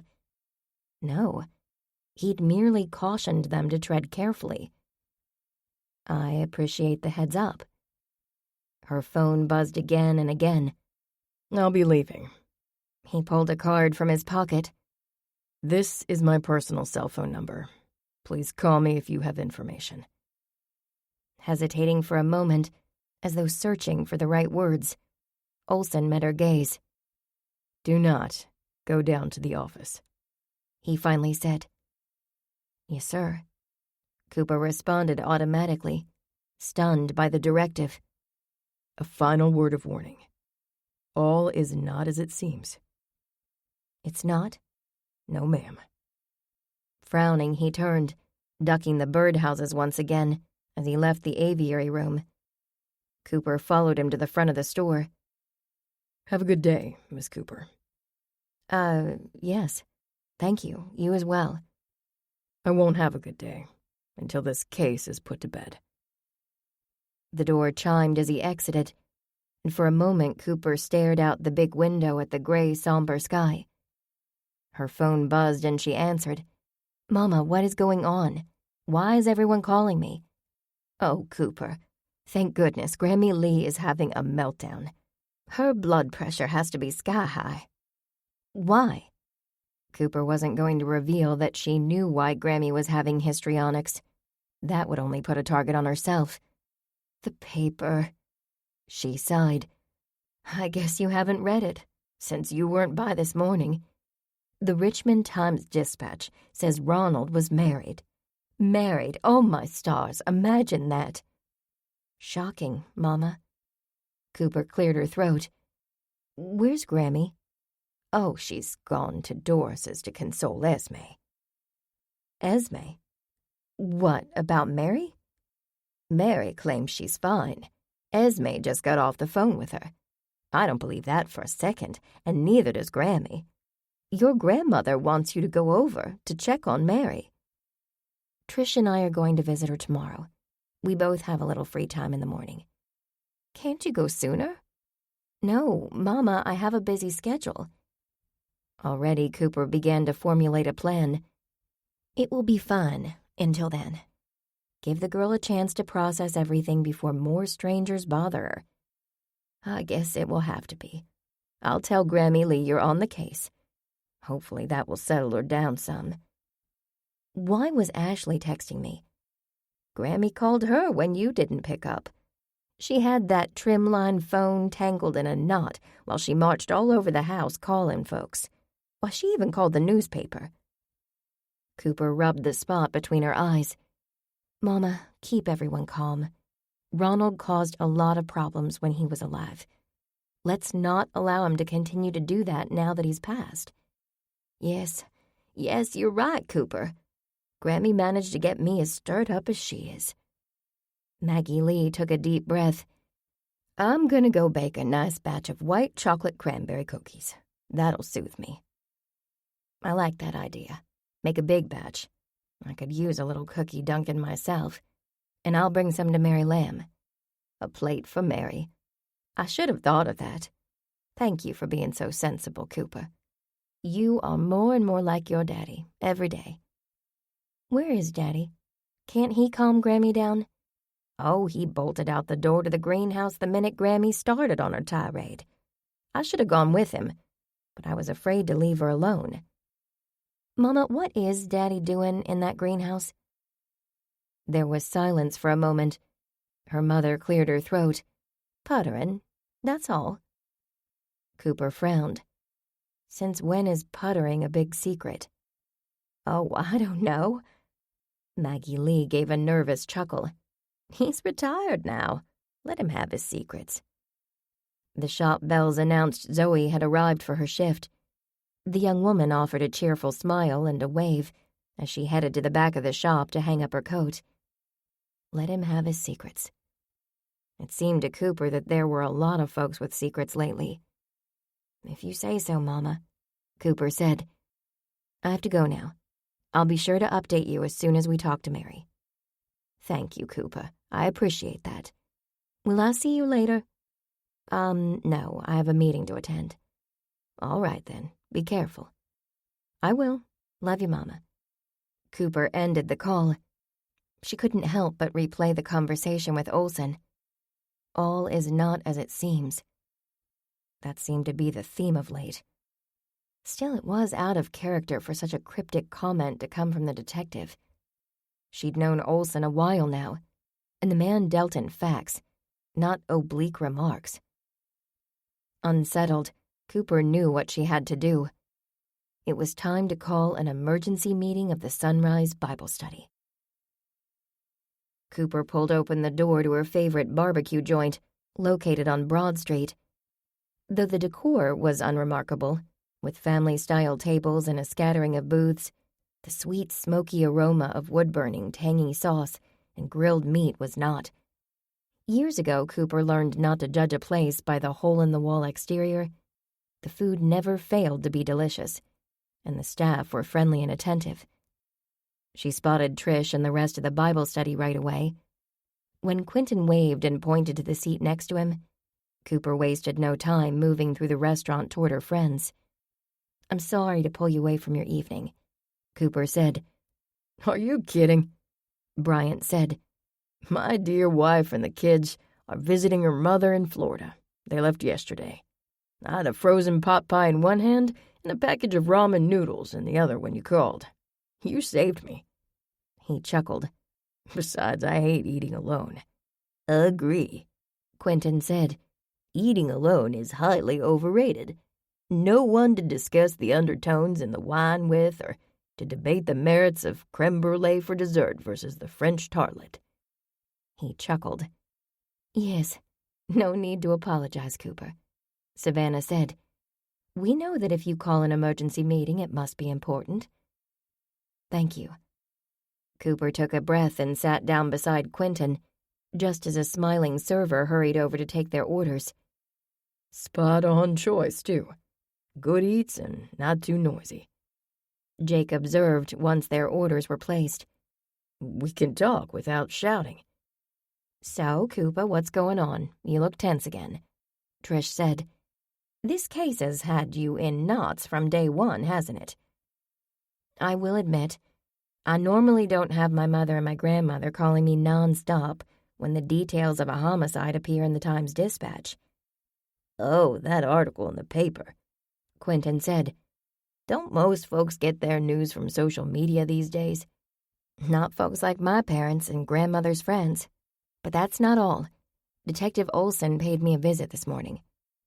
Quentin frowned. 2 visits in 1 week? That's gotta be unnerving. Exactly, Cooper said. Don't keep us in suspense, Trish said. She adjusted the lapels on her suit. What did he want? Cooper looked around before she leaned close. He said federal agents have joined the investigation. What? Trish's jaw dropped. The FBI? Maybe. Who knows? Cooper said. There are lots of federal organizations, from the well-known to the very obscure. Yep, Jake said. She's correct. The government is full of alphabet agencies. He began to count on his fingers. ATF, BLM, CIA, DEA, FBI, TSA. And don't forget the National Weather Service, Bryant added. Could be a meteorological crime. Or the Library of Congress, Quentin said and chuckled. Would the feds be here about an overdue library book? Cooper smiled at her friend's attempt to lighten the mood. She leaned back in her chair and took a long sip from her water glass. You're right. We have no way of knowing. I've rehashed the conversation a dozen times since then, and still I have no clue. What else did he say, Coop? Savannah asked. I got the usual warning about obstructing the investigation. She paused. Then he said to call him if we accidentally stumble upon important information. He gave me a cell phone number and said not to go to the station. Quentin's mouth formed an O of surprise. Now that does leave me speechless. Joking aside, Jake said, a federal investigation is serious. We've never looked into a crime where the feds were involved. I felt it was only fair to give everyone a heads up. Cooper said, if you want to step away from this investigation, I understand. It's not like he said we're in danger, Bryant replied. And he didn't say to back off, right? Correct, Cooper said. Crazy as it sounds, it seemed as though he was looking out for the group. With a little quid pro quo thrown in, Savannah said. That's how I read it as well, Jake said. If we were to guess, what sort of crime would warrant the feds being called in? Trish asked. The bottom line is always money, Quentin said.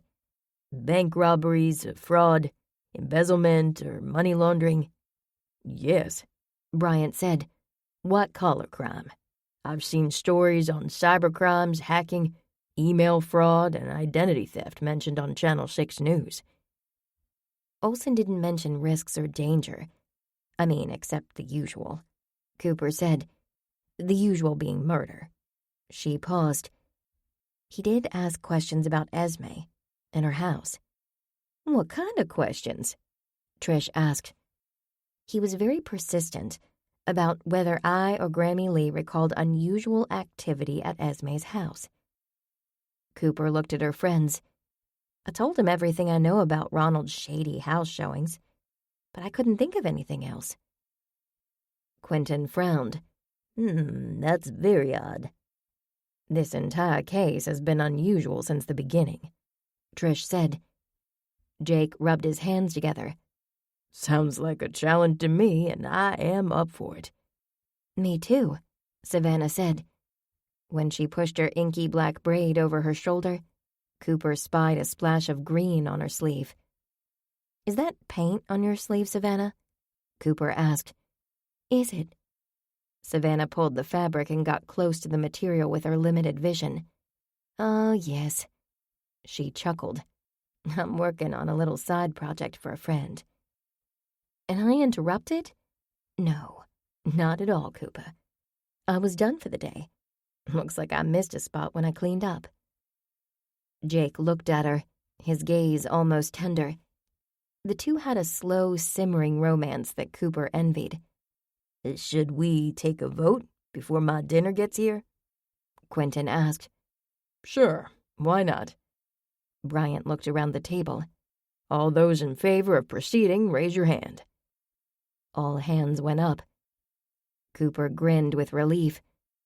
Just then, the server approached the table with a round tray that held several entrees. Looks like the ayes have it, she said. What are you voting on? Why, who pays the bill? Bryant joked. You look familiar, the woman said. Do I? Bryant asked. Just a familiar kind of face, I suppose. No, you look like that guy on television who predicts the weather. He sure got it wrong today. I didn't bring my umbrella because he said sunshine. Bryant grimaced. 50-50 chance with the weather, Jake said. May I have some extra dressing for my salad? Sure. The server took one last look at Bryant before she left. What did you order, Quentin? Cooper asked the big man sitting next to her. The special. A little bit of everything. Mostly ribs and mac and cheese. He glanced at her plate. Tri-tip salad? Yes, my favorite. I should have ordered a salad, but I'm taking the night off from my diet. Silence reigned for minutes as they dug into their meal. Then Cooper realized they hadn't discussed today's news. Did everyone read the article on Ronald in the paper? She stabbed her salad and dipped a forkful into the spicy dressing. Yes, the obituary as well, Quentin said. He licked his fingers and wiped his mouth with a paper napkin, a satisfied smile on his face. How are Mrs. Saldano and her granddaughter handling the news of Ronald's being married? Savannah asked. I'm not sure. My grandmother said Mary's fine, though I seriously doubt that. Cooper knew only too well what it was like to be betrayed by someone you loved and thought you would be spending the rest of your life with. She'd made a few mistakes in her life, none as spectacular as putting her hopes and credit cards on a boyfriend who dumped her after 4 years together when he fell in love with another woman. She knew there was no way that Mary Lamb was fine. Cooper chewed a mouthful while chasing away grumpy thoughts of the past. It's time to visit Mary Lamb, Trish said. What does your schedule look like for tomorrow, Cooper? I can get coverage for the shop in the morning. Cooper looked around. I know it's only been a few days, but does anyone have any other information? I checked public records, Bryant said. I verified that Ronald and Krista Lee Fortune were indeed man and wife 5 years ago with no divorce record. Krista Lee Fortune, née Anderson, has a clean background. Nothing remarkable except that she does appear to have 0 employment history. A wife? That man has some chutzpah, Trish said. I wonder if his first fiancée found out he was married. Both of his engagement announcements were in the paper. The wife had to see them. Perhaps she was in on whatever Ronald was up to, Quentin said. That could be, Jake added. Though it's odd that Olson said she's the one who reported him missing. Cooper said. Bryant, do you think you can find a current address for Krista Lee? I'll do my best. He smiled. Anything else I can help with, Coop? Nothing that'll have the feds wondering why the local celebrity meteorologist is poking around. However, if you can do a deep internet dive into some of Esme's staff, that would be helpful. Happy to be of assistance. He grinned. And I like that phrase. Bryant Shelton, celebrity meteorologist. Has a nice ring to it. Savannah said. I could use Bryant's help, and his being a celebrity will be to our advantage. Oh? Bryant picked up his sweet tea and eyed Savannah. Fiancé number 1, Priscilla Marmot, has a gallery event on Friday night. It wouldn't be unusual for you or myself to attend. If we show up near the end of the evening, when things slow down, we'll be more likely to find an opportunity to chat with her about Ronald. I'm in. What about me? Jake said. Do you still want me to talk to the limo driver and the gardener? I have some open time Friday afternoon. That would be great, Jake, Cooper said. I'm happy to check out the water pressure in the house and snoop while I'm at it. I'll take my Mr. Fawcett van and wear my work clothes. He paused. Has the crime scene been released? Yes, Trish said. Mrs. Saldana reached out to me this morning. She's had the locks changed and the new keys delivered to Mary. She asked me to pick up the keys and go ahead and evaluate the property.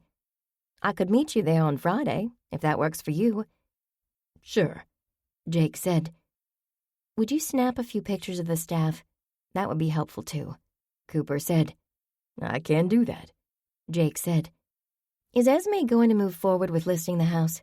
Cooper asked. Trish nodded. Looks like. She said she was eager to sign a contract with me, but my job would be simplified if I knew whether Ronald was killed in the house or outside the house. The details matter. The newspaper article didn't reveal the cause of death, Bryant said. Anyone else notice that? It said pending autopsy results. I asked Olson flat out, Cooper said. He wouldn't tell me. We're all assuming blunt force trauma because of that statue, but that hasn't been verified, Quentin said. I don't suppose anyone has a contact at the coroner's office. No, Bryant said. But I have a journalist pal who might have a source. Let me see what I can find. Trish, do you mind if I tag along when you evaluate the house? Cooper asked. I'd like to look around and get a visual of the crime scene. Mind if I join you two? Quentin asked. Friday is a training day at the bank and I'm off. The more the merrier, Trish answered. I could use some help photographing that enormous mansion. I've been thinking about the night Ronald was killed, Savannah said. Is it possible that Ronald was in the wrong place at the wrong time? What do you mean? Cooper asked. I can't help but think about the valuables I observed in that house. Could it have been a robbery gone wrong? You're right, Savannah, Jake said. That's absolutely a possibility. Do we know if anything was stolen from the house? Trish asked. We don't know anything about the contents of the house except what we saw at the party. Cooper looked at Trish. Wouldn't Esme have a list of valuables for insurance purposes? Absolutely, Trish said. Shall I ask her? Let's ask Mary and go from there, Cooper said. If we ask Esme, she'll talk to my grandmother. And Grammy Lee is wound tighter than a yo-yo right now. Trish smiled. Sounds like a plan. Any leads from Olson that could indicate a robbery? Quentin asked. None, Cooper said. However, he was unusually preoccupied with Esme. Really? Bryant looked at Cooper. Why do you think? I don't know. The fact is, Esme has motive. She also has an ironclad alibi, Cooper said.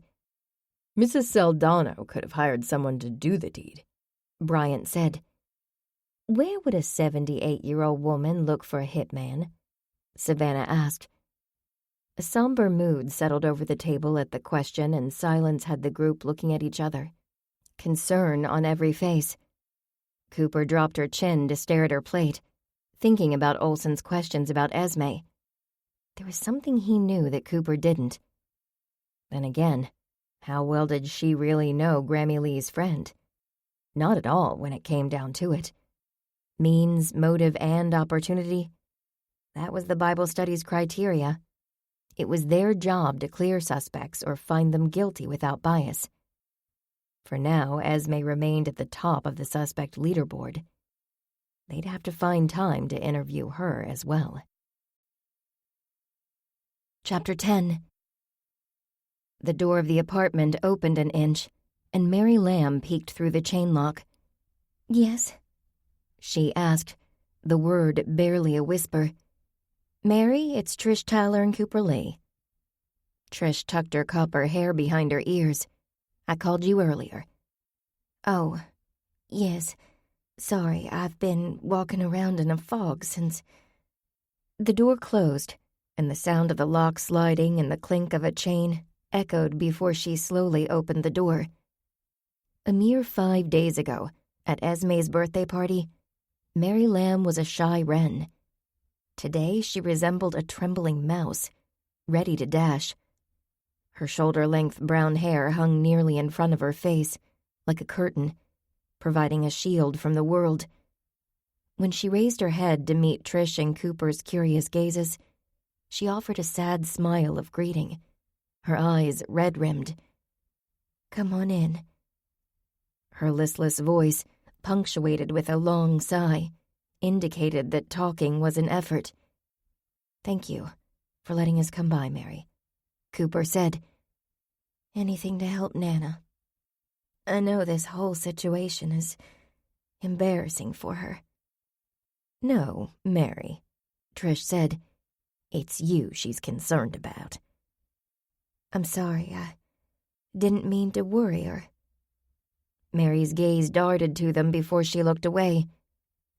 I did stop by Doris's house yesterday to bring Nana her clothes and personal items, but I couldn't stay to visit.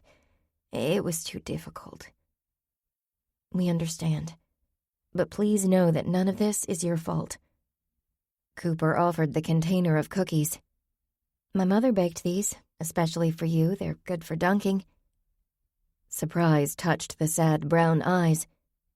Thank you. That is so very sweet. She gestured toward the living room and motioned toward a tufted jade-green couch. Come on in and have a seat. Placing the cookie tin on a round glass coffee table, Mary perched on a gold pleather love seat across from them. "How are you coping?" Trish asked. Mary dabbed at her eyes with the crumpled tissue clenched in her hand. "I've been a mess. Then the newspaper article came out, and things got worse. I don't even get the paper, but everyone at the office started calling. I've had to put my phone on mute and screen calls. I only pick up for my grandmother now." "We're so sorry for your loss," Trish said. "Thank you." Mary sniffed. Cooper glanced around Mary's condo. She couldn't help but wonder how she could afford it on her salary as an office assistant at the realty company where Ronald had also worked. The place was nice, mid-century modern. Ashley had explained to Cooper what that was when they went shopping. Mary's place was primarily beige and tan, with pops of orange and jade. Not Cooper's cup of tea. She wasn't into so much glass and vinyl, but preferred soft, cozy cottage decor. Still, the place was nice, and in a revitalized neighborhood with proximity to local businesses. The rent had to be on the high side. "My grandmother bought the condo for me." "Pardon me?" Cooper turned to the young woman. Mary shrugged. "You aren't the first person to wonder how I can afford this place. Nana always said she didn't want me to wait around for her to die to buy a decent place to live." "You have a generous grandmother," Trish said. "Yes, I try not to take advantage. She put me through college, but I haven't figured out what I want to do with the rest of my life yet. Still, she never nags me." "Did you decorate the place yourself?" Trish continued. Cooper marveled at her friend's skill at reading the room and keeping things calm. A slight smile lifted Mary's mouth. "Yes, I'm an amateur, but I do enjoy color and fabrics." "Well done," Trish said with a nod. "You have impeccable taste, just like your grandmother." "Thank you," Mary said, her shoulders relaxing. Cooper cleared her throat. She hated to rush things, but she had to return to the shop by noon. "Mary, your grandmother and mine asked our Bible study to look into what happened. We hope to figure out what's going on quickly, so you can have some closure." "Yes, Nana told me. My grandmother is very concerned about why Ronald was killed.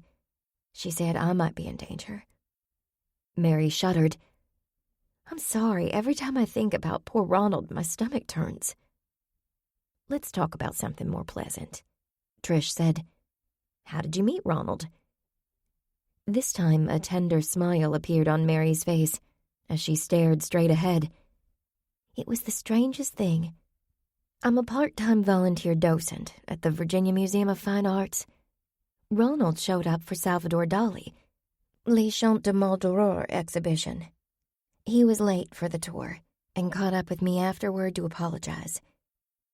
Mary shrugged and looked from Trish to Cooper. "We seem to have so much in common. Ronald swept me off my feet. Flowers every week, fancy restaurants, and thoughtful gifts. I couldn't believe it when he proposed a month later." Trish shot Cooper a surreptitious look of surprise at the admission. "Now, he's gone." Mary sobbed into a tissue. Trish moved to sit next to Mary and patted her on the back. "Oh, you poor thing." Mary's lips formed a thin line as she fought for composure. "I had just gotten out of a bad relationship when Ronald came into my life. He treated me like a queen." She frowned. "Things were wonderful at first. But he was so stressed about work. The real estate market is unpredictable, and Ronald seemed to be in a slump." Trish offered a sympathetic nod. "Did Ronald ever tell you about his past relationships?" Cooper asked. "Oh, yes, of course. He said that he had been married before, that she was a gold digger who took off when he couldn't provide the lifestyle she wanted. The same with his former fiancée, Priscilla. A man like Ronald attracts all sorts of women." Her face crumpled. "But the police say he's still married. The man I was engaged to was living a double life. How can that be true? She gulped, as though drowning in the onslaught of bad news. I don't know, Cooper said, but we're going to find out. Thank you. Mary sniffed again.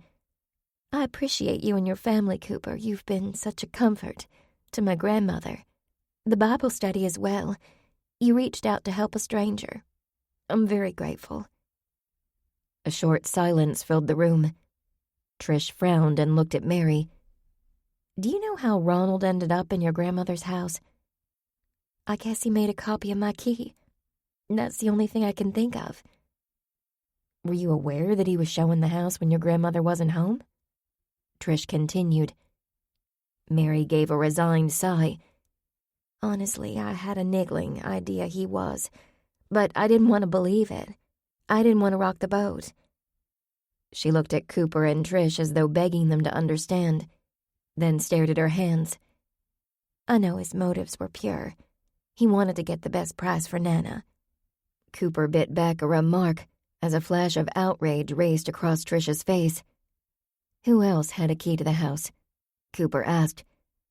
Only Mrs. Hastings, Nana's housekeeper. She's there Monday through Friday. Her husband does some handyman work on occasion. Mrs. H was not happy about Nana changing the locks and all. Why? Cooper asked. I met the locksmith at the house yesterday morning when the police released the house. Mrs. H showed up shortly after, while I was gathering Nana's clothing and such for the week. I don't know how she knew I was there. Mary shrugged. She went on, asking how she would be able to clean the house if she didn't have a key.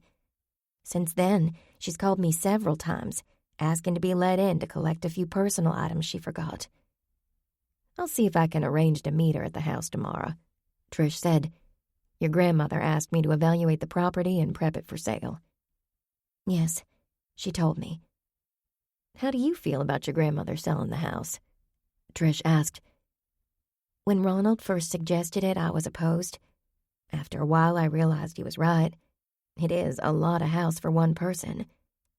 She gestured with a hand. Whatever makes Nana happy is fine by me. It is a lot of house, Cooper said. I was surprised to learn that Esme had a housekeeper and not a cook. Is that correct? That's correct. Nana's happiest when she's cooking. It's sort of her love language. When Mrs. Lee and Mrs. Melbourne came by, she always cooks for them. I stop in once a week and we prepare dinner together. She really uses that grand kitchen. Cooper worked to process that information. One of the wealthiest women in Richmond lived in a house 6 times the size of the Lee household and didn't have a chef. More and more, Cooper realized how very little she understood rich people. Or maybe she'd become unduly biased, and incorrectly at that, thanks to her sister. Ashley Lee Love ran in refined circles and let it slip every chance she got that she had a cook, a housekeeper, and a nanny. Maybe some rich people were simple folks who happened to have a moneyed background like Esme and John. What about the gardener? Trish asked. That's a lot of landscaping to manage.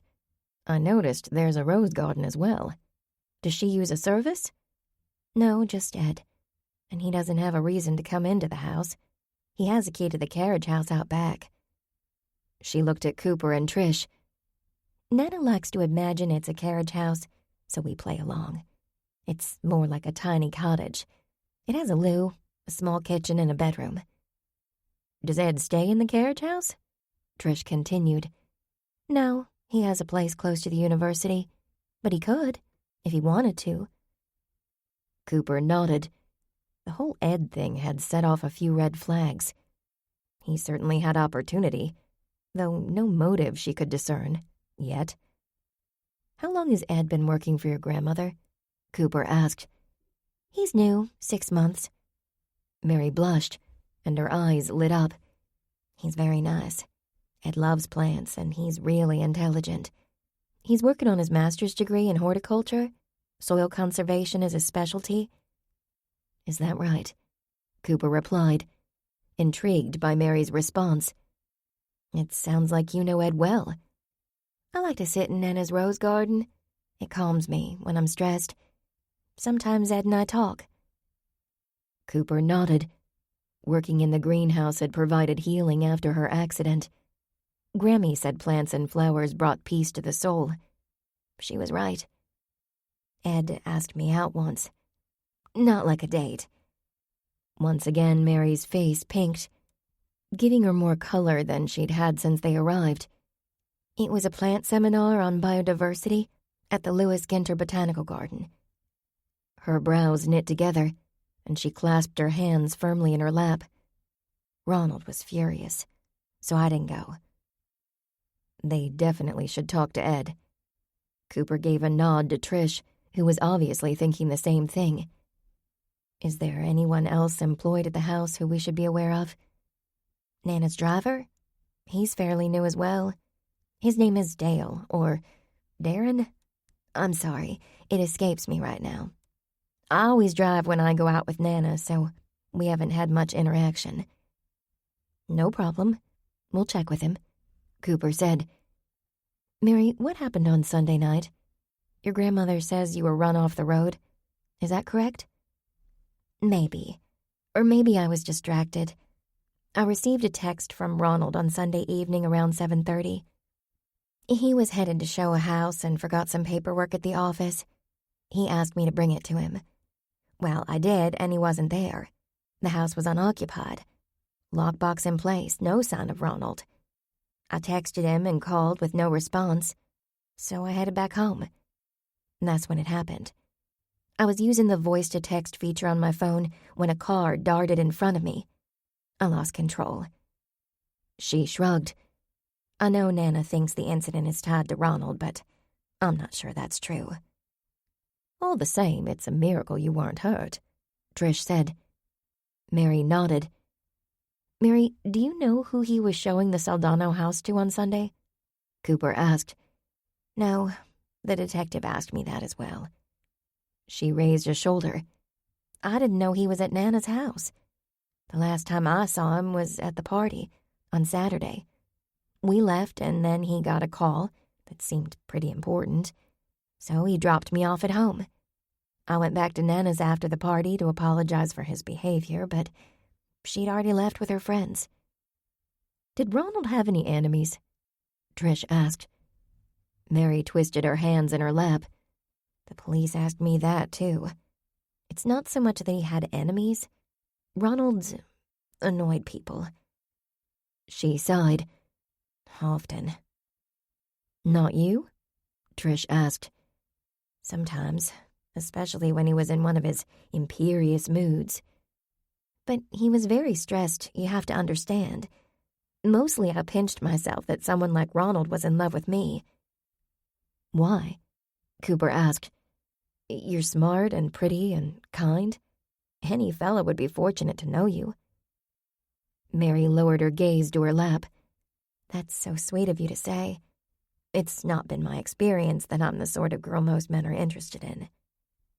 Trish patted Mary's arm. Don't you believe that for a minute, Mary Lamb. You deserve the very best. I thought Ronald was the best. Mary's eyes glistened with moisture as she looked at Trish. Cooper bit her tongue. The poor kid. She couldn't imagine anyone thinking Ronald Fortune was the best at anything, except being scammy. I should get you that key, Mary said. Yes, thank you, Trish said. I forgot to ask your grandmother if she keeps a list of valuables for insurance purposes. Perhaps the police already asked for one. An inventory? Yes. Her attorney requested an inventory when Nana updated her will. I took pictures of everything of value. But the police didn't ask about that. They asked if anything was missing, and Mrs. H told them no. Trish nodded. Do you have a copy of the inventory? I do. It's on file in my office in the guest bedroom. I'll scan a copy for you, Miss Tyler, and send it to your office. That would be excellent. Why do you need the list? Mary asked. It's possible that Mrs. Hastings overlooked something, and we want to be absolutely certain that nothing was removed from the house that night. Mary's eyes rounded. You don't think Ronald stole Nana's valuables, do you? Have you considered that maybe someone else did? Cooper countered. I hadn't thought of that. Do you think it was a robbery? We're looking at everything. If we find anything amiss, we'll report it to the police. Cooper said, In the meantime, don't mention that to anyone. If it is what happened, we don't want to tip anyone off. I won't, Mary said with a nod. We've taken enough of your time, Trish said. I'll collect that key from you and we'll be on our way. At the door, Trish turned to Mary. Do you like your job at the realty company? Yes, but I don't want to stay. Now that Ronald is gone. The police came to the office and took his computer, calendar, and his date book. It was horrible. I can't go back there. Trish offered a sympathetic nod. You've already got the training under your belt. Maybe you'll consider moving over to Tyler Fine Properties. We could use a good assistant. You know, we train our folks, and most get their license and move up to agent within a few years. Really? You'd hire me? Certainly. Oh, Miss Tyler, thank you so much. Cooper smiled at the exchange. Trish always appeared to be a sharp-edged, no-nonsense businesswoman, in her tailored suits and perfectly coiffed hair. Inside, her friend was a teddy bear. Think about it a bit, and when the dust settles on all this, you give me a call. Trish opened her purse. Cooper recognized it as a designer bag, like her sister's. She handed Mary a card. Here's my office number and email. You can send those documents to this email. Thank you so much, Miss Tyler, Mary said, hope brimming in her eyes. You call me Trish. They left the complex and got in Trish's car. What do you think? Trish asked as she reached for her seatbelt. Mary didn't do it. She has a solid alibi. Her phone can verify her location at the time Ronald was texting her. The tow truck driver can vouch for her as well. Trish started the car. Cooper, what do you think about how Mary met Ronald? Quite the coincidence that Ronald ran into Mary at the museum. I'd guess she was his next mark. The question is, did Mrs. Crystalie Fortune know about it? Was she his partner in deception? Trish asked. Cooper clicked her seatbelt and adjusted the harness. Very good question.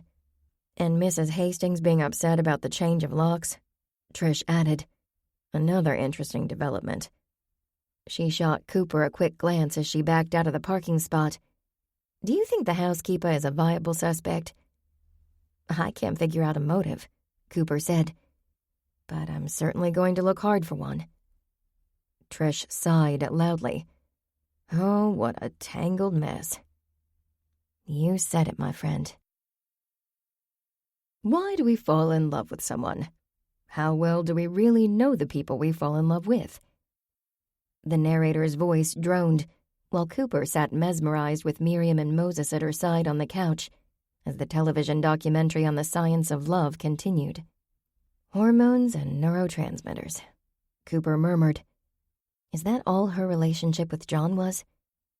Her phone rang, and the Beatles song Good Day Sunshine began, her special ringtone for John. It was as though he knew she was thinking about him. Heat warmed Cooper's face as she fumbled with the cell, and it fell, tumbling under the couch.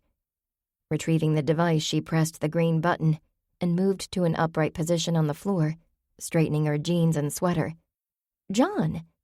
Coop, you okay? You sound out of breath. She reached for the remote and turned off the television.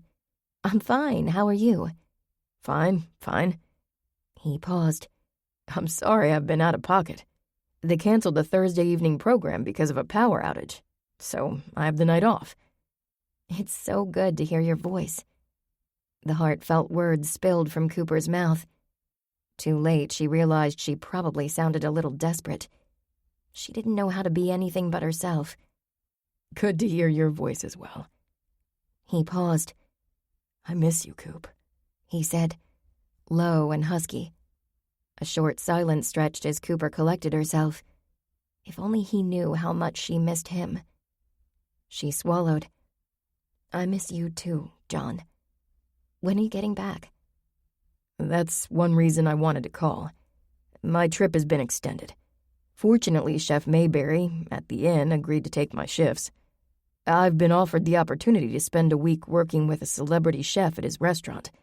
For now, I'm basically a stage. Which celebrity chef? She paused. What's a stage? Chef Marcello Martini. He has that cooking competition. Mad Martini? You're going to work with him? Wow. Cooper recalled seeing the chef's face on the cover of one of her mother's cooking magazines. Yes, it's a big deal. A once-in-a-lifetime opportunity to add to my curriculum vitae. Oh, and a stage is like an intern, a culinary apprentice. I don't understand. You're a chef. Yes, but this is a different sort of training. I'll learn how his operation works from top to bottom. Maybe someday I can open my own place. For now, it's an honor to work with a famous chef. I'd peel vegetables for this opportunity. This will be good for your career either way. I hope so. He laughed. As long as I don't burn the sauce or overcook the salmon. You won't. You're an amazing culinarian. You and my mother are my biggest fans. He chuckled. Enough about me. What are you up to?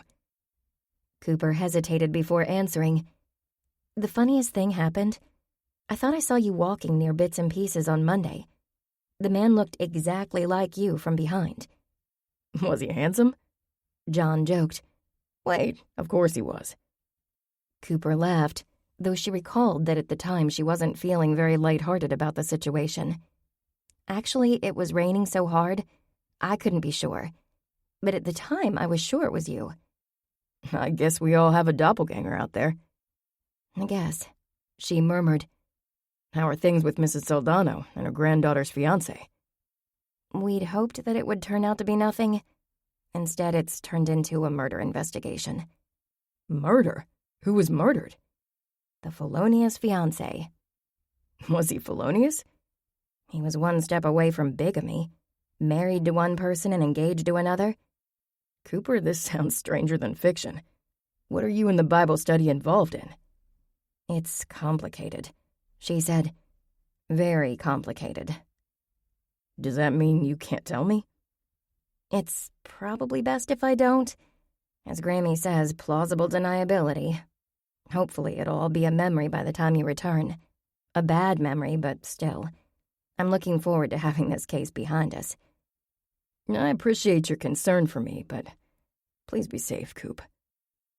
She smiled as his warm voice wrapped around her. I will. Have you taken your grandmother to Freddy's yet? No, but I did ask her, and she was excited. You've just reminded me to follow up. Cooper sighed. Things have been a little busy around here. You okay, Cooper? Yes, I'm fine. I have no doubt things will return to normal soon. She paused.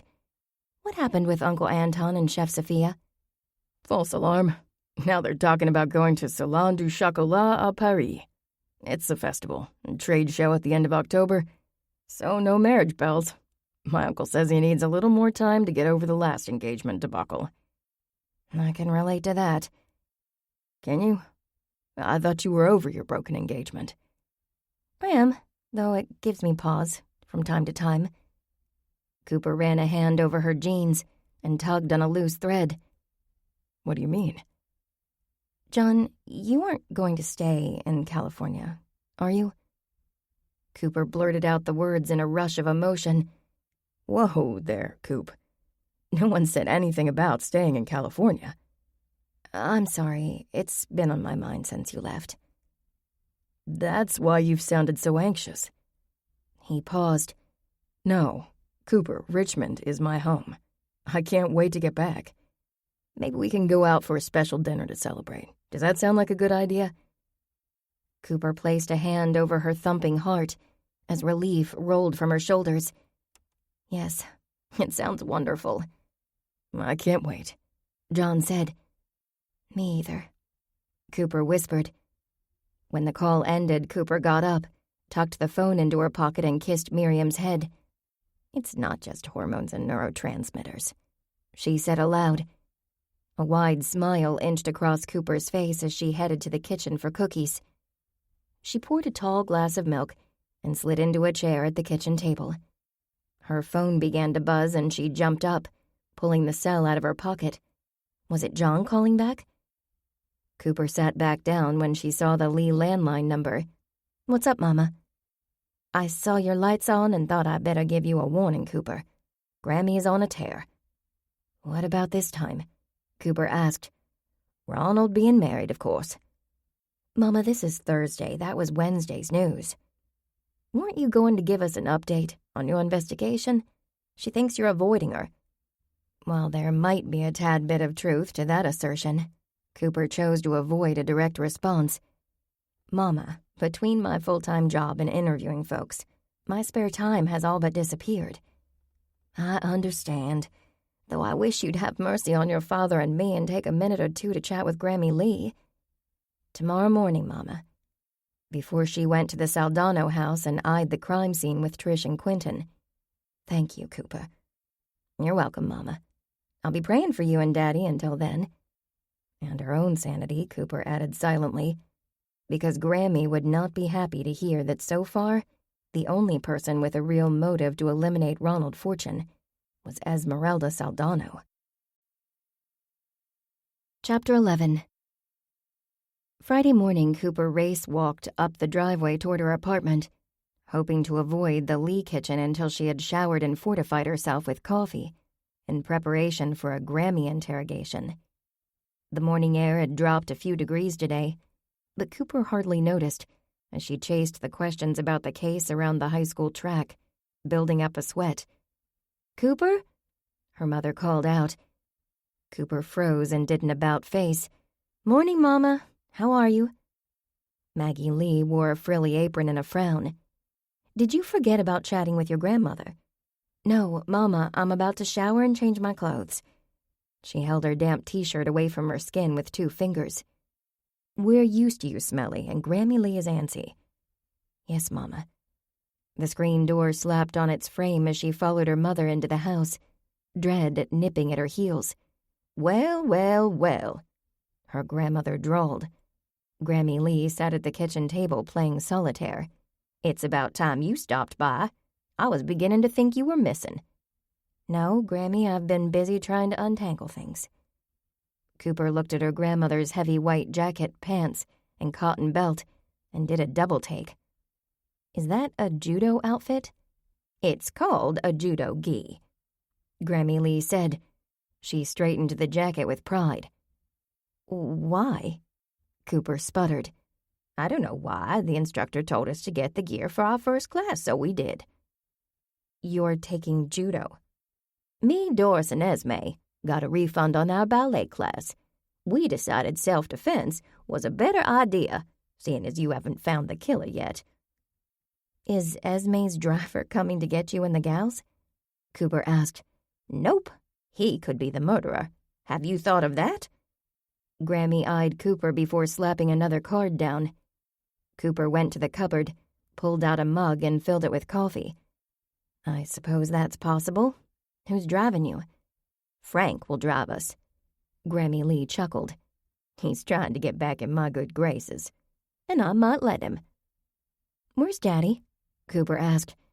She sat down at the table in her father's usual spot and raised the mug to her lips. "Your father went over to the commercial kitchen to load up. He'll be back shortly. We've got a luncheon to set up clear across town." Maggie smoothed her apron and smiled. "I don't want to hurry you, Cooper, but I've got to change my clothes. Can you tell us real quick what you found out?" "Not much yet. We're still interviewing folks." "How's Mary?" Maggie asked. "As good as can be expected. Trish offered her a job. That perked up her spirits." "Oh, that's so nice of Trish. I'll make Mary a casserole this weekend, and maybe you can drop it off." "Sure, Mama. I'll try to fit it in. Honestly, right now, I don't know if I'm coming or going. Maybe Grammy and Frank could drop it off." "I can do that," Grammy Lee said. She uncovered a card and grinned as she looked it over. "It'll give me a minute to interrogate her." "No," Cooper said. The last thing Mary needed was an interrogation by Grammy. "No what?" Grammy peered at Cooper. "No, I made a mistake. I can do it. No problem. I'll be in the area anyhow." "That would be perfect, Cooper." Maggie placed a basket of assorted muffins on the table. "Grammy's interested in knowing about your suspect list." "There are a few, though we're not at the stage where we want to discuss that." She took a long sip of coffee and eyed her grandmother. "Grammy, I do have a question for you." "I might have an answer, too," Grammy Lee said. "Did you notice anything amiss when you went into Esme's house?" "You mean besides the blood on the carpet and the statue on the ground?" "Yes, besides the blood and the statue. Anything else knocked over or broken or missing?" "Nope." Cooper worked to hide her exasperation. Dealing with Grammy Lee could try the patience of a trio of saints. "Nope, you didn't notice," or "Nope, nothing was amiss." "I didn't notice." "What about Esme? You said Doris freaked out and ran. What did Esme do?" "Oh, Cooper," Maggie groaned. "What sort of question is that?" "Mama, I have to ask." "I don't know what Esme did." Grammy raised her gaze from the rows of cards. "Why are you asking me a silly question like that?" "It's what we do, Grammy Lee. We ask questions." "Lots of questions, but not a lot of answers so far. What am I paying you for?" "Grammy Lee, you aren't paying us. The Bible study is helping the investigation to keep you, Doris, Esme, and Mary out of harm's way." Her grandmother grumbled under her breath. "I can barely remember what I had for breakfast 20 minutes ago, and you're asking me about Monday afternoon." "Close your eyes, Grammy." Cooper lowered her voice. "Think for a minute. It's important." Her grandmother closed her eyes and sat back in the chair. A moment later, her eyes popped open. "Esme's phone made that ping noise. She took it out of her purse and stared at the thing like she was confused. It seemed like her face paled too, but what do I know?" "Then what?" Cooper prodded. "After Doris called 911, she ran back into the room, grabbed Esme by the arm, and pulled her out of the house. I was right behind. Didn't know I could move that fast." "Did you ask Esme who called, Grammy?" "No, none of my beeswax." Cooper sighed at her grandmother's response. "Did you notice any of the staff inside the house when you were there?" Grammy paused, cocking her head. "Nope, but they could have been. That house is huge. An elephant could be playing football on the 3rd floor and you wouldn't hear it in the kitchen." Cooper agreed with the assessment. "That all your questions?" Grammy asked. She stared at the plump golden muffins. "Maybe I didn't have breakfast. I've been so discombobulated since Monday. It's possible. Yesterday I forgot to feed the dogs their dinner. Maggie figured it out when they wouldn't stop howling." "You've been through a traumatic incident, Grammy," Cooper said. "That's normal." "Well, I don't like it one bit," she snapped. "Let's pack a few muffins for you and the girls and a couple for Frank," Maggie said. She hustled around the kitchen, carefully putting muffins into clear cellophane Magnolia's Marvel's bags. A car horn tooted and Grammy jumped up. "That'll be Frank. See you later, family." Cooper looked out the window, and sure enough, it was Frank and his Caprice. "Wait, Grammy," Maggie called as she followed her out the door. "Your muffins." Maggie returned and looked at Cooper. "Thank you for that. It'll help." "Sure, Mama." She stood and reached for a muffin. "I best be going too. Trish and I are going to look over Esme's house this afternoon. Trish has to get it ready to put on the market." "So soon?" Maggie asked. "Esme can't go back there. Nobody wants to be reminded of Ronald's murder every day." "Do you think she'll find a buyer?" "No telling." Cooper shrugged as she rinsed her mug and put it in the dishwasher. She gave her mother a quick kiss on the cheek and turned to go. "Cooper?" Maggie said. "Yes, Mama?" "Do you suppose there's some significance to Esme's phone going off at the murder scene?" She paused. "It could have been one of those spam calls. I get them all the time trying to sell me something." Cooper gave a slow nod and met her mother's gaze. They both knew Esme wouldn't have paled at the sight of a spam call. In all likelihood, it was a text message. But from whom? I don't know, Mama. I'll add that to the long list of things I want to get to the bottom of. Oh, Cooper, I don't know how you and your friends do what you do. Me either, Mama. But the good Lord puts us in the middle of these situations and always leads us to the end. Ronald may have been a scoundrel, but he didn't deserve to die. And Grammy and her friends shouldn't have to live in fear. You're right. Cooper put her hand on the doorknob and looked at her mother. Judo? As I live and breathe, I cannot believe my 83-year-old grandmother was dressed for judo. Maggie chuckled. Never a dull moment around here. That's an understatement, Cooper said. Cooper shivered as Esme's house came into view. Nothing had changed about the house. Expansive landscaped lawns separated one kingdom from the next. It was no wonder the newspaper article said none of the neighbors heard or saw anything amiss the night Ronald was murdered. Tall oak trees, their leaves turning burnished gold and copper, still stood sentry around the circular drive.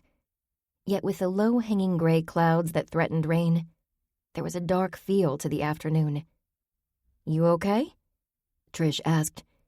She turned her attention from the road momentarily to look over at Cooper. Yes. I'm not looking forward to going into the house for some reason. I'm not either, but the sooner we start, the sooner we'll be done. I'll be interested to hear what Bryant and Savannah find out from Priscilla Marmot tonight, Cooper said. I'm guessing Priscilla will have a much different perception of Ronald than Mary Lamb. I'm sure you're right, Trish said. She eyed the row of tall junipers that lined either side along the drive to the back of the house. Should I park in the back? Yes. I want to get another look at the rear entrance, though I dread thinking about a dead man in a trunk. Oh, no. Trish gave a grim nod. Didn't Quentin say he was coming? Yes, and I don't mind admitting that I'll feel better about being in that house with a big guy like Quentin with us, Cooper said, though he did mention he'd probably be a little late. Jake should be here by now, Trish said. I hope so, Cooper said. Did Mary get that list to you? Yes, it's in my tote. It's quite an extensive inventory. Since I don't want to spend too long in the house, I thought you and Quentin could take pictures of the living areas while I review the property.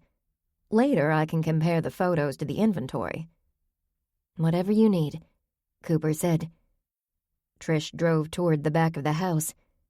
As she eased past the curve, a dark sedan along with a small silver car with more dents and rust spots than not came into view. Further up the drive, Cooper spotted the Mr. Fawcett van. The vehicle painted sky blue, with a shiny silver water faucet and the slogan, "Get the drips out of your life," splashed across the side, stood out. Oh, look, Trish said. Jake is here. Hooray for backup, Cooper said. Having the muscled Jake Lombardi in attendance took her stress level down a notch. Oh, that must be Darren, Esme's driver, polishing that Lincoln Town car next to the van. Trish parked the car next to the brick wall to avoid obstructing the drive or the 4-car garage. Jake's gonna chat him up, right? Yes. Cooper assessed the tall, dark-haired and clean-cut young man who was hard at work detailing the vehicle. Trish, what does a driver do when he's not driving? What do your drivers do? Cooper asked. It's a different situation for a company car. Tyler Fine Properties utilizes a service. That means I schedule a driver when required. It's usually not the same driver. Mrs. Saldano pays Darren a salary, so he's available during working hours or when she schedules him. The rest of the time? I'm gonna assume he's given other responsibilities around the home, including maintenance of the vehicle and running errands. That makes sense. Whose car is that? Cooper asked, nodding toward the dark sedan. That's a woman in the driver's seat. It's likely Mrs. Hastings. I got her number from Mrs. Saldano and let her know we were coming. Trish grabbed her tote and dug inside, pulling out a set of keys. I wish we could have found some background information on the Hastingses before today, Cooper said. I did an internet search, but nothing came up. Lots of Hastings, but no Virginia and Ralph. Perhaps Bryant will be more successful. I hope so. Trish turned to Cooper. Ready? Cooper reached for her water bottle. Ready. Good morning, Trish called to Darren. Morning, ma'am. The driver gave them a curious stare. You must be the real estate lady. Mrs. Saldana said you'd be coming by. Yes. Trish offered her hand. Trish Tyler, Tyler Fine Properties. This is Cooper Lee. We're expecting Quentin Enderly. Could you show him the entrance when he arrives? Yes, ma'am. Pleased to meet you, Darren Smith. Cooper smiled. I see a plumber van, but no plumber. Do you know where he went? Yeah, he's out back, looking at the garden and yakking with Ed. Guess they both like flowers. Jake is his name. Said to holler when the real estate lady showed up with the keys to the house. He grinned. I guess that's you folks. I'll go let him know. Thanks, Darren, Trish said. Yoo-hoo, Miss Tyler. A plump, silver-haired woman with a double chin and a warm smile toddled over to them, huffing and puffing as she went. I recognized you from your advertisements. I'm Ginny Hastings. This was the housekeeper. Cooper assessed the woman as nearing retirement. How did she manage to clean a 6,000-square-foot, 3-story mansion with 4 bedrooms and 6 baths? Surely not by herself. Perhaps she had a team. It took Cooper all day to clean her tiny apartment, which could fit into one of the massive bedrooms of the Saldano home. Hello, Jenny, Trish said. I've heard so many nice things about you. She motioned toward Cooper. This is Cooper Lee. Pleased to meet you. Maybe one of you can tell me why I've been locked out of the house. She offered a haughty sniff of indignation. Locked out? Trish held up the keys and smiled. We aren't locked out. Let's go inside, shall we? Cooper hid a grin. Trish certainly had a gift for diplomacy. Trish's heels clicked on the stamped cement as she unlocked a door that led them through a windowed breezeway to another door.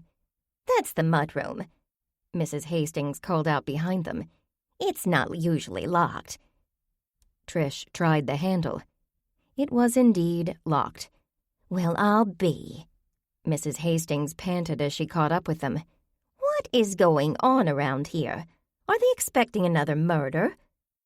Trish tried several keys before opening that door, which led to the pristine and mudless mudroom Cooper remembered from the party on Saturday. All 3 stepped into the kitchen. Ginny Hastings looked around. I haven't been here since last Friday. I prepared the place for the birthday party. She clucked her tongue. Mercy, this house will need to be cleaned. Do you clean this entire place yourself? Cooper glanced from the sparkling marble countertops to the shiny white tiled flooring. The place didn't look like it needed cleaning to her, although neither she nor Ginny had any idea what the great room looked like after what happened to Ronald. Sure I do. It takes me an entire week to get the job done. Every Monday, I start all over again. Cooper nodded, though she didn't believe a word the woman said. Ginny Hastings was short of breath walking from the car to the house. There was no way she went up and down those steps to the 3rd floor and back. Trish cleared her throat. Part of my job, as I prepare the house for sale, will be to evaluate the property and bring in a professional cleaning team. She paused, especially after the incident. Ginny jerked back in alarm. Does that mean I'm fired? I'm sure Mrs. Saldana will reach out to you. She'll know what her plans are soon enough. That sounds like I'm fired to me. Ginny shook her head, disgust hot in her eyes. After 12 years, loyalty doesn't mean anything these days. Let's not get ahead of ourselves, Ginny, Trish soothed. Cooper took off her jacket and carefully folded it, placing it on the counter along with her water bottle. I know this has been very difficult for you, Mrs. Hastings, but we're here to assist Mrs. Saldana and do anything we can to help you. Lee, you said. The housekeeper narrowed her eyes, and for a brief moment her gaze became flinty. Are you related to Mrs. Saldano's friend, The sassy one? She's a Lee, too. That's my grandmother. Ginny paused, still assessing Cooper. She's a peculiar woman, isn't she? Cooper chuckled. It runs in the family. Cocking her head, Ginny stared at Cooper's eyes. I guess you're right. Perhaps you can answer a few questions for us, Trish asked. She slipped off her raincoat, draping it over the back of one of the chairs at the breakfast nook in the corner. She removed a notebook and her phone from her tote, then dropped the tote onto the chair, tucking the chair close to the table. I thought you were the real estate people, Ginny said. Trish smiled sweetly. Oh, we are, but we'd like to know about the staff. Perhaps we can persuade the next owner to continue their employment. Ginny's eyes rounded at the answer. That's so. Mrs. Hastings, what can you tell us about the driver? Cooper asked. The kid who drives the missus? Not much. My husband would be the one to talk to. You never interact with him? Sometimes I send him to pick up dry cleaning. He picks up grocery orders, too. Seems like a nice enough kid. But again, mostly it's my husband who knows him. Your husband won't be here today? No, ma'am. He only comes to the house when there's handyman work to be done. Right now, he's recuperating from an accident. Oh, we're sorry to hear that, Cooper said. I hope it wasn't serious. Serious enough. You know how it is when you get on in years. I told him to be careful, but menfolk, they never listen, do they? Mine is particularly hard-headed. Trish smiled, while Cooper found herself without a response. Her mother and father had been married for 45 years. She'd never once heard her mama utter a negative word about the man she married. Very sad about Mary's fiancé, Cooper said. I assume you know what happened? All I know is that the missus said to stay away. She called me on Monday night crying about Ronald being killed at the house. How well did you know Ronald Fortune? Cooper continued the questioning. Better than I wanted to. Ginny shuddered. The man acted like he owned the place. Not to say he deserved what happened, but from the first time I met him, I told myself, there's a fellow who's pushing his luck. Yep. She nodded. Sad state of affairs, but I'm not a bit surprised. Some folks find trouble, don't they? Did you ever see him show in the house? Trish asked. Funny you should mention that. I had a suspicion all along that something funny was going on. I'm only here during the day, mind you. Trish looked at Mrs. Hastings. What do you mean funny? Mrs. Saldana would be gone for the day or out of town. I come in to do my usual cleaning and such. Sometimes things were out of place. Blinds open that I closed. Drawers and cupboards open. When I mentioned it to the missus, she said that maybe Mary had stopped by. Ginny gave an adamant shake of her head. You don't think that's true? Trish queried. No, and I'll tell you why. Mary would never leave a cupboard or a drawer open. She had no reason to explore the house. That girl practically grew up here. The only time she comes by unexpected is when the missus takes a trip to check on the house and collect the mail. Trish nodded, encouraging the woman.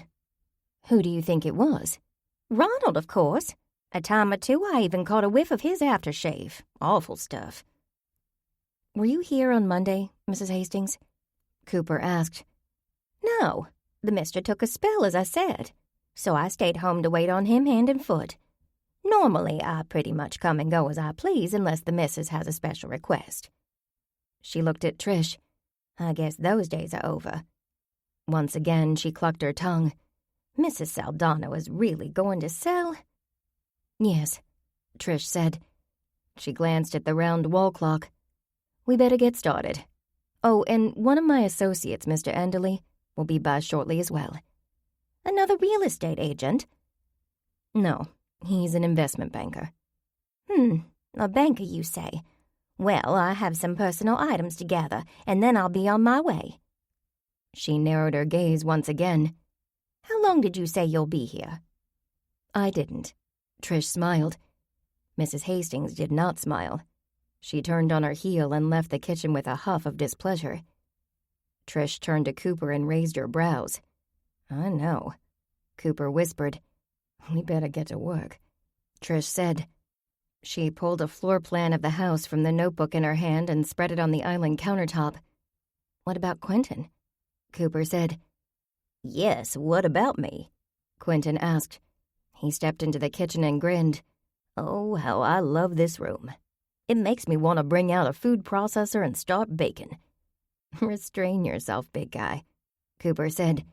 Did you bring your phone? He held his cell phone aloft, then raised his other hand, which held a brown paper bag.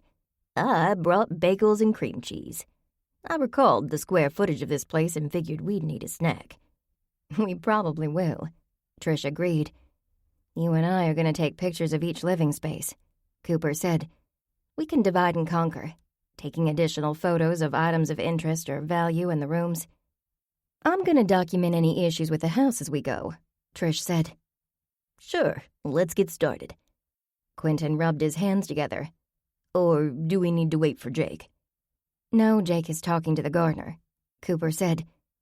Trish looked around. Ronald's phone could still be in the house, right? I suppose it's possible, but wouldn't the police have pinged its location? Cooper asked. I'm no expert, Quentin said. But it's my understanding that pinging is possible unless the phone is dead or turned off with the location finder disabled. He chuckled.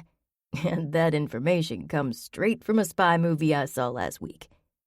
You never know, Trish said with a chuckle. Let's keep our eyes open. Which floor do we photograph first? Quentin asked. I'm not a fan of basements, Cooper said. Visions of rickety steps, dangling light bulbs and cobwebs? Trish asked. I've run into a few in my line of work. Cooper shivered. Exactly. So let's get the worst out of the way. The floor plan shows the basement doors in the mudroom, Trish said. Quentin stepped into the mudroom and assessed the room. Ah, here it is. He opened the door and glanced at the light panel on the wall above the railing. One touch of the switch and the basement became illuminated. After you, ladies. To her relief, the steps were surprisingly solid as Cooper descended to the basement, gripping the rail tightly. Didn't Jake say there was a wine room down here? Cooper asked. He did mention a wine room, Trish said. I don't recall if he said it was in the basement, though that would make sense, as it's dry and cool down here. Cooper stepped onto the glossy finished cement and looked around. Besides shelving units and a state-of-the-art cooling and heating system, the basement held very little.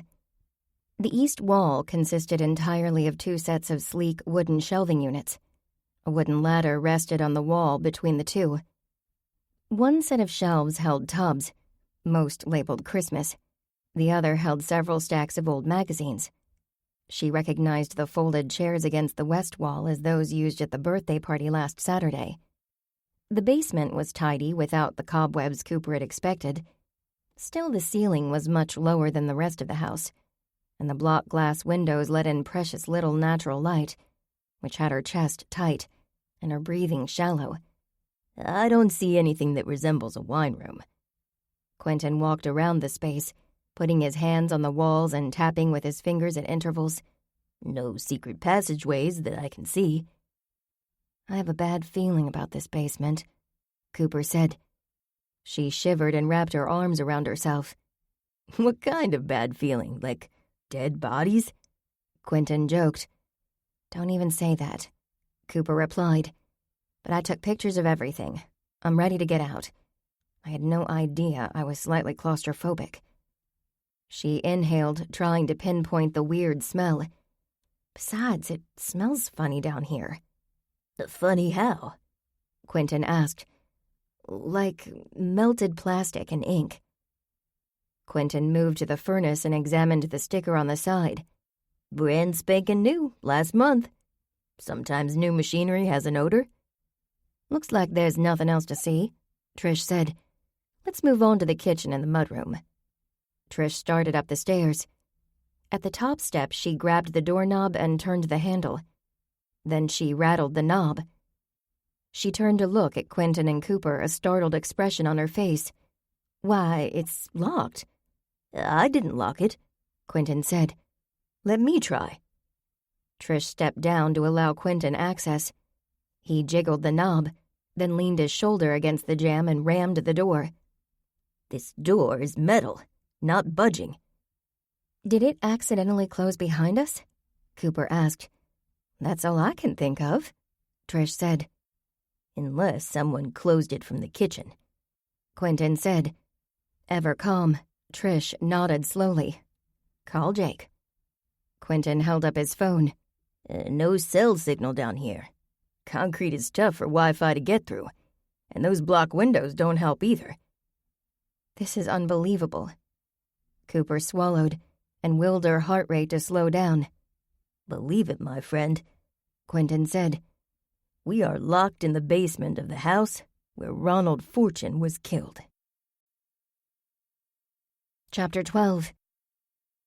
Cooper moved back down the steps of the Saldano basement and walked toward the windows, raising her phone with the hopes of locating the sweet spot for a cell signal. We can always use the emergency button on our phones, but I'd rather not call 911 if we don't have to. Olson pretty much asked us to fly under the radar. Can you call 911 without a signal? Trish asked. Yep, I hear it usually works, too, Quentin said. Let's save that as a last resort. Mrs. Hastings, Jake, the driver, and the gardener are all here. Trish said. Someone will wonder where we are. Despite her calmness, Cooper sensed a hint of urgency in her voice. Cooper felt it too. As clean and shiny as the basement was, the place gave her a case of the dreads that she couldn't shake. A moment later, Trish started pounding on the door. Hello? Anyone there? Cooper eyed the space for a possible exit. She circled the basement, evaluating each window. The solid glass block windows situated at intervals around the basement were thick. Another 5 minutes and she'd start searching for a heavy piece of metal to try to smash them open. The door suddenly opened, the light from the kitchen illuminating the person in the doorway from behind, like a heavenly being. What are you doing down there? Jake boomed. Jake, Trish breathed. Thank goodness. The door was locked, Quentin said. How did you know we were here? I didn't. I came in the house and heard you knocking. He examined the hardware and the door. Nothing wrong with this lock. Either you accidentally locked it or someone else did. I was the last one down the steps, and I am certain the door remained open behind me, Quentin said. Maybe we can figure it out later. Cooper hurried up the steps past her friends. Excuse me, friends, but I need out of here. Leaning against the island, she gulped in fresh air. You okay, Coop? Quentin asked as he followed her into the kitchen. Fine, now. Cooper rubbed the bridge of her nose. Well, except for a pounding headache. I should have eaten those muffins my mother offered me this morning. Quentin grabbed the bag on the counter. You just need a little food and fewer basements. Let's take a bagel break. He opened the bag and passed out napkins and plastic knives. Then he put a cream cheese container on the table. I have some over-the-counter headache stuff in my tote, Trish said. She pulled the kitchen chair back and lifted her bag. Then she gasped. I can't believe it. Someone went through my bag. Are you sure? Absolutely sure. I am notorious for the organization of my bag. I spend a lot of time on the road. She angled the bag so they could see inside. Everything is a jumble. Did you see anyone in the house, Jake? Quentin asked. The housekeeper left in a hurry. She's the only one I saw in here. Jake looked at them. Why would Mrs. Hastings go through your tote? Trish handed Cooper a white bottle. Take 2. Then she dug in the pocket of her slacks and pulled out a set of keys that jangled as she held them up. I am certain that Ginny Hastings was looking for these. She locked you in the basement so she could inspect your bag? Wow, that's pretty gutsy, Jake said. I could have come in the house at any time. Ginny was very cranky about the locks being changed. Cooper said. I don't get it. Why? Quentin asked. She has access to gather her personal items today. Why retaliation? It's not like we're to blame for Mrs. Saldano selling the house or Ronald's death." "I've seen it before," Trish said. "Sometimes the anger is directed at me when I'm selling the property, when there is a contested divorce or a problematic inheritance situation." "I don't know how you do it, Trish," Quentin said. Cooper finished her bagel and downed half her water bottle as an idea hit her. She took her wallet out of her jacket pocket, pulled out a crisp white business card, and placed it on the counter. "Olson's business card. Take a picture of it with your phone. After what just happened, it would be wise for all of us to have that number." "Good idea," Jake said, as he and the others reached for their phones. "By the way," Cooper said to Jake, "we never did find the wine room you mentioned when we searched the basement." Mrs. Saldano didn't specifically say it was in the basement. Maybe there's a Murphy door in the house," Jake said. "Or a pocket door." "That's interesting," Quentin said. "Why isn't the wine room on the floor plan?" Jake shrugged. "I'm guessing it was built after the house was constructed." "He's spot on," Trish said. "Now you've made our house tour a lot more exciting," Cooper said. "We'll all be on the lookout for a secret room." Quentin looked at Cooper. "Coop, do you feel good enough to photograph the room with the bloodstain?" "Oh, yeah. I forgot about the blood thing. Let's get it over with," she said. Chairs squeaked on the tile floor as they tucked them in and tidied the table. Quentin and Jake led them out of the kitchen into the great room. Cooper hesitantly entered, immediately noticing the empty spot on the credenza that previously held the bust of James Monroe. At the north end of the room, a dried bloodstain the size of a man's fist demanded attention. The rust color of the stain stood out, marring the beauty of the plush cream-colored carpet. "Huh?" Cooper frowned. "I expected a stain of epic proportions." "Yeah," Jake said. "This is pretty underwhelming. What are those smaller drops and that line of smeared blood from?" Quentin asked. "Grammy dropped the statue when she realized the other side was bloodstained." "But no trail of blood out of the room to indicate a body was dragged," Jake said. "I noticed that," Quentin said. He circled the room, his gaze on the carpet. "In my detective novels," Jake said, "the forensic team uses luminol or something similar to check for blood undetected by the human eye." Quentin chuckled. "We've got to use old-fashioned gumshoe techniques." "Did you hear back from your friend with a contact at the coroner's office?" Jake asked. "Not yet." Quentin shook his head. "Hopefully soon." "Let's think this through logically," Cooper said. "There's nothing that confirms that Ronald died here on this carpet. There are no scuff marks indicating he was dragged either." "How did he get in the trunk of his car?" Trish asked. "Did they render him unconscious and carry him out?" Jake asked. "He looked to be at least 180 pounds, which means more than one assailant." "Perhaps a struggle ensued. Ronald got whacked with the Monroe bust and then fled outside." Quentin walked around the room again, this time assessing the furniture and decor. "The statue is the only sign of a struggle in this room." "That makes sense. Ronald was caught unawares and someone hit him from behind," Cooper said. "Or maybe Ronald caught someone in the house, and he hit the intruder with the statue," Quentin suggested. "I remember Cooper telling me that Western sculpture over there was worth over $75,000. "A bungled robbery?" Cooper asked. Trish's eyes rounded. "Are you suggesting that's someone else's blood?" "Sure is possible," Jake said.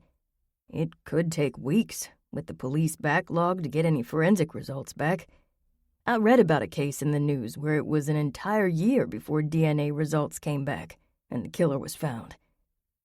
"If it was a burglary, why didn't the burglars take the bronze?" Trish asked. Jake nodded slowly. "That, my friend, is the $75,000 question."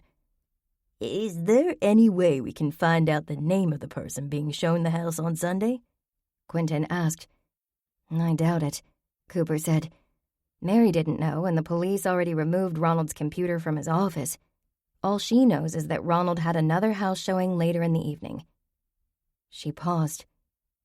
He didn't show. Trish let out a breath, because he was already dead. But why? Why did they kill Ronald? Cooper asked. I'm going with the burglary gone wrong angle, Jake said. They panicked, offed Ronald, and left. The sign on the lawn says she has an alarm system, Quentin said. I guess that wasn't enough to scare off a burglar. Perhaps they were aware that the sign is purely for show, as Mrs. Saldana rarely arms the system. Trish tapped her notebook. We better finish our inventory to determine if anything is missing.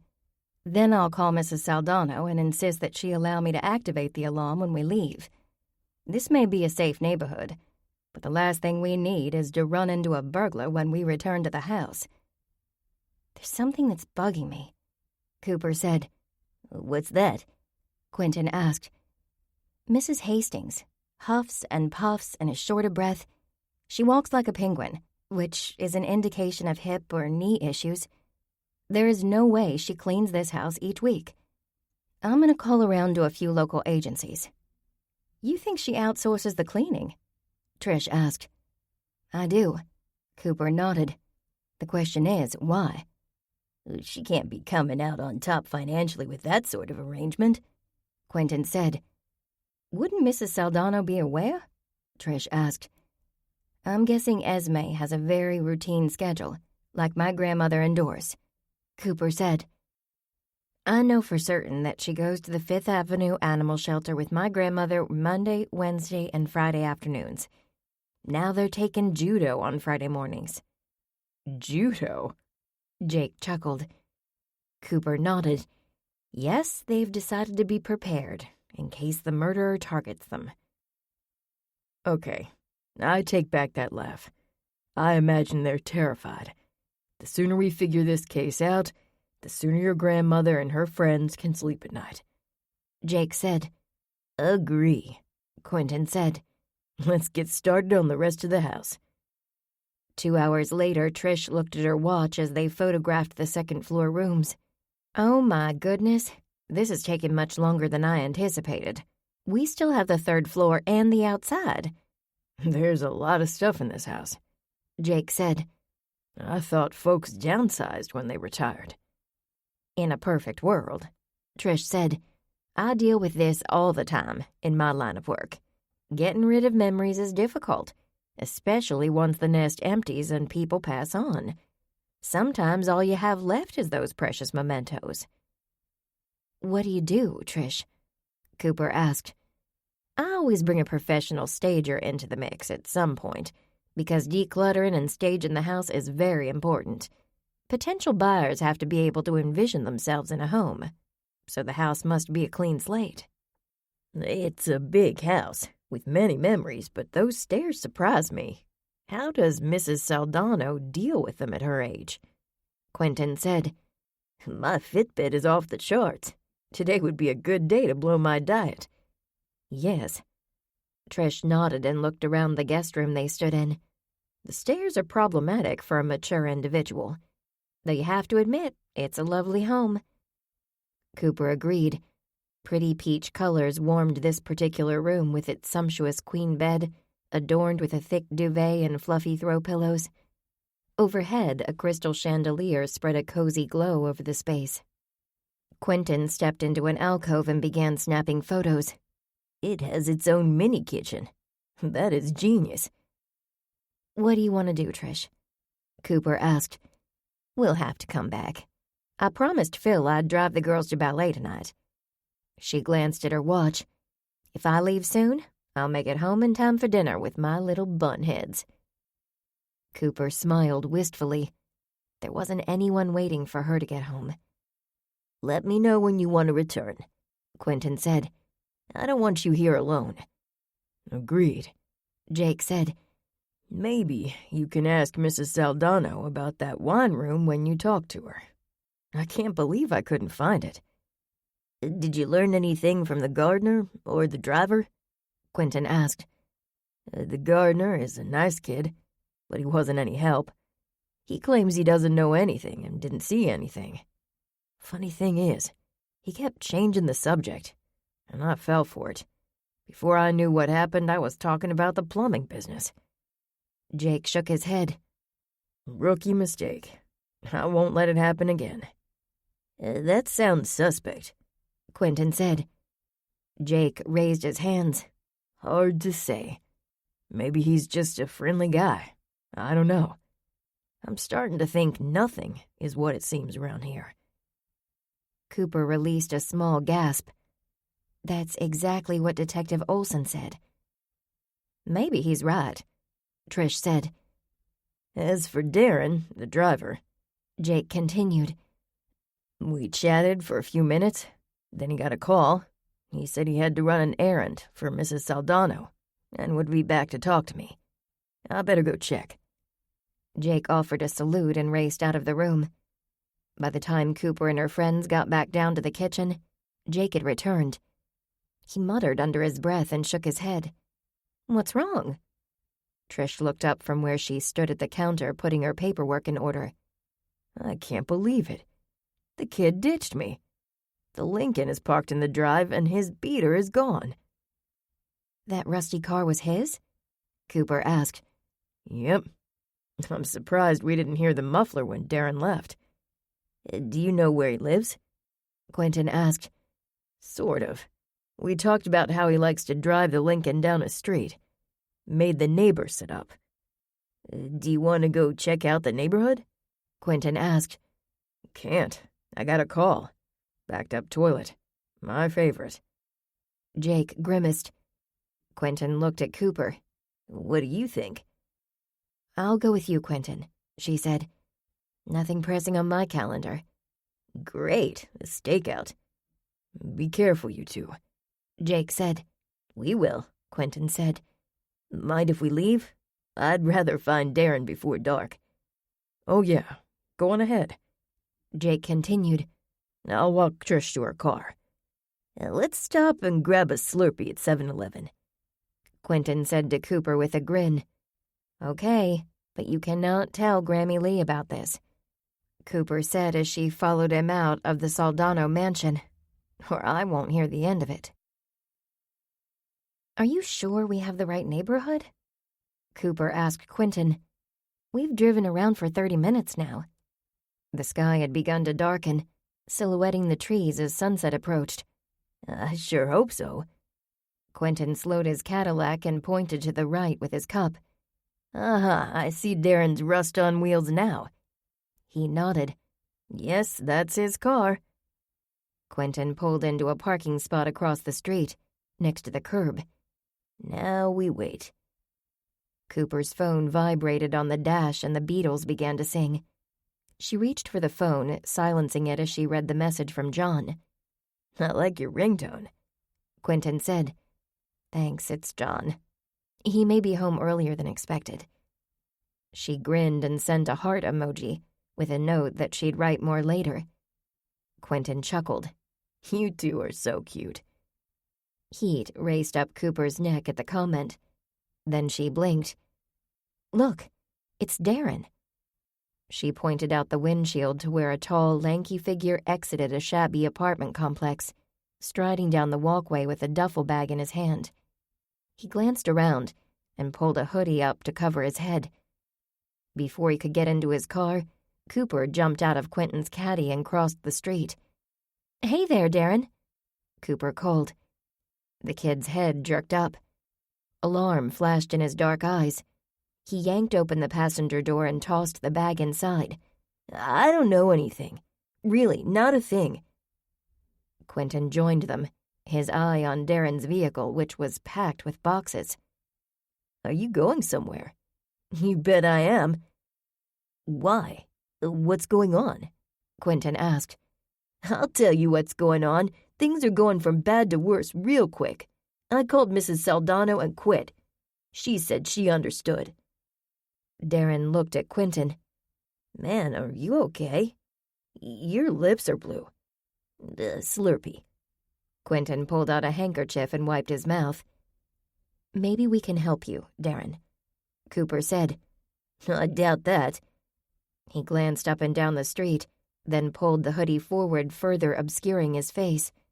"Just a few quick questions, please," she said. "Quick, real quick."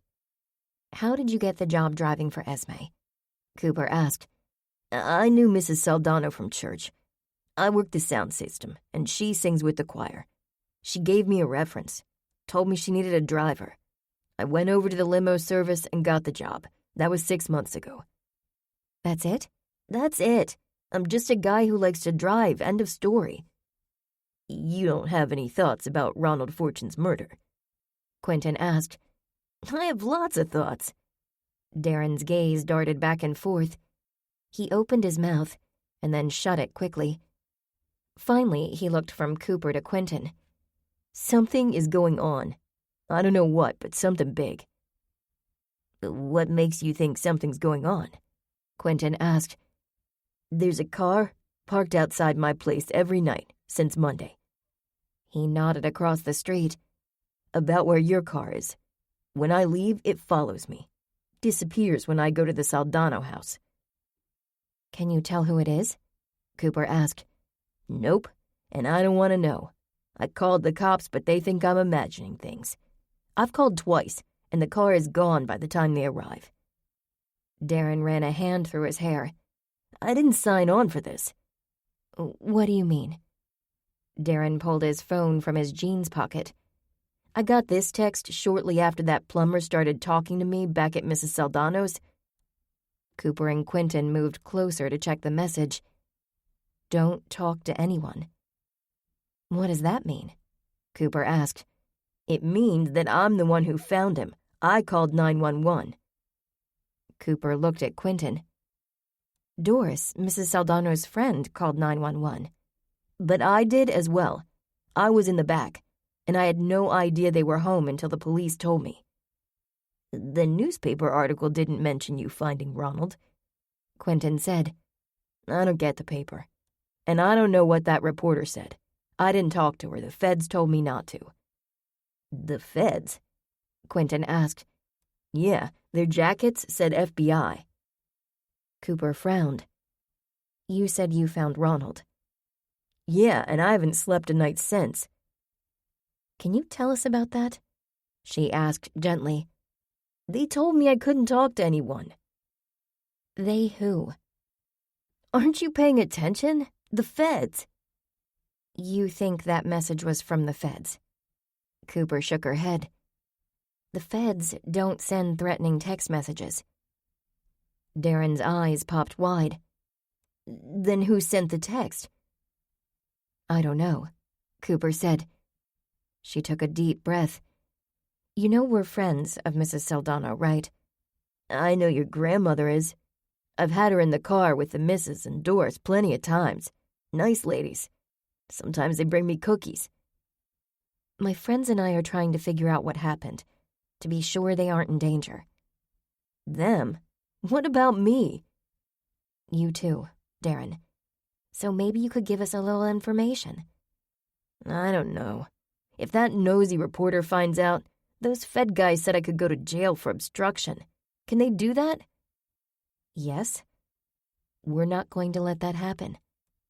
Cooper paused. "What nosy reporter was that?" "Jillian Malloy. You know her?" "Unfortunately, yes." Cooper sighed. "Jillian leaked information on another case. Another situation that we are familiar with." Cooper too well recalled the theater murder a year ago. Jillian had released information that made it that much more difficult to catch the killer.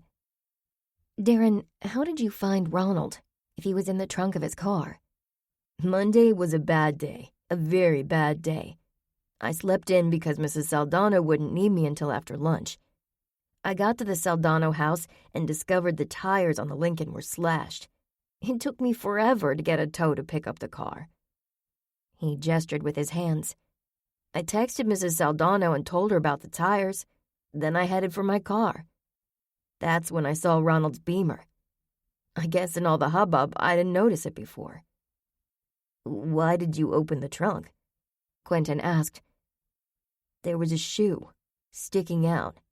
I figured I'd tuck it in and close the trunk properly. He palmed his forehead. Put my fingerprints all over the outside of the trunk.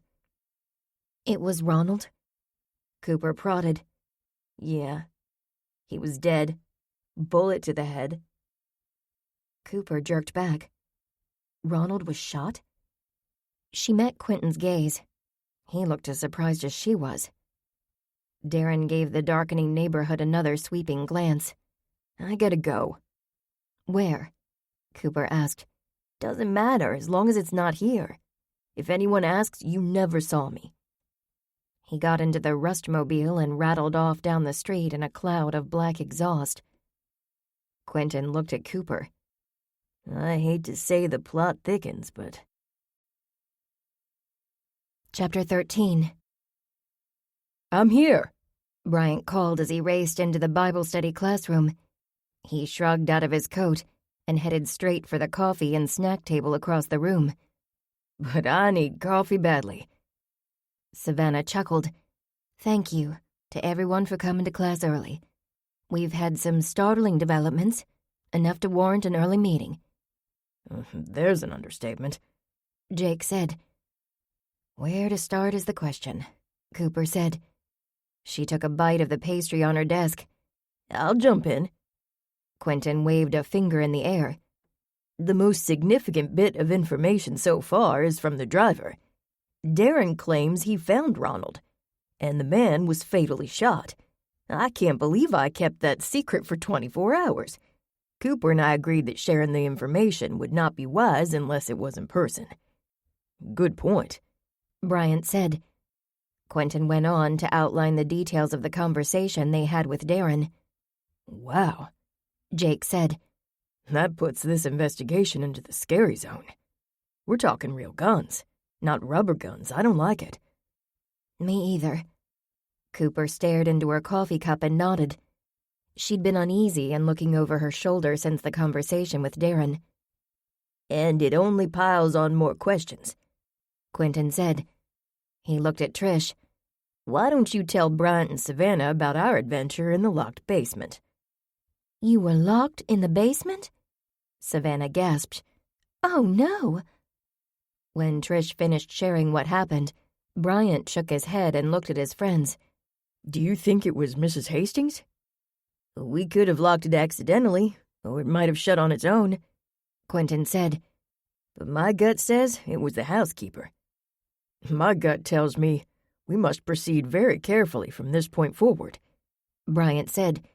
When it comes down to it, we're amateurs, trying to right wrongs. Personal safety comes first. Agreed, Trish said. What happened at the gallery event you and Savannah attended?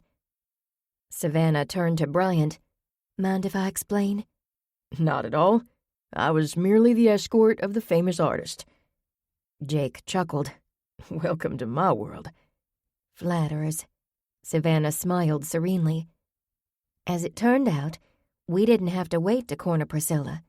She and I have several mutual friends who introduced us. Bryant mentioned Ronald to Priscilla, and she was quite eager to chat. Bryant nodded. Priscilla pulled us aside and spilled all the tea. I was stunned. As was I. Savannah pushed her long dark hair away from her face. She was adamant that she had severed all ties with the man. Do you know why they broke up? Cooper asked. Unlike naive Mary Lamb, Priscilla is a savvy businesswoman, Savannah said. She smelled something was off about Ronald and suspected he was more interested in her high-end clients at the gallery than her. Oh, what did she do? Cooper asked. Days after he proposed and gave her a ring, she began to have buyer's remorse. First, she checked on the ring and discovered it was a fake. Then she hired a PI to do a background check on Ronald and discovered he was married. Priscilla also saved us a bit of time and energy by investigating Crystal Lee Fortune, Bryant added. Mary Lamb was right. She is a gold digger. Apparently there's some truth to Ronald's claim that she refused to divorce him until she squeezed the last bit of money out of him. They didn't live together, and he was paying her a whopping amount of money each month to keep their marriage under wraps. Blackmail, Trish said. "Ronald is of no use to her dead." "That's right. Priscilla was pretty certain he didn't have a life insurance policy," Savannah said. "No motive there." "Same with Priscilla," Bryant said. "Zero motive. She threatened to call the cops on him if he ever darkened her door. Priscilla was shocked that we found the connection between her and Ronald. I explained about the footage in the Channel 6 archives." "He led those women on. Did he love Priscilla or Mary?" Cooper asked. "I doubt it. It was all a part of the grift," Bryant said. Cooper leaned back in her chair, appalled at Bryant's words. Priscilla might be more worldly than Mary, but the heartache of knowing Ronald betrayed her had to hurt the same. Cooper knew that pain only too well. "So the police haven't connected the dots regarding Priscilla?" Quentin asked. "Not yet," Bryant said. "I promised Priscilla I'd be discreet, though I warned her the police would eventually figure it out and ask her questions. We mentioned that she might want to go in and talk to Detective Olson before they showed up at her gallery. She appreciated the heads up. We did ask her not to mention the Bible study, and she agreed." "Thanks for that," Cooper said. "No problem," Bryant said. "Oh, and Priscilla has an alibi. Last Sunday, she was out of town at an exhibit in Raleigh. She has witnesses who can corroborate that information. So we crossed fiancé number 1 and the wife off our list," Quentin said. "Anything else?" Cooper said, looking around. "I said I'd check on the neighborhood cameras," Quentin said. "Did that yesterday. All the neighbors were eager to grill me about the murder, but no one had anything on camera that was useful." "That's too bad," Trish said.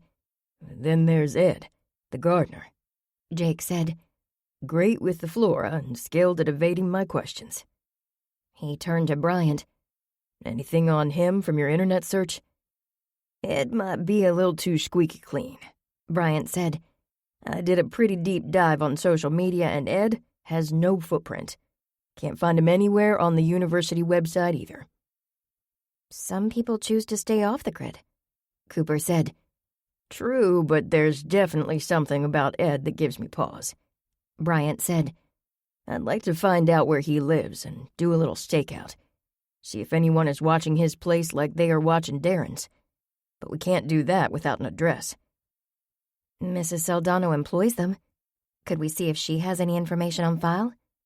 "We can, but I suspect she gives them a paper check every month and doesn't have any information. She's very old school." "Which reminds me," Trish said. "I called about the alarm, but Mrs. Saldano didn't answer. I did reach Mary, who provided the code. I armed the house before Jake and I left. She's going to notify her grandmother." "What did Mary say?" Cooper asked. "Was she okay with that?" "More than okay. She was relieved." Trish chuckled. "So am I." "We've ascertained that Darren knew Mrs. Saldano from church, and Ed was referred by another gardener. Does anyone know how she ended up hiring the housekeeper?" Quentin asked. "That's an excellent question," Cooper said. "I'm dropping off a casserole to Mary after church. I'll ask her." A phone beeped and Quentin pulled out his cell. "Hold it, people. I just heard back from my source." "On a Sunday?" Trish asked. She leaned close to Quentin to peek at his phone. Quentin nodded. "He confirms Darren's story. GSW, likely a 9mm. "GSW?" Savannah frowned with confusion. "A gunshot wound," Jake said. He grinned. "Occasionally reading all those mystery books pays off." "Wow," Cooper said. "I'm shocked that information was kept from the press." We should be asking why," Quentin said as he tucked his phone away. "This whole case is a giant why. Why the feds? Why the secrecy?" Cooper asked. "You know, I watch a lot of police procedural shows on television," Jake said. "My armchair guess is that this murder is overlapping with another investigation." "But what investigation?" Bryant asked. "And where do we go from here?" "I still have a few calls to make tomorrow, and I'll be visiting Mary Lamb today." Cooper looked at Bryant. I don't know what to do about the gardener." "Let me think about that," Bryant said. He scribbled on a legal pad. "I'll be returning to the Saldano home on Tuesday," Trish said, "right after work. I need to evaluate the outside of the house before the sun sets, and the third floor hasn't been photographed." "Want to pick me up on the way?" Cooper asked. "Sure," Trish said. "I'll meet you there," Jake said. "Can't make it Tuesday," Quentin said. "Be careful, friends." Savannah glanced at her watch. "Anything else before we start?" Trish stood. "Only that I need more coffee." "I can't believe it's only been a week since we began this study," Quentin said. He thumbed through his study guide. "Only a week? It feels like a month," Cooper said. The only bright spot in the week was the text message from John, indicating he'd be home sooner rather than later, though he hadn't clarified when yet. "It does," Savannah replied. "I hope this study helps us all." "I'm sure it will," Cooper said. "I'm excited to return to a topic that gives me joy." "I'm glad to hear you say that." Savannah smiled. "Would you mind leading us in prayer, Cooper?" Me? Cooper stuttered. She'd never led the prayer before. "Yes, you're a prayer warrior, like the rest of us. The Bible tells us that the effectual fervent prayer of a righteous man availeth much." She touched Cooper's hand. "Woman, too." Okay."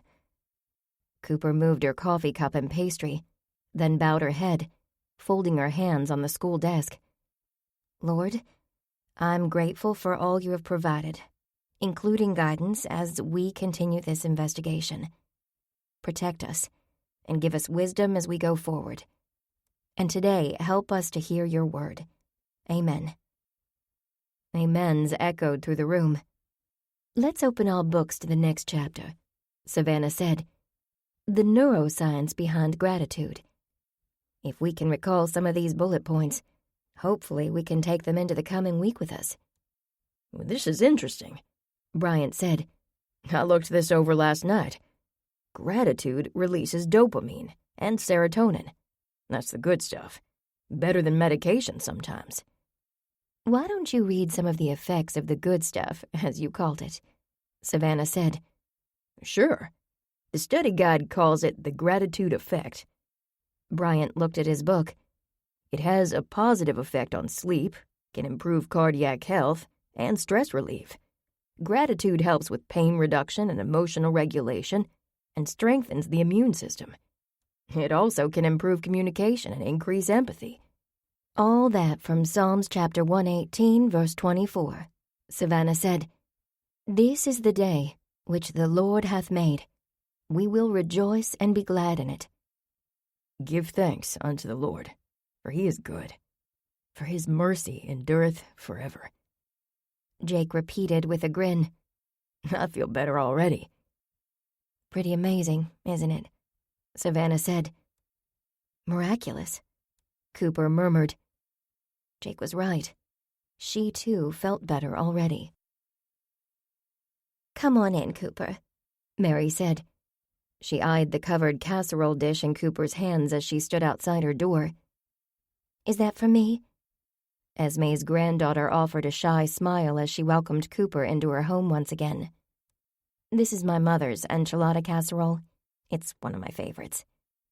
Cooper handed the dish to Mary. "Just heat it a few minutes in the microwave." "Thank you so much. Nana's in the living room. You go on in." Esme Saldano stood when she saw Cooper. Taller than Grammy Lee and younger by a few years, her silver hair had been pulled into a twist at the back of her head. A flowy kaftan in jewel-tone colors swished as she approached and took Cooper's hands. Esme exuded the old money and elegance of a wealthy matriarch. Cooper didn't know why she hadn't noticed it before now. She'd been guilty of lumping all her grandmother's friends into one category and not seeing them as the unique individuals they were. Lesson learned.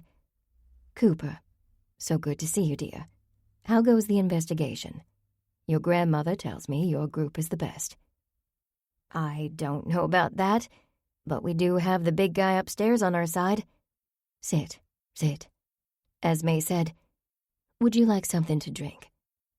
Cooper raised a hand as she sat on the couch. "I'm good, thank you." Her gaze scanned the apartment, and she did a double take at the hefty gray tabby cat, reclining on a perch in the window, enjoying the sunlight. "What a handsome cat," she said. "I must have missed meeting him the last time I was here." "You didn't. That's Chester." Mary smiled and joined her grandmother on the love seat. "Your grandmother and her friend Frank delivered him on Friday afternoon. I didn't think I needed an animal. However, I have since amended my opinion. Chester is a senior cat, and we're getting along nicely." "Tell her about Trish Tyler." Esme nudged. "Oh, yes. Ms. Tyler's already put me to work. She's graciously offered to have me work from home for a few weeks until I feel better about going into an office. Isn't that sweet of her?" "That's our Trish," Cooper said. "Now, Cooper, you look like you came here for more than delivering a casserole. What's on your mind?" Esme asked. "I do have a few questions that could help our investigation. Of course, any information we stumble upon we share with the police." Esme smiled. "I have a hunch you do very little stumbling." Cooper chuckled. "Oh, you'd be surprised at how much stumbling we do. We are, after all, amateurs." "Fire away, my dear." "My grandmother said you received a text on Monday when you entered the great room. It seemed to upset you." "It did upset me, terribly. It was Darren, apologizing for not answering my call. He said all 4 tires on the limo were slashed. Took him a while to get a tow and have them replaced." She sighed. That sweet young man was a wreck about the situation. "Yes, that would be upsetting," Cooper agreed. She noted that once again Darren's account of things lined up. "Oh, it's not just the tires. It's the fact that it's happened before." "It has?" "Yes, a few years after my husband died." Cooper stared at her. "Did you ever find out who did that?" "No. The Lincoln was parked downtown. The driver at the time." She paused mid-thought. "Goodness, that was about 2 years ago. The driver was a gentleman who'd been with me and my husband for years. He'd gone to get a soda, and when he returned, all the tires had puncture holes. When I came out from the opera, I was stunned. It took us some time to get the police report filed and all 4 tires replaced." Esme shook her head. "I was never so glad to get home to the safety of my house. The driver quit right after that.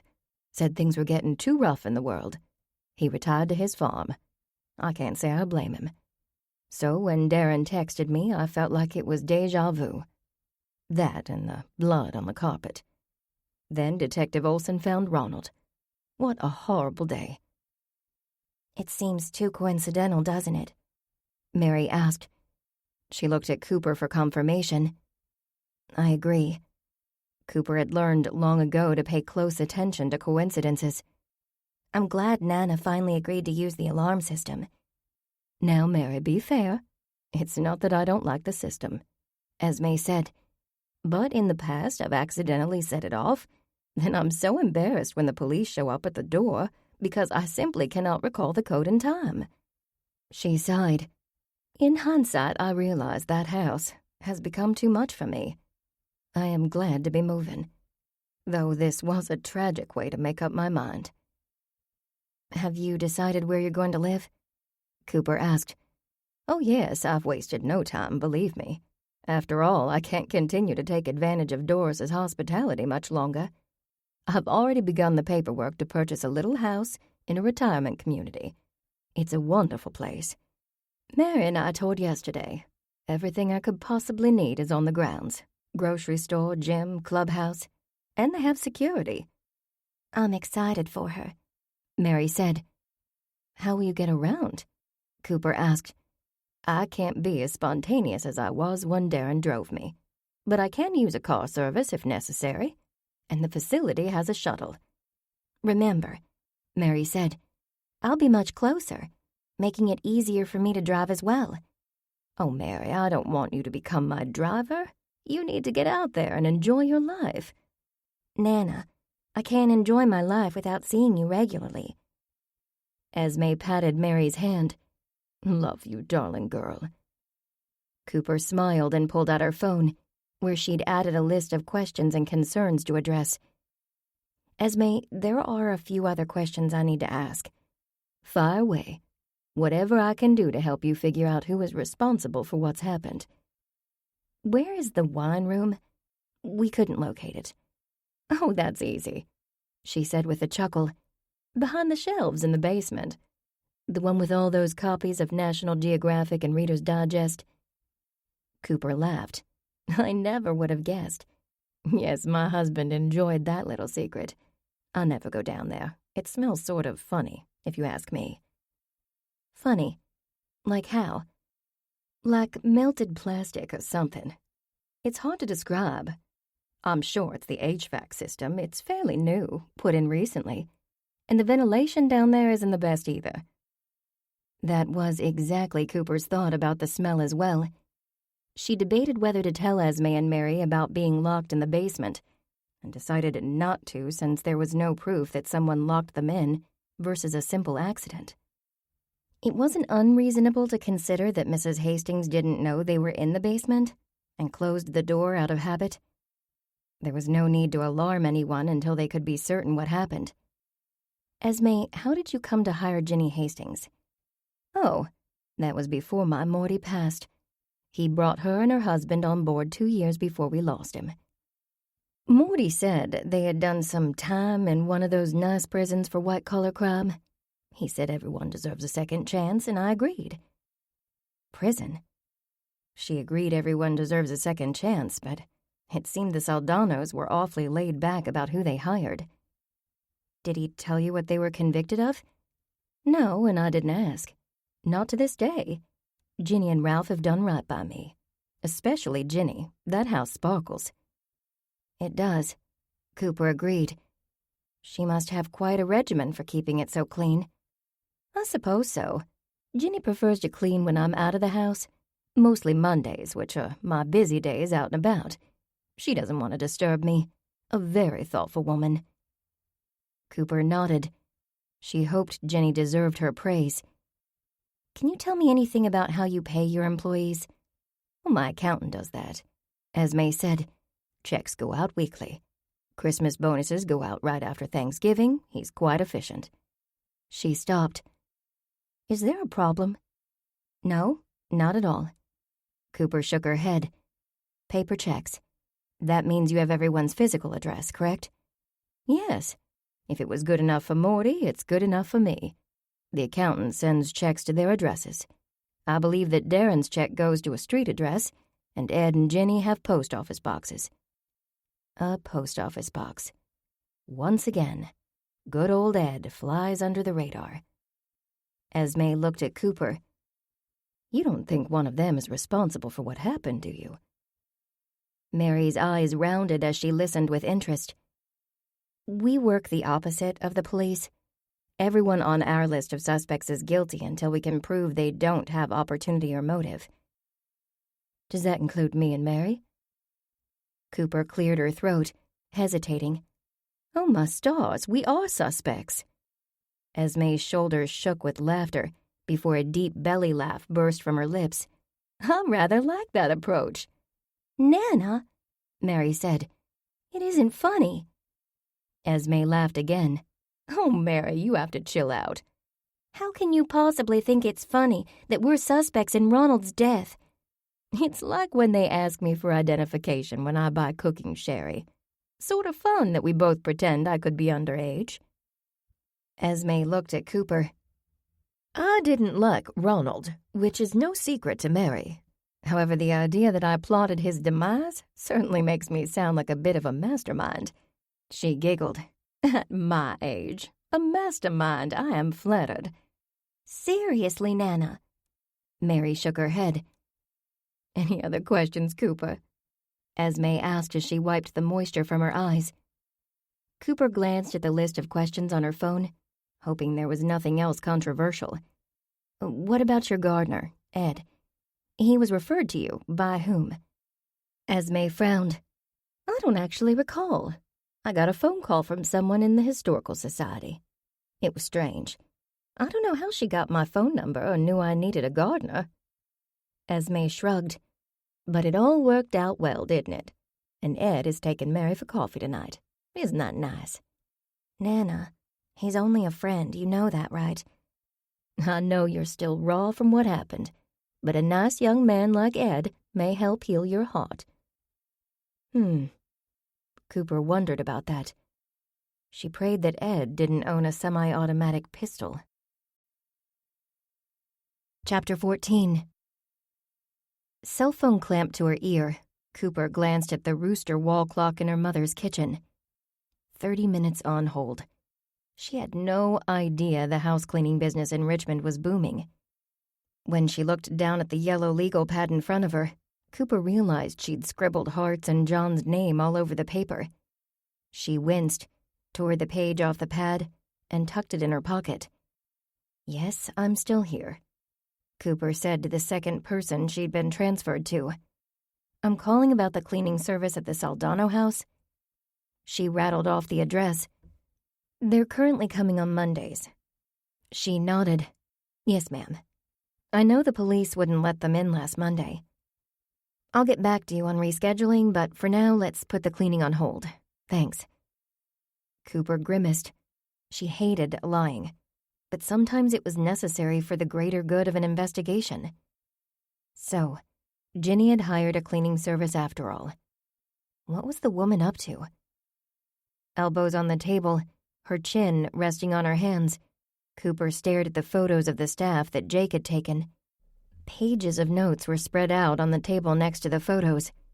Cooper wished they'd speak. 1 week ago today, Ronald Fortune was found dead, and the Bible study had made very little progress since then. A knock at the kitchen door had Cooper turning from the papers. She started to get up, but Grammy's hand touched her shoulder. "I've got it, granddaughter. It's Frank." The screen door opened, bringing a burst of cool air as Grammy Lee's friend entered the kitchen. "It smells wonderful in here," Frank said. "Like a bakery, only better." "Cinnamon maple scones," Grammy said. "Help yourself.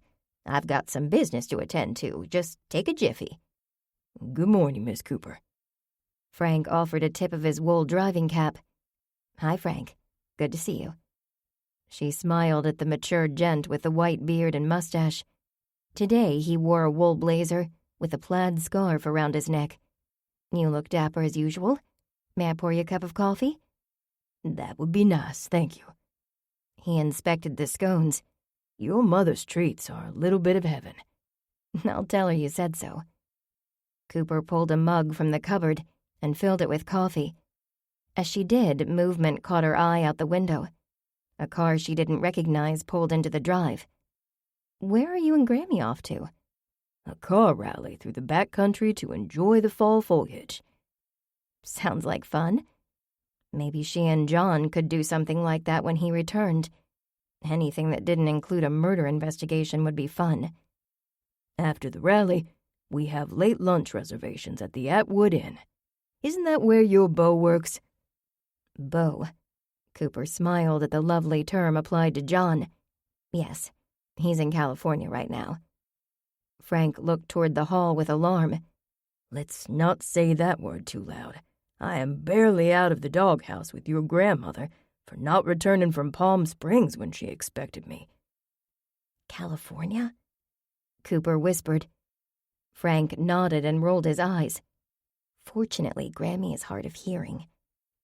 Cooper waved a hand toward the kitchen table. "Sit down and relax, Frank." She placed the mug of coffee and the plate of scones on the table. "Thank you." Frank removed his cap and sat down. "You said your fella is out of town?" "Yes. He's over in that state we aren't going to mention out loud. Hopefully he'll be home soon." John had called last night after Cooper had fallen asleep. The 3-hour time zone difference continued to foul up their communication. "What's your father up to?" Frank asked. "I couldn't help but notice noise coming from the greenhouse. Sounded like a staple gun." "Top secret. He won't tell." "Ah, I see." Frank smiled. Do you? Because I sure don't. But it's keeping him busy. Sometimes a man needs to have secrets, Frank murmured. He sipped his coffee and took a generous bite of scone before releasing a sigh.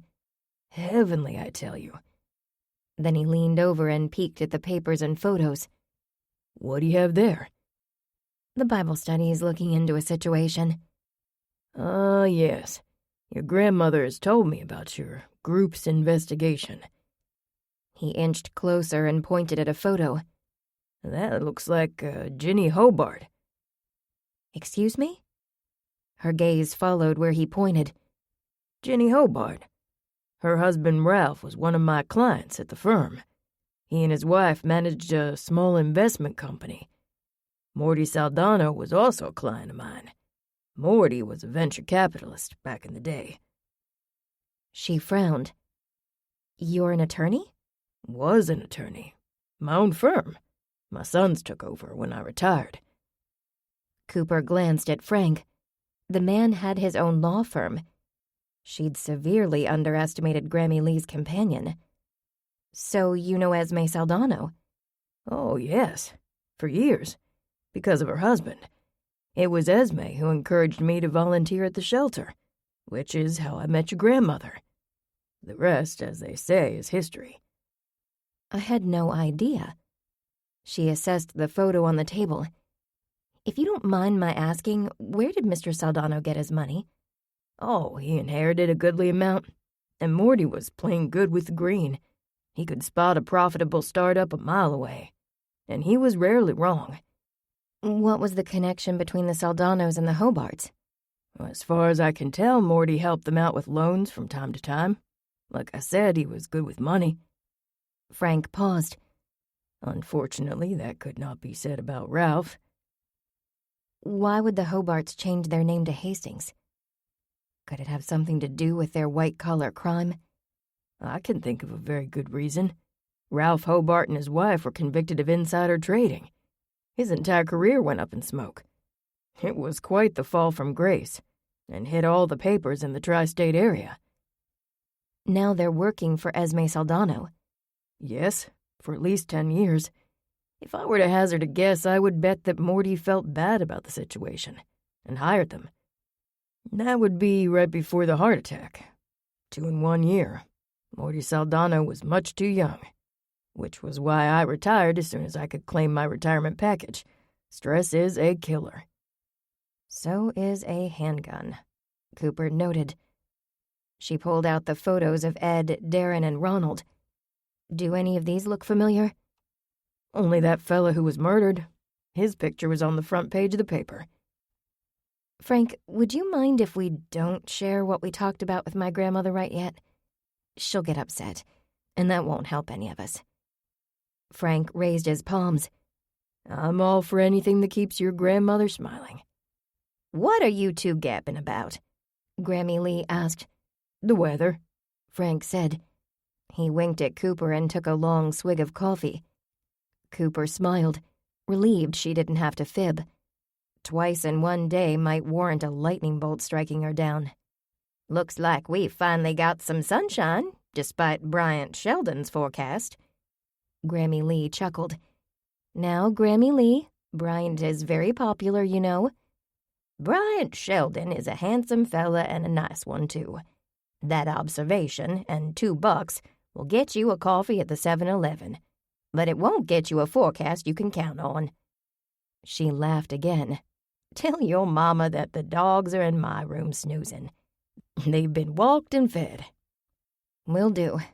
Grammy, do you know whose car that is out there? Something to do with Earl. There have been a few comings and goings this week. Cooper blinked at that news, more curious than ever. Ready to go? Frank asked. Ready as I'll ever be. Grammy Lee zipped up her fuzzy pink jacket and looked around. You sure you don't want me to pack a basket of snacks? No, ma'am. This time I'm in charge of snacks and lunch. I hope you brought your wallet, 'cause I'm always hungry. Tell me something I don't know. Frank chuckled. Lead the way, my dear. Have fun, Cooper said. It was nice chatting with you, Cooper, Frank said. You too, Frank. Cooper stood outside the door while the Caprice backed out of the drive, then headed toward her apartment to change for work. She assessed the sedan in the drive and stopped to stare at the greenhouse. The smell of paint and mineral spirits hung in the air. Curious. Very curious. As she stood on the flagstones, a sudden rush of wind whipped past as though scooting her along and on her way, telling her to mind her own business. She complied and hurried up the stairs to her apartment to locate Olson's business card in her wallet. It was time to give the detective a call. Cooper chose a table outside, though the temperature had taken a nosedive. There was no way she wanted what she had to share overheard. She pulled up the collar of her corduroy jacket and cupped her hands around the paper coffee cup to stay warm. Her phone rang, the familiar tune telling her it was John. Olson wasn't due for another 10 minutes, so perhaps she could sneak in a quick chat. She quickly hit the accept button. "John, hi. I have to warn you. I'm at Lamplighters waiting for Detective Olson. I may have to end this call in a hurry." No problem. I just wanted to let you know I'll be home Wednesday night. Wednesday? Cooper's heart thundered. Oh, that's wonderful. Think we can celebrate with dinner Thursday evening? I have to work on Friday, and I don't want to wait until next week to take my gal out. Cooper smiled at his words. That would be wonderful, John. Yes, absolutely. I know an exclusive French bistro that just opened. You'll feel like you're in Paris. Oui. John chuckled. Miss you, Coop. You too. A shadow fell over the table and she looked up to see Detective Olson. Gotta run. I'll talk to you later, Cooper said. She ended the call and stood. Detective Olson. Good afternoon, Miss Lee. May I sit down? Please do. Cooper also sat. I take it that was good news. What? She frowned. Oh, yes. How did you know? You're glowing. She nodded awkwardly, praying that her face wasn't glowing and red with embarrassment. Thank you for coming. A bit chilly today, isn't it? Today he wore a wool coat over his shirt and tie. I thought it would be better to chat out here. Agreed. Olson glanced around, assessing the patrons coming and going, and the vehicles in the parking lot. As if the situation met with his approval, his attention moved to his coffee.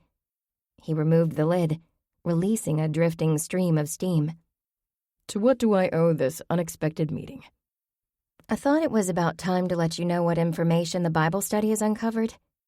So you're still looking into the circumstances surrounding Ronald Fortune's death? He said the words slowly before lifting the coffee to his lips. Well, yes. As long as my grandmother and her friends might be in danger, we'll stay the course. Cooper carefully avoided using the term investigation, which always irritated the good detective. And? He raised his brows in question. And I want to be sure we are on the same page. You know, with the same information. We don't want to be accused of obstruction. On the same page. He shook his head. Maybe you could think of us as your Bible-toting confidential informants. At that, Olson cracked a smile. What information is it you have? Are you aware that Ginny and Ralph Hastings are actually Ginny and Ralph Hobart? They spent 5 years in prison for insider trading. How did you obtain this information? A friend recognized Ginny's photo. He used to work with her husband. Who is this friend? Frank, my grandmother's companion. He's a retired attorney who volunteers at the shelter with Grammy Lee and her friends. I see. Is Mrs. Saldano aware of the Hastings' past? She knows they were in prison, and that her husband hired them as a professional courtesy. He pulled out his notebook and pen and began to scribble. Anything else? We're a little suspicious about the gardener. He has no internet footprint. Olson stiffened. The gardener is clean. Are you sure? Miss Lee, it's my job to be sure. He met her gaze, his jaw tight. It is imperative that you do not look further into the gardener. Does he have something to do with the other case that's overlapping the Saldano murder? Cooper knew she was pushing her luck, but she'd learned that fishing for a reaction was the only way to weasel information out of Olsen. He was notoriously stingy. Stunned surprise flashed in the detective's eyes, followed by what she thought might be admiration. Miss Lee, I am going to pretend you didn't just say that. He glanced around and then lowered his voice. If you and I both want to stay out of trouble, you won't repeat it either. Got it? She looked down at her cup. Is it the feds who are staking out Darren, the driver's place? He scribbled again, then stared at her. I will look into the situation. That was an easy confirmation. Cooper smiled. Thank you. The trees rustled as the wind passed through. Olsen reached for his coffee lid as it threatened to blow away. Was there anything else? Olsen asked. I guess you are already aware that Crystalie Fortune was blackmailing her husband? You know this how? She pretty much bragged about it to a private eye that Ronald Fortune's first fiancé hired. Crystalie held the divorce papers over his head. If he complied with her financial request, she agreed to sign the papers, except she kept moving the goalpost. Olsen said nothing and merely continued to take notes. So she didn't have motive. Cooper added, Thank you for explaining that. He stifled a smile. Was there anything else you'd like to share with me? She asked. Olsen chuckled at that. I admire your persistence. I'm serious, Cooper said. I know you are. He paused. My kids are selling candy bars for some school fundraiser. That's pretty much all I have to share. Cooper laughed and pulled a $5 bill from her pocket and tucked it under his coffee cup. Oh, I definitely want in. I was kidding, Ms. Lee. I'm not. You know where my shop is. I'm not fussy about my chocolate. Any variety'll do. He put the lid on his coffee, scooped up the bill in his cup, then stood to leave. I appreciate that your group has been on good behavior. I haven't heard any rumblings from the top of the food chain. The week is young, Detective. She smiled. In truth, we have a lot of suspects. Even more information and zero idea what's going on. Olsen pulled a set of keys from his pocket. Sometimes it's like that. And then, when you least expect it, everything falls into place like a puzzle. I'm grateful for those moments. Grateful. She turned the word over in her mind. Just do me a favor and stay out of trouble. Olsen continued. This case is not for amateur detectives, no matter how good your intentions are. You could find yourself in way too deep, with no way out if you aren't careful. She looked at him. He didn't seem as annoyed as usual. No, far from it. Olsen seemed concerned. And that worried Cooper. We'll use caution. I can promise that. Olsen nodded. Call me if you need to. I will. Though she said the words, Cooper prayed she wouldn't need to call him. Once again, she was more than ready for this case to conclude so she could return to her boring life. Cooper lay in bed that evening staring at the ceiling, unable to sleep. The last 7 days felt like 7 weeks. The case that started as not a case now consumed her waking and sleeping hours. A glance at the red glowing numbers on her bedside clock showed it was nearly dawn. Tuesday, and there were still no answers. Who killed Ronald Fortune, and why? Moses yawned and stretched at the foot of her bed, while Miriam groomed her silky black fur next to him. We may as well get up, Cooper told them. She checked her phone out of habit, but there were no missed calls or texts from John. Only 24 hours until he was home. The thought had her smiling. It didn't take long for the coffee pot to spurt fresh brew into the carafe. While she waited, Cooper grabbed the case files from her backpack and set up the dry erase board the group had scribbled on last week. With a mug of coffee in one hand and a scone in the other, Cooper sat down at the kitchen table and stared at the words on the board. She'd love nothing more than to call her Bible study friends right now to brainstorm. But the sun had barely begun to rise outside her window. casting a pink glow on the table. All the facts were in front of her, and in a way, figuring out the perpetrator was really a math problem. And math was her specialty. Motive and opportunity. Cooper studied the names listed. Esme Saldano stood out at the top of the list in black letters. While she had motive, she did not have opportunity. The restrained millionaire had an ironclad alibi, as she was with Grammy Lee indoors. Cooper picked up the black marker and drew a thick line through Esme's name. Krista Lee Fortune, the gold-digging wife of Ronald, was next. She lacked a motive for the murder. Ronald's death ended her blackmailing revenue stream. Cooper put a giant black X over her name. Both of the fiancés had solid alibis for the night of the murder and lacked a motive to kill Ronald. Priscilla Marmot, fiancé number 1, had a hefty bank account that precluded her from motive. Besides, she was out of town and had corroborating witnesses. As for Mary Lamb, the tow truck driver vouched for her whereabouts on Sunday evening. Cooper was relieved to cross out both names. She didn't understand how Olson had ruled out Ed, the gardener, but she trusted the detective with her life, so eliminated Ed from the suspect list. Cooper leaned back in her chair and sipped on the hot brew as she stared at Darren's name. She recalled the terror in his eyes when she and Quentin cornered him for a chat outside his apartment. He'd been traumatized by finding the body and being followed by federal agents. Cooper slowly drew a line through his name.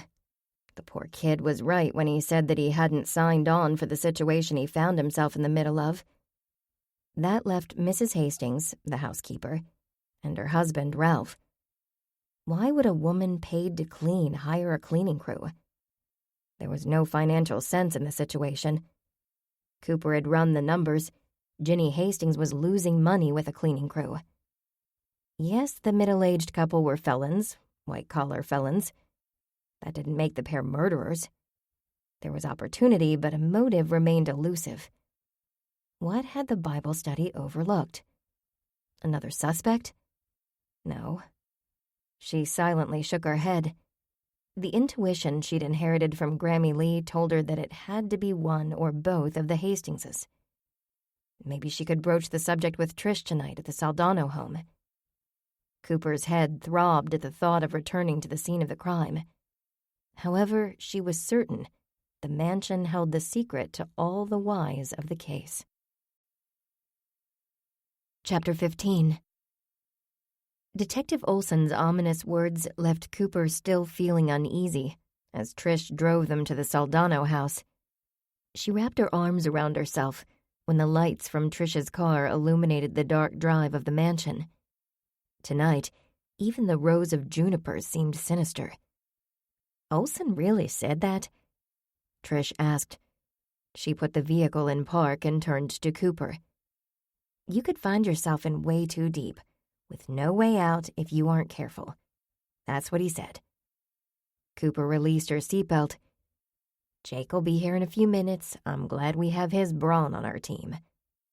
Trish sighed. I wish I could have gotten out of the office earlier. I really wanted to get everything completed today. But now it's too dark to photograph the outside. Maybe Quentin can come with me on Saturday to finish up. Good idea. Cooper hesitated. Trish, who do you think killed Ronald Fortune? Trish turned in her seat, her face pale. I don't know, Coop. And I don't mind admitting that thinking about it has kept me awake a few nights. She frowned. Why do I think you have a strong opinion? Not strong.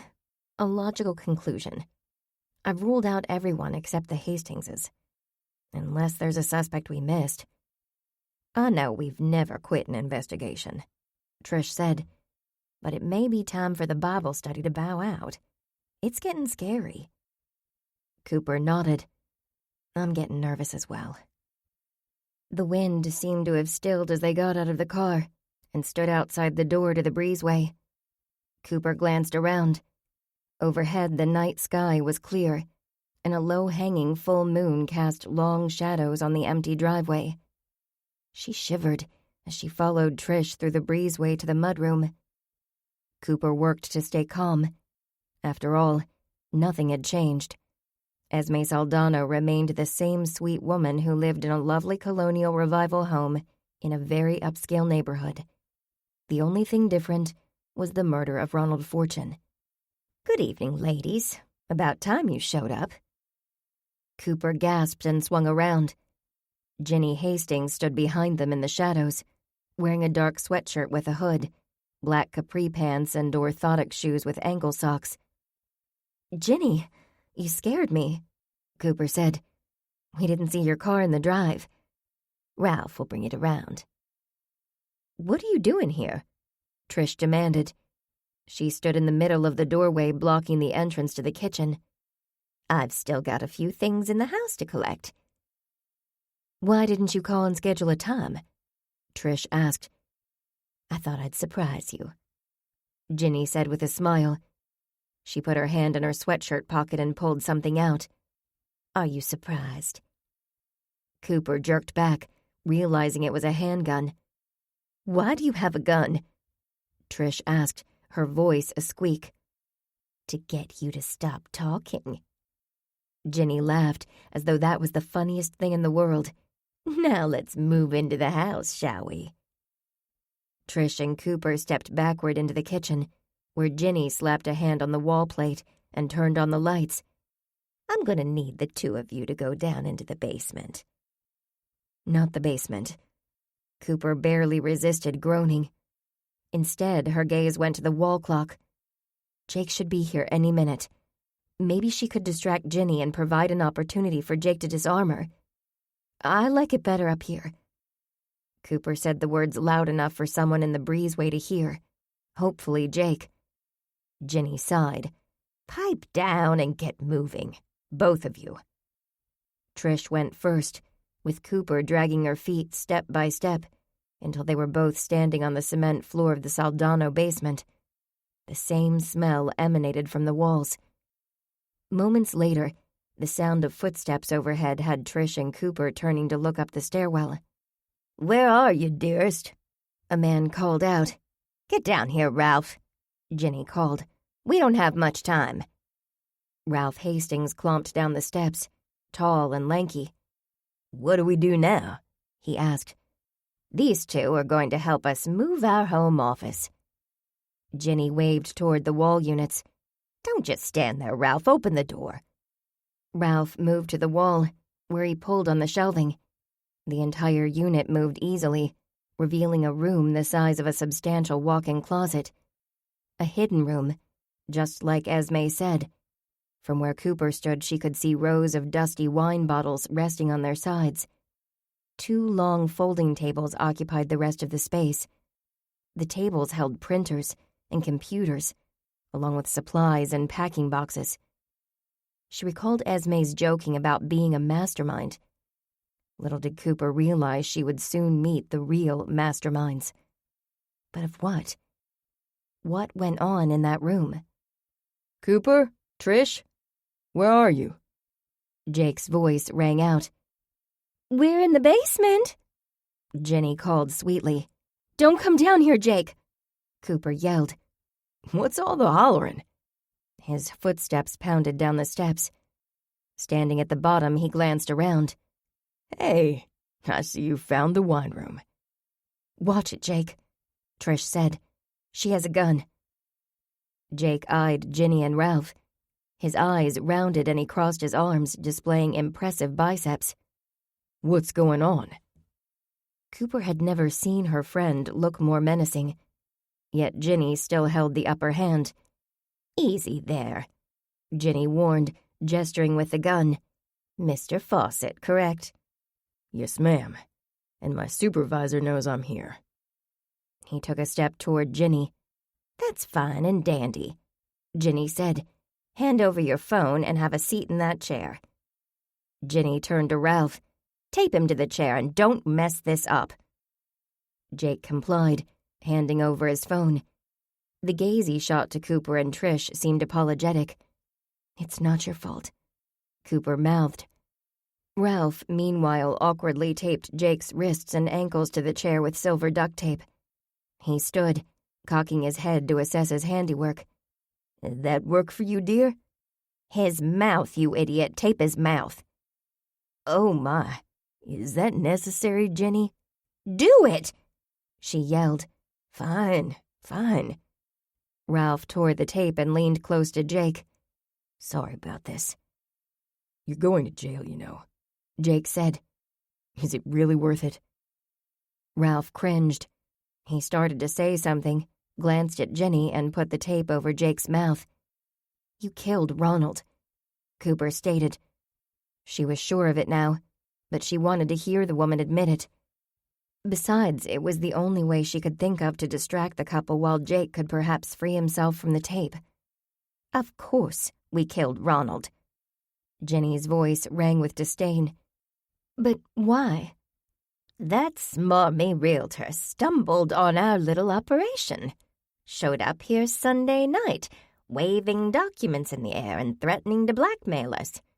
I'm sure we could have come up with a satisfactory financial arrangement, since it's well known that Ronald is easily persuaded by the green." She turned to look at her husband with a sneer.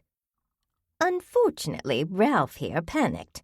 Cracked him over the head with the James Monroe." She gave a nonchalant shrug. "He was out of my hands before I realized what happened." "But that's not how he died," Cooper said. "It was a gunshot wound." "Oh, that. When we got the body into the trunk of his car, I could see he was still breathing, so I had to finish him off.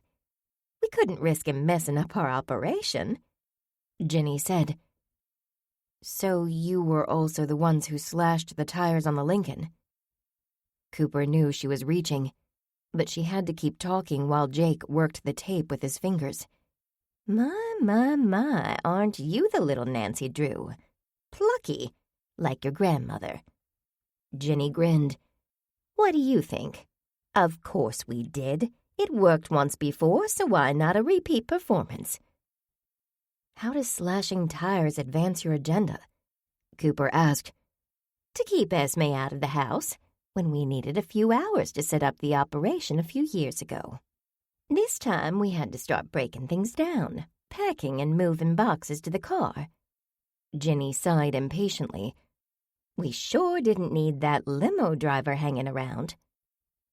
"And why the cleaning service?" She shot a quick glance at Jake. Jenny laughed. "You're quite good, Miss Cooper Lee. But as you see, I'm no spring chicken. And besides that, I can't be cleaning this museum of a house when I have work to do down here. You have to understand that we're nearing retirement. It's not like we have an IRA, or stocks and bonds. We lost it all when Ralph here messed up our investments. I had to get creative to build our retirement fund." Ralph grimaced and looked away at her condemning words. Cooper almost felt sorry for the guy. "Exactly what is it that you do?" Trish asked. "Supply and demand, ladies." Trish and Cooper both glanced at the setup, the printers and computers. There was a stack of passports in a wire basket. "They forge passports," Trish said. "Not only passports, Miss Hoity-Toity, but other documentation. Ralph here is an artist. He's very talented." Thank you, dear," Ralph murmured. "You'd be surprised how many people need to disappear and start over as someone else. Eluding debt collectors, running from the law, you name it." "You're crooks," Cooper said. "Plain old ordinary crooks. And a man is dead because of you." Jenny jerked back, her gaze hard. "To the uninformed, perhaps. We are actually opportunists. We're filling a niche." Cooper sputtered at the words and moved forward a step, anger surging.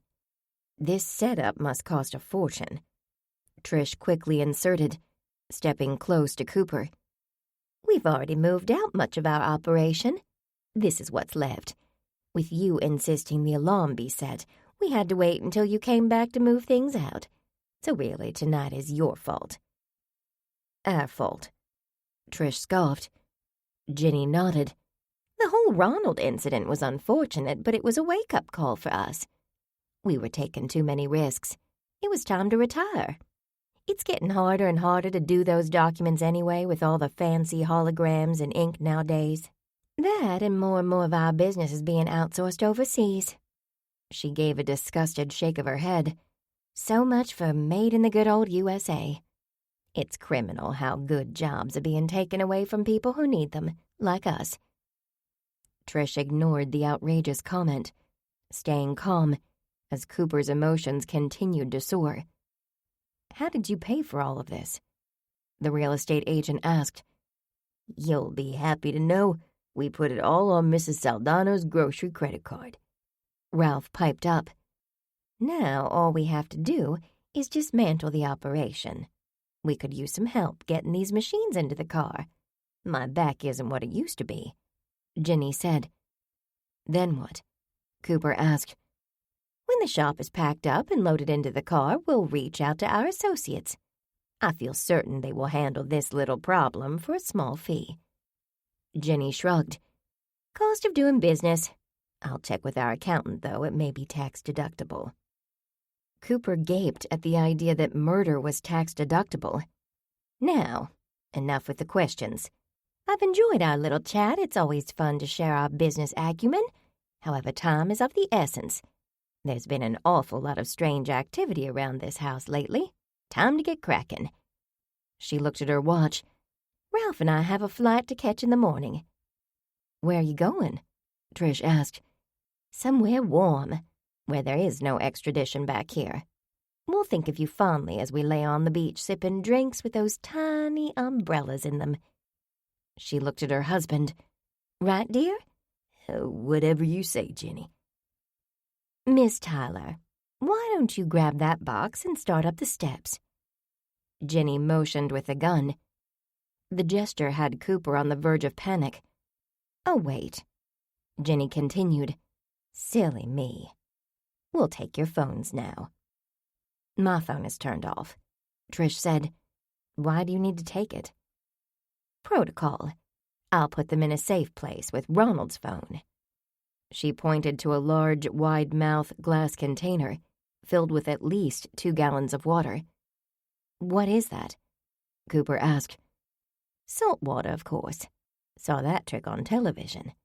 Ginny laughed. "Who knew?" The phone in Cooper's hand began to ring, and she hit the accept button as Ginny snatched the device. "Hello, who is this?" "You'll have to talk louder. Terrible reception down here," Ginny said. "Well, John, Cooper's busy right now. She'll call you back." "John, call the police!" Cooper screamed. "Now, that was not smart. Not smart at all." Ginny's face flushed with anger. She plunked the phone along with Trish's and Jake's into the jug of water. "We'll have to speed things up in case he hurt you. One more misstep like that, and you'll be sorry." Cooper frantically searched the room for a way to stop the woman. There was nothing of use in the basement. They'd have to outsmart her. As if working to calm down, Ginny took a deep breath and put a smile on her face. "Now then, as I was saying, grab that box, Ms. Tyler. Cooper, you take that laminator." She paused. "Don't go empty-handed, Ralph. Take a box, too." Cooper grabbed the laminator and staggered a bit, balancing the weight in her arms. "Careful," Ginny admonished. "Don't trip on the cord. That's a pricey little machine. I'll go first, slowly. These steps are hard on my hips." They started up the steps, with Ginny plodding along empty-handed and leading the way, her eye on the door and Trish. When Ginny reached the kitchen landing and paused to catch her breath, Trish took the opportunity to hip-check her into the wall. As Ginny stumbled, Cooper turned and threw the machine she held toward Ralph's feet. He jumped out of the way, falling to the ground as the equipment crashed and bounced down the steps. "Run, Trish, run!" Cooper yelled. "You won't get away," Ginny panted. With one hand on the wall, she struggled to gain her balance. "Watch me." Cooper slammed the basement door shut and turned, right into Ginny's fist. Staggering back for a moment, Cooper quickly regrouped. She slapped her palm onto Ginny's forehead and hooked her foot around the woman's ankle to yank her feet from under her. The woman fell flat on her derriere, while the gun skittered across the shiny floor tile. Cooper scooped up the weapon and raced out of the kitchen, through the mudroom and down the breezeway. "I hope that's you behind me, Cooper," Trish yelled. Cooper's feet pounded the ground until she met the cool night air. "I have the gun. I'm gonna grab Ginny when she comes out and then go back for Jake. Be careful, Cooper." "Hold it, right there," a man's voice commanded. "Drop the weapon. Hands where we can see them." Cooper placed Ginny's gun on the ground and held up her hands, averting her gaze from a blinding spotlight, while half a dozen men wearing dark FBI jackets rushed past her into the house. Someone picked up the gun from the ground and approached Cooper. "Are you two okay?" a familiar voice asked. "Detective Olsen?" Cooper shielded her eyes and blinked. The man never looked so good. "Yes, Miss Lee. Once again, you've managed to take 10 years off my life." He turned to Trish. "Mrs. Tyler, are you hurt?" "No, sir." Cooper released a huge breath. "Ginny Hastings and her husband are in the house. So is Jake Lombardi. They've got him tied up." "I have 2 agents going in the house now." Cooper turned at the voice. A man stepped out of the shadows with a gun in his hand. She did a double take, recognizing the gardener. "Ed?" "Meet Special Agent Townsend," Olsen said. "I guess you already know they're operating a document forgery business in the basement," Cooper said. "Yes, ma'am," Townsend replied. "If you'll excuse me." The agent headed into the house. "Did we ruin their operation?" Cooper asked. "Are we in trouble?" Olsen shrugged, seeming none too concerned. "You may have brought things to a head sooner than they planned, but I think they'll get everything they need." Olsen held up an evidence bag with Ginny's gun inside. "Once ballistics can match this gun to the one used to kill Fortune, they'll be going away for a long time." He got closer, peered at her face and grimaced. "What happened?" "Ginny Hastings punched me." "Are you sure you don't want a medic?" "No." Cooper held up a hand. "Please, no." She turned in time to see Jake, coming out of the breezeway. "Jake, are you okay?" The plumber nodded. "Yeah, another 5 minutes and I would have had the tape off." "Do you need medical attention, Mr. Lombardi?" Olsen asked. "I'm fine, Detective, and thanks for rescuing us." He paused momentarily, his attention on the agents leading Ginny and Ralph out of the house in handcuffs. "But how did you know we were in the house?" "I received an SOS call from Quentin Enderley, telling us you and your friends were at the house and in trouble." "How did Quentin know?" Cooper asked. "He received a frantic call from your fiancé." Olsen said. "Oh, he's not my fiancé," Cooper said, grateful for the darkness to hide the flush of embarrassment. Olsen chuckled. "Duly noted." Around them, the static sounds of police radios filled the air, along with sirens as more vehicles appeared. A police barrier had already been erected in the drive to keep onlookers and the press away. Looking at the scene before them, Cooper realized that things could have turned out very differently. Weariness slammed into her. "May we go home now?" she asked Olsen. "Miss Cooper, one of the realities of being an investigator is paperwork. We have enough reports from this evening's events to keep us in ink until midnight. I'll meet all of you back at the station in 30 minutes. Cooper groaned. "Seriously, Detective?" "I am dead serious, Miss Lee." Chapter 16. "That is some shiner you have, granddaughter. Are you sure it doesn't hurt?" Grammy Lee leaned across the passenger seat of the Jeep to take a closer look. The last 24 hours since the case had been wrapped up were a welcome return to normal, though it was almost anticlimactic after all the emotional energy Cooper had poured into one of the Bible study's most unpleasant cases. The black eye was the only reminder left. Cooper took the day off after clearance from the doctor and decided to take Grammy Lee to lunch. My eye is a little sore, that's all, Grammy. The ophthalmologist at the emergency room said there was no permanent damage. She took Grammy Lee's hand. It was well worth it to close the door on the Ronald Fortune case. Thank you for the meal at Freddy's. It was the perfect celebration, Grammy said. First time in a week and a half that I could eat without wondering if it would be my last meal. Oh, Grammy, I had no idea you were that upset. Ain't never been involved in a murder investigation, and I can't say I ever want to be again. I sure like watching those shows on television, but they make it all look so easy. The catching the bad guy part. Cooper nodded. Not so much fun in real life. Once again, she realized her grandmother could have been in the wrong place and could have been murdered like Ronald Fortune. Let's not think about that for now, granddaughter. I'd rather think about that meal. I tell you, that was hands down the best hamburger I've ever had in my life. She smacked her lips as she pulled on her seatbelt. I told you Freddy's is the best. What did you think of that milkshake? Pretty good. She looked at Cooper. Hope I didn't blow your budget ordering those onion rings. Not at all, Grammy. Besides, they gave us the Golden Girls pricing. Grammy Lee laughed. That's code for old people. Cooper laughed as well. She started the car, and an oldie but goodie came on the radio. Her grandmother began to hum along to the music. By the way, how is it you knew all the words to every song that came out of the jukebox at Freddy's? Cooper asked. Another side effect of being old. I've been to so many concerts I can hardly count them all. Grammy, I thought you were raised on a farm. You think farmers don't like music? She laughed long and hard. I saved my allowance, and my friends and I drove to town when our favorite bands came. No different than kids today, except the crowds were smaller and there wasn't all that what do you call it? Pyrotechnics. Yep, concerts were music. Plain old music and lots of it. Which was your favorite concert? One time, my girlfriend Shirley and I took the bus to Raleigh and spent the night with my great-aunt Matilda and saw Bobby Vinton in concert. Best memories. Bobby Vinton?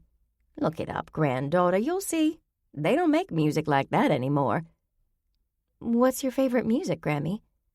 I'm partial to love songs and ballads, with a little rock and roll thrown in. She offered a wistful smile. I was a young mother when folks were doing the mashed potato and the locomotion then. Used to dance around the farm with a baby on my hip and music playing on the radio while I fed the hogs. Cooper chuckled at the visual her grandmother had created. This was fun, making memories with Grammy Lee and learning about the family matriarch. Grammy looked out the window. Where are we going? My shop is close by. Cooper parked down the street and walked around to meet her grandmother on the sidewalk. She linked her arm through Grammy Lee's thin one. I thought we could window shop on the way. I don't need any windows. Cooper chuckled. Very funny. Grammy Lee stopped at the window of Barclay's Bakery. From the sidewalk, they could see customers lined up at the counter. Several pointed to treats in the glass cases. What is Barclay's? Her grandmother asked. Cooper waved to the clerks in the store. A dog bakery. We can stop on the way home and grab some dog cookies for Popeye and Max if you like. Yes, please, Grammy said. Bits and Pieces is right around the corner, next to the watch repair shop. As they continued to walk, Cooper couldn't help but remember the man in the rain last week. A puzzle she hadn't figured out yet. This must be your shop. Grammy's gaze took in the decor in the windows and the chalkboard sandwich sign on the sidewalk, along with several aged and rusty watering cans resting on vintage wicker rockers. Looks mighty appealing. Thank you. Cooper pulled open the door. The bells chimed and Zoe rushed to the front to greet them. Oh, hi, Miss Lee. Her eyes rounded. What happened to your eye? I ran into a fist. Cooper smiled. Grammy Lee, this is Zoe. She's my best employee. Zoe is going to college and works here part-time. Stay in school, Grammy said.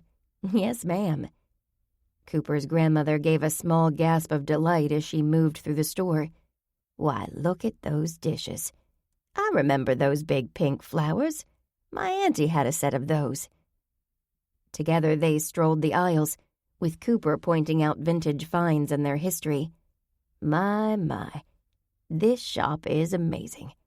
Granddaughter, I am so proud of you." "Oh, Grammy, thank you." Cooper's pride swelled at the compliment. Grammy didn't give them away often. "Do you want to see the aviary room?" "Sure do." Cooper led her to the room that displayed her own creations, birdhouses made from reclaimed items. The birdhouses hung on branches, suspended from the ceiling with fishing wire. On one wall, a framed copy of the Richmond magazine issue that featured her birdhouses was displayed. "You're still making these? I thought that when you moved yourself out of the greenhouse, you'd quit." "Oh no, I still create them. I do some on commission for the local chapter of the Audubon Society. They're sold at their annual fundraising auction. Also, I'm teaching one of my shop assistants how to create as well. I didn't even know the Audubon Society had chapters." "There are nearly 500 local chapters, all over the country. Might have to look them up." "Do that, Grammy." Her grandmother glanced around once more and nodded slowly. "This is your legacy, Cooper. Helping the birds. Guess you have some of your Grammy in you." "I hope so," Cooper murmured. They left the room, and Grammy Lee paused to look at a record player. "I used to have one of these. Where did you find this machine?" "At an estate sale. Vinyl's popular again. Many artists are recording on vinyl again." "You don't say. What's old is new." "Exactly." Cooper turned on the machine and placed the needle on the record. The soothing chords of guitar music floated into the room. "Daddy says you used to play guitar." "That I did. Doesn't seem like anyone in the family has much interest in musical instruments." "Oh, you never know. Maybe Ashley's kids will be interested." "Suppose that's possible." "We'll have to do this again, when Ashley feels better and can join us." "Maybe 3 months from now." Grammy raised her brows and eyed Cooper. Cooper nearly stumbled. "Ashley's pregnant? Little Lincoln Jr.'s only 9 months old." "Granddaughter, didn't your mama give you the facts of life talk?" "Yes, Grammy Lee, but goodness, she's my baby sister and is about to have her 3rd child?" Grammy Lee raised a palm. "Don't go down that path. It is what it is. Your time will come soon enough." "Yes, you're right." Cooper sighed. "Grammy, how did you know Granddad was the one?" "Just did. Made a commitment and kept it. That's the way things were done in those days." "But were you sure?" "I was sure I loved him." She shrugged. "Prayed long and hard. Maybe you ought to do that instead of worrying so much about making a mistake." "But I have made mistakes." "Or maybe deep down inside you realized they weren't the one, and you didn't want to rock the boat and admit it to yourself." Cooper stared at her grandmother. She was right. There was no denying that fact. Neither Drew nor Nathan was the one. John filled the space in her heart that had been waiting for him. "You're right, Grammy. I usually am." Cooper hugged her grandmother. Grammy Lee and her wisdom wouldn't be around forever. They needed more days like this. Many more. Chapter 17. Cooper pulled another dress from her closet, rejected it, and tossed the dress onto the bed with the others. Why did she agree to a fancy dinner? They could have gone for a hike, or maybe a car rally, like Grammy Lee and Frank did. That would play to her strengths. Fancy dinners were not her forte. Most of the time she forgot which fork to use. Cooper eyed her closet again. There was the dress her sister bought her last year. A long-sleeved navy wrap dress. It made her look like someone else who wasn't nervous. Slipping on the frock, she assessed herself in the mirror. The dress looked good. The black eye, not so much. A knock at the door had her rushing to the front of the apartment to let him in. "John!" she breathed as he stepped inside. He reached out to embrace her, then stopped and looked into her eyes. Ouch. And your good eye, too. The doctor cleared me. John shook his head. And I heard there was a gun involved. Oh, Cooper. I'm not sure I'll ever get used to the idea that you and the Bible study are chasing down bad guys. I think of it as stumbling into bad guys. Cooper reached for her purse in an evasive maneuver. Where are we going? You mentioned you'd like to visit France someday, so I thought we'd try the new French restaurant in the neighborhood. Oh? She cocked her head. What neighborhood? This neighborhood. He grinned, gray eyes sparkling with mischief. What was he up to? It's chilly, grab a wrap. We're walking. A restaurant in the neighborhood and we're walking? Her house backed onto the woods, and the banks of Gum Creek to the left and Doris's Road to the right. Where could there be a restaurant? Cooper opened the closet and reached for a warm wool wrap. She followed John down the steps, carefully, in her heels. At the bottom, he turned to offer her his hand. Right this way, he said. What? She frowned, confused. Where? The greenhouse, of course. Cooper followed, speechless, as John led her across the flagstones to the greenhouse entrance. The door swung open, and Quentin stood at the ready, wearing the same outfit he'd donned for Esme's birthday party. Right this way, madame, monsieur. I have your table ready.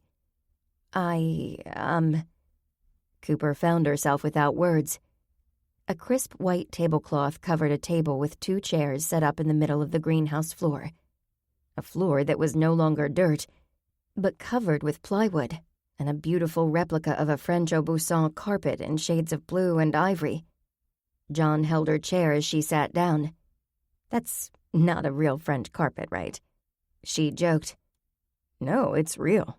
My mother had it in storage. He grinned. She likes you, Coop.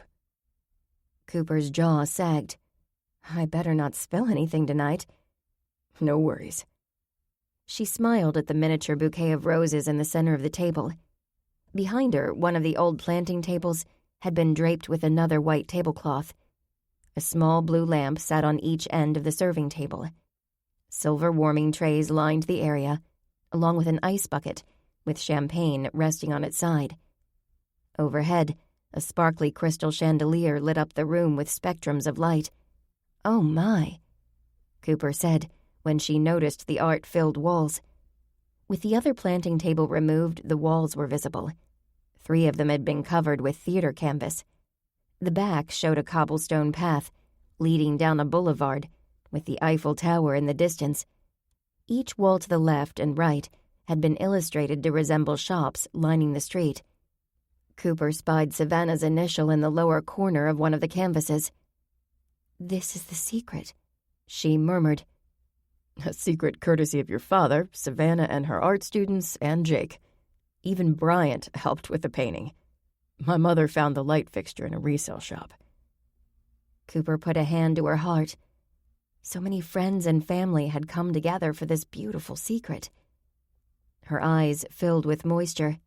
Hey, John said. He touched her hand. What's wrong? Nothing is wrong. It's all perfect.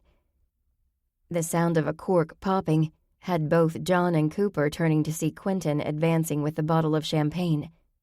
After pouring the wine into their flutes, he stood back and cleared his throat.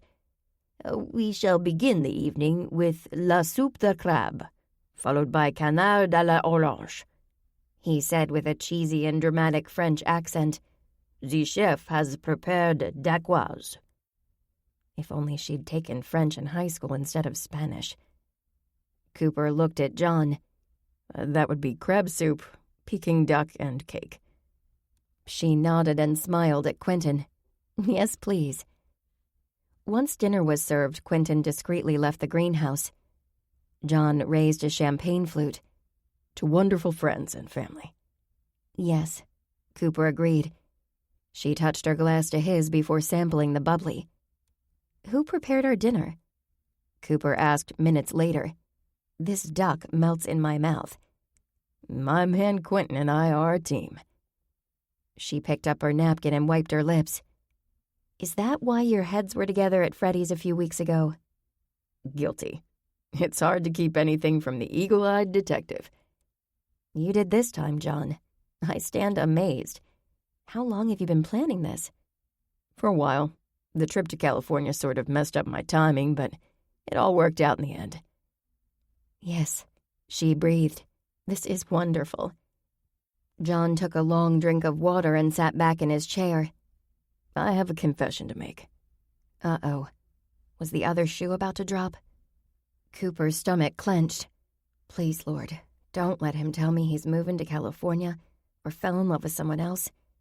I may have prevaricated. Excuse me? That was me, you saw in the rain. Cooper's jaw sagged. Why didn't you answer me? John reached into his pocket. Because I have a terrible poker face, and I didn't want you to find out about this. A small black box rested in the palm of his hand. He opened the box, revealing a stunning solitaire diamond in a silver setting. It was a ring she would have picked out herself. Cooper sucked in a breath, gripping her napkin tightly. This was not what she expected tonight. I don't know what to say, she whispered. That's okay, I have a speech planned. John's face was a mixture of nerves and excitement. Cooper Lee, from the moment you walked into that supply room and helped me fix that copier, you have had my heart. That was 3 years ago. Tell me about it. It's taken that long to convince you that I won't break your heart. He looked at her. You know that I would never break your heart, right? She gave a shy nod. Good. He paused. I was offered a job in California, Coop, but I didn't even have to think about my answer. Richmond is home. It's also where my heart is. John took her hand. Because it's where you are. Cooper looked at John, really looked at him. John, the blue blood who talked cars for hours with Earl and who exchanged recipes with her mother. He even played checkers and rummy with Grammy Lee. It wasn't his fault that he came from a moneyed family. Why, the man had even used his family money to start scholarships for young chefs. Being with John didn't mean she'd have to become a philanthropic socialite like her sister. No, she trusted that she and John could build a regular life together, digging in the dirt, planting vegetables, and hanging out with Quentin and the gang. Cooper reached across the table and pushed back the lock of caramel-colored hair that fell onto his forehead. His gaze moved from her eyes to her lips. I love you, Cooper Lee. Will you marry me? Yes, she breathed. John slipped the ring on her finger, and Cooper held up her hand, grateful for many petties and surprised that the simple solitaire diamond fit like it was made for her. Later, after a few tender kisses, Quentin tapped on the door. You can come in now, Quentin, John said.